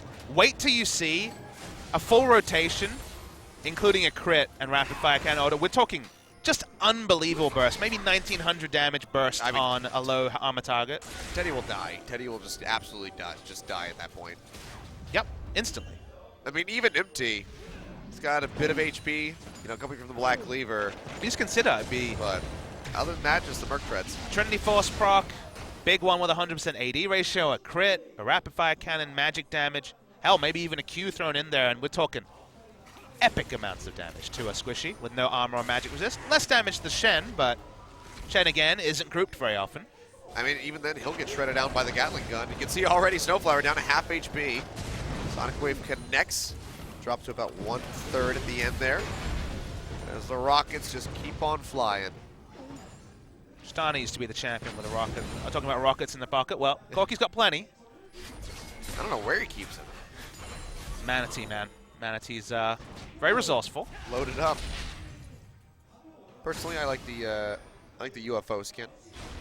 the beta skin. Yeah. Not a beta person, but you played in beta was the way to get UFO Corki. The arcade one's actually pretty good. I think it's probably I was the a Red Baron man, actually. Red Baron Baron's Corki's cool. Yeah, Red Another Baron's pretty old classic. skin. But I think the arcade Corki is actually the best iteration of the new arcade skins. It's fair. Ezreal's cool. He's got the whole Final Fantasy thing going on. The totally not Final Fantasy victory theme when he recalls. That's a 4th Drake stack. And another backup wing condition is going to be the Elder Dragon, which will spawn next. All that move speed. Hey man, 4 stacks is a lot of true damage, that's for sure. Why are we watching this, OGN? This is excitement. Pure excitement. I think Ixu Ixu's will winning. definitely win these trades with those percentage health on the Q when you pull the sword through the Maokai, especially for the bonus damage. Yeah. The thing is, can he win it hard enough to pop a GA and then kill the Maokai? I mean, no, but those were the trades that Ixu should have been able to take earlier. He left lane. The big benefactor was specifically the bot lane that got a big CS advantage and the Kha'Zix. But the moment you make a mistake and that snowball in those lanes suddenly gets equalized, then he just left lane, lost CS, and misses timings. So always a very awkward balance to strike. Well, speaking of awkward, we're kind of in this awkward in-between phase where neither team really knows what to do. Jin Air trying to react to BBQ, but BBQ try not to overstep their bounds so they don't give it any ground up to Jin Air. See, MT takes That was a crit order. a little bit of damage. That was just the order. Maybe one tick of Gatling gun, I couldn't tell. Big one certainly didn't hit that time. Need a couple more pink wards if Baron is to be the objective. We can see that one stuck over. They know that this has started here. Hard initiate onto it. It's only an Infernal Drake off the 4 that affected though. Well, Kuzan coming in, has Ixu, but Stand United dashes forward, does find Bless, but has to flash away, still gets popped up by the Zyra ultimate. Now Crazy comes in on the flank. Doesn't have to twist and advance for a little bit longer, but the Ash Arrow lands on the Ixu. That might just be enough to lock him down. There we go. There it is. Crazy comes up with the kill. Curtain call does get opened up here by Teddy. Crazy, you're trying to body block, but it just keeps letting him slip through. One finds Bless, one finds Totoro. Chunks him down to about half. The tanky front line gone from Jin Air. But several members still getting poked out. Goes down to half HP. Takes a hell of a lot of damage. So The low Baron already. really helping him out. Crazy goes forward to dissuade Jin Air from pushing further. But he's just going to get locked down by the Nether Grasp. His GA will get popped.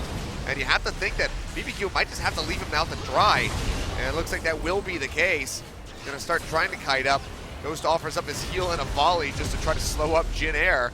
But they'll lose him, so both top laners will fall, and the Baron will remain for now. Yeah, BBQ's turn the second time was far too late. They let themselves get chunked out by Baron. It's Corki, Ashe, Zyra. Even this Lee Sin only has a bit of armor and magic. His health bar ended up getting shredded because he was taking the multiple shots from the Baron. And then if Lee Sin's not there to help, there's nothing you can do. And now Jin Air's the one turning on to Baron. All right, this is really bold from them. They don't have the vision to do this safely by any means, but they're trusting on BBQ to be out of position. So a lot of poke damage that can come through on the sidelines from Temp. Baron down to half HP. Bless has, actually doesn't have vision of this. There's a control ward thrown down. Just blocking him out, I believe. Baron going low. When does he want to choose to throw out that Sonic Wave? Goes in. Can he find it? Oh! No! Baron picked up by Umpty. Temp and Totoro both going low. Bless dashes back to offer up his shield, and Teddy barely survives from that Stand United, just keeping him alive in the end. They'll throw over the Hawk Shot, force Teddy back, but the Baron picked up by Jin Air. That's going to give him a bit of a gold boost back in, and potentially a way to knock down some of these turrets and claw their way back into the game. The control ward was such an MVP in that situation. Still, Lee Sin thought it out well, got a ward over, had a pretty good idea. So as you're saying, that ward at the top is showing vision. It's not actually cancelled out at that point. Interestingly, you did have some vision of the Baron there, so sometimes a control ward can be a bit troll. Regardless, goes for the steal, doesn't quite get it. Very, very close between the two. The smite was registered by both junglers. The Baron buff going over. Maybe Jin Air can stall this one out at Kilios. It certainly is a possibility Words said before and regretted. Yep. I mean, it's 9:42. I said that they're going to push this beyond 10 p.m. Looks like that's definitely going to happen now with that Baron going over to them, regardless of whether or not they win this series or lose the series right here. But Jin Air, they can elongate the games, and they are quite happy. They'll find a way. They've certainly got the will, so they find that way.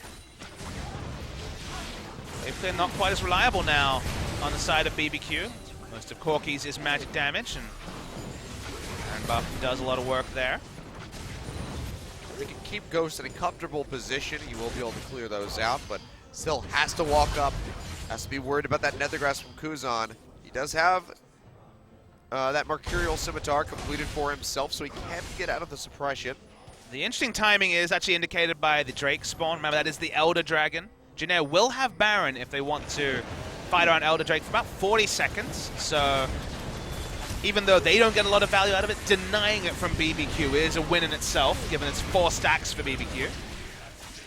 Yeah, they definitely will have to fight over that one when the time comes. But for now, BBQ just trying to stave off this onslaught in the mid lane, maintain that tier 1 turret, keep that alive as best as possible. Crazy starting to get pushed in by Ixu. There's powered minions and a very tanky Shen. Makes for bad times for Maokai. As Expelled is full glass cannon. Guardian Angel going to come out next, but what this tells you is that Umti's time to enter fights will need both to stand united and to be very opportunistic to get the first kill. He is very, very squishy. Well, here we go. The recall already coming through from Ixu as he doesn't have a teleport available. Stand United is there for him. So Jin Air, they have all of their ultimates to work with, as does BBQ. Package coming through as well for Tempt. Good timing on that. Lanes are still very, very narrow. They don't have outer turrets, so for Jin Air to actually start the Elder Drake is so risky. They don't have the information. Their Baron will fall off soon. Oh, Big Bless initiation, goes got forward. Teddy. Yeah, Teddy getting locked down. Stand United comes through, but Dead. it's not even going to be able to complete. He goes down. Ixu getting popped up on the Zyra ultimate, but gets halted right in mid-dash. He will go down. A kill picked up for Ghost. Another one following through as Snowflower falls to the rocket of Tempt, and BBQ completely annihilate Jin Air. Just Umti and Kuzan limping their way back to base. And they're just going to shove straight down the lane and look for an inhibitor. A Ghost answers that last bit of Baron buff with a super on-point Ash Arrow, getting Teddy. Didn't have an ability to get out, died, and so does a lot of the hopes of Jin Air, at least to keeping their inhibitor up. Won't be able to end the game as far as I can tell. Still 20 seconds. They could push on for at least inhibitor turrets, and they could try for the win, Achilles. I think they're going to go for this one. Straight in onto the top Nexus Tower. You can see this thing just getting shredded down. Tempt jumps onto Kuzan, helps take him out. Ghost will get the killing blow. They got it. Nothing you It's can nice. do. That's going to be it. The ace does come through. Umti falls. The Nexus follows suit. 37 minutes. Both of these games pre-40 minutes for BBQ. They shut down Jin Air Green Wings. They put another win on the board, and they will keep Jin Air locked into last place. Interesting series. BBQ taking that next step, looking good. Reliable play from them, and they won both sides of the matchup in the end, Achilles. They got both the ranged and the melee matchup down in the bot lanes. The best of both worlds for them. Ash Arrow onto Tempt. Sorry, the Ash Arrow onto the enemy AD carry from Ghost was the big story. Caught Teddy on that Jin. BBQ 2-0. The BBQ train is a turner. That it is. Really strong stuff from this. I mean, this was a 2-0 victory over the team that ran SK Telecom into 40-plus minute games. BBQ Oliver is really showing up big here in this set, and they will go ahead and net themselves another victory. Nicely done, and a very well-earned win from this squad of young guys. I mean, it looked a little bit shaky there. You had the 3-0 Kha'Zix to start things off for Jin Air. But BBQ, they just start inching their way back in. They get that ball rolling, and they just stick with it the entire way home. And the thing we kind of said at the start of the season is you had the 5 lineups, which on paper looked super strong. SKT, KT, Longzhu, Afrika, Samsung. Like, okay, top 5, locked it in already. If we learned anything last year, it's that there's always that one team that peaks in and against the runner play, against the names, makes it to the finals. Afrika was that team in both spring and summer last year. And I smell a bit of Afrika about the BBQ Olivers. I feel like they could too be the team that gels together. They largely stayed together. They're taking the next step. ESC ever never got there. They got their branding on point as well, as you can see by a couple of fans in the crowd wearing those masks. And optimism is the word you can use around BBQ. And BBQ and MVP, I feel like those teams that are poised to take it to that next level. Yeah, for sure. And I mean, with BBQ getting that defeat over MVP. You have to think that they would have the upper hand, and Ingley players going to be sporting their masks there in the booth. Bit half-hearted there, I gotta be real.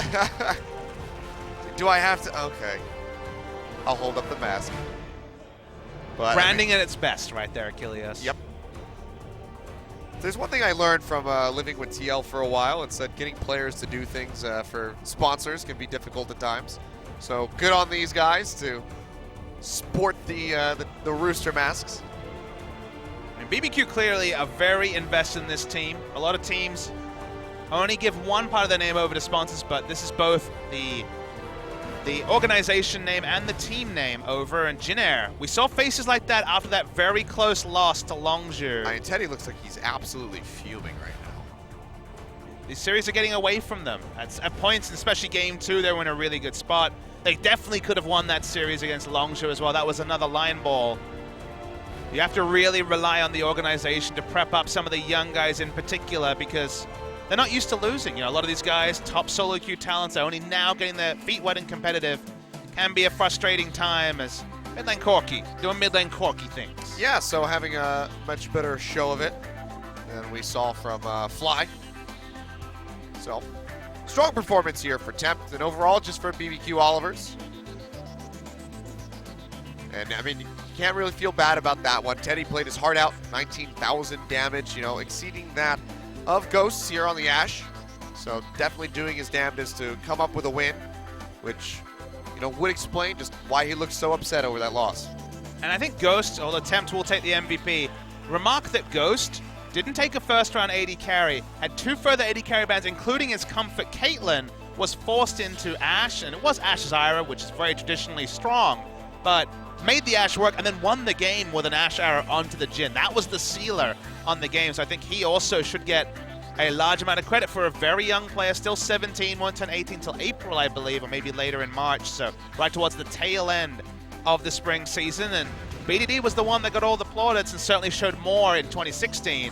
Ghost was that other CJ rookie that now is finding a new org and playing well himself. But Tempt, when you get Snowball on this Corki, 15.5-minute yeah. Trinity Force QSS, so hit the timing as well, and then never look back. That was so impressive that he was still able to do that. But, I mean, yeah, you can see another Ashe arrow right there, landing on the Ixu, lining up for yet another kill. But Tempt just constantly firing off on the backs, and with these rockets really just did make for major success for BBQ. I mean, you compare the pick CC, it felt like most of the Malzahar ultimates were onto Maokai, didn't get a lot of value, they didn't really kill him off or change the course of a fight. When Crazy would go in 1v5, it felt like at times. The Ashe arrows were super on point, the target calling was better in basically every way. BBQ was better than Jin Air and fully deserved the 2-0. Oh, for sure. Really well played by them. And just a bit of a struggle for Jin Air that will continue. We'll see how they can turn things around. They're going to have a long break, but when they come back, they are going to be playing against a freak of freaks. So that is going to be a tough one. But for now, let's go ahead, throw it over to Joel for the translation as we hear from our MVPs, Tempt and Totoro. Thank you very much, guys. This is Joel with another interview translation. We are here with BBQ Oliver, with a team that's currently on a good streak, and when they find themselves winning a game against Jin Air Green Wings today. We are here with today's MVPs, Tempt and Totoro, for the MVP interview.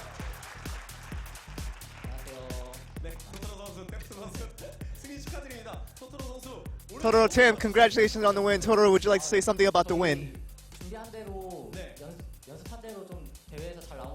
We played today just as we practiced, and we were really satisfied with that.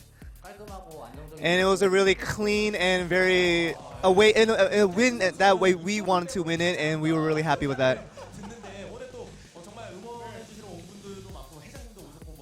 So you see that BBQ Oliver, your sponsor, is really pushing you guys to support you guys. Would you like to say anything to them and also to your fans? Yeah, it's really nice to have them all the time.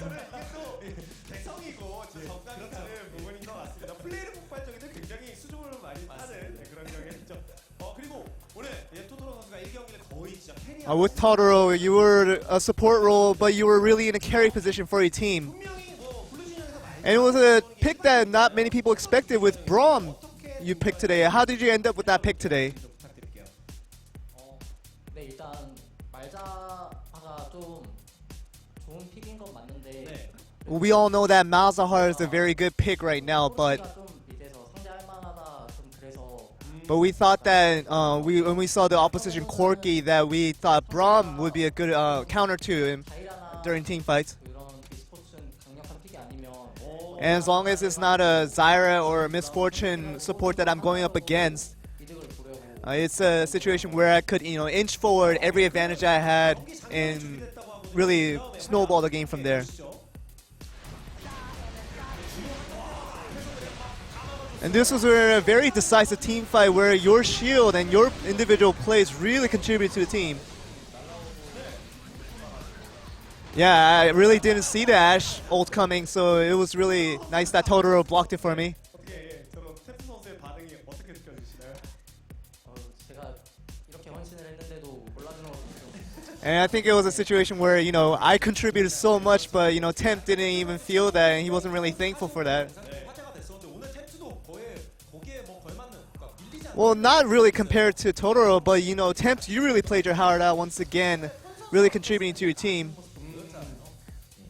카시오페아를 하면은 원래 라인전에서 한 번씩 궁풀을 When I'm playing the Cassiopeia, it's always a situation where we really want that ult flash to really work out, and when it does, it's really good, but otherwise, it's really bad to see. 궁금한 게 말자의 코르키 라인전부터 이거 어떤가요? And how is the matchup against Malzahar versus Corki in mid lane? 코르키 게틀링건이랑 그 하면은 금방 없어져가지고 With the Corki, if you get the Gatling gun to your advantage, the Malzahar is really no match. So that's what you have to take advantage of. 중요한 말씀해 주시는 것 같습니다. 그리고 또 템프 선수의 엄청난 활약이 돋보인 그런 장면들. We have another video clip of Temp's plays that really contribute to the team. This is Temp, just standing behind the line and putting all the DPS in. How was it when that play was going on? 상황이었는데 그 고스트 선수가 애쉬 궁을 진을 맞췄다고 해가지고 거기서 The only thing I heard was that Ghost hit Jin with the Ashe ult, and that's when I suddenly responded. And it was a situation where I could put all the DPS in. 현재 메타에서 탑픽할 만한 픽인가요? Is Corki worth the first pick in the ban pick phase? 것 같아요 상대를.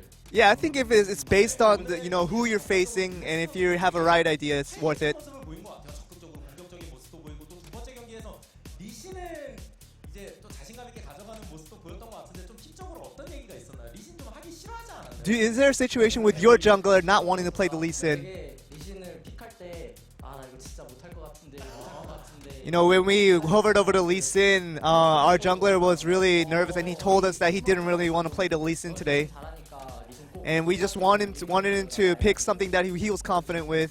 저희의 응원에 힘입어 한 것 같습니다. And I think we just our support for him and our confidence that we had in him allowed him to pick it.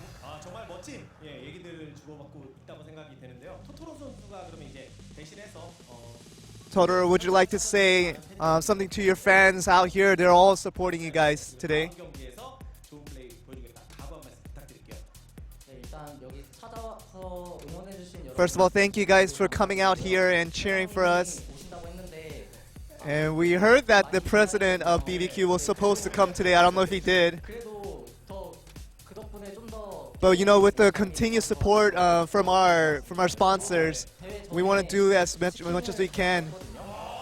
And we want to 적극 수용해주셔서 we want to always 경기 continue to provide the chicken for you guys every game. So we want you guys to take advantage of that and continue to support us. Oh, we will. So there's your answer, guys. There's your answer. The fans are really into the free chicken part of this story. Strangely enough. 기쁨이 가득 묻어난 인터뷰. So that's the end of the interview, and you guys got your answer. Back over to you guys. All right, thank you very much, Joel, for the translation. We did get our answer. Free chicken every time. Sounds good to me, Papa Smithy. I feel bad for the OGN Legion. We talk so much about fried chicken every time BBQ plays. Yeah. Well, it's to be expected, I guess. They can just get ready for that one mentally. And just come to the prepare OGNE themselves. Stadium, apparently. Plenty of chicken to go around. Yeah, I mean, going to Seoul just for the chicken sounds like a Yeah. pretty good plan. You can But- go on quite the chicken tour here. No, you would never be able to finish, actually. It would take you probably a couple of years to go through every single place in Korea. But BBQ Oliver is able to pick up that 2-0 victory And over going into the Jin Air. break, this is our rankings. Yep, so this is going to be our rankings, as you said. Again, we are off for the Lunar New Year. We will not be back until next Wednesday.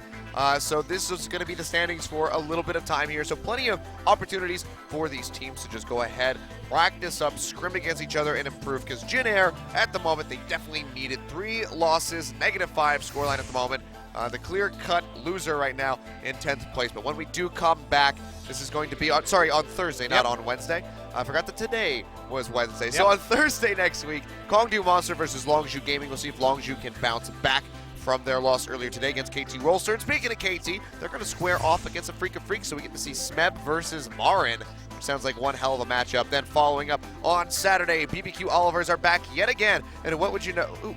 What a big surprise. Jin Air are playing the same day. Kongdu Monster, BBQ Olivers, and then a Freak of Freaks, Jin Air Green Wings. So it's going to be Kongdu and Freaka having some back-to-back games. Yeah, 2 OGN match days next week, and then we will also have a third match day that you and I will not cast of more games. Games. That's what happens in the LCK. That's Sunday in the Gangnam Stadium. Will be Samsung versus Rocks Tigers, and then an interesting one, SK Telecom. Will they just continue demolishing all opponents? Because MVP have been one of those risers on the side. Sure, they're not KT. Sure, they might not necessarily be top 5, but they're inching towards it, and I want to see a team at least test SKT, because outside of maybe Umti getting some ganks off and Peanut dying 1v1 to Umti in one of those Jin Air games, it's been the most one-way traffic possible. Yeah, it's been pretty brutal. I mean, everybody on SKT having a really strong performance. You can't really pick anybody out. Hooney.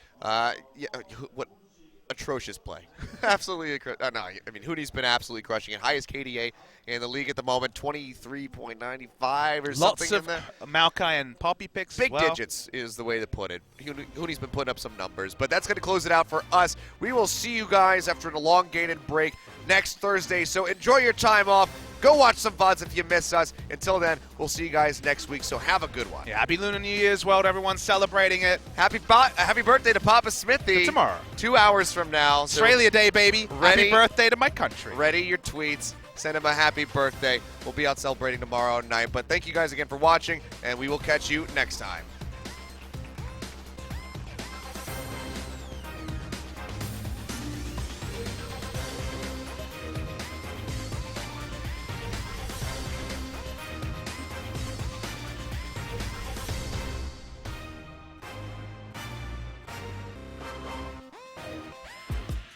And we all just need a little something to hold on to.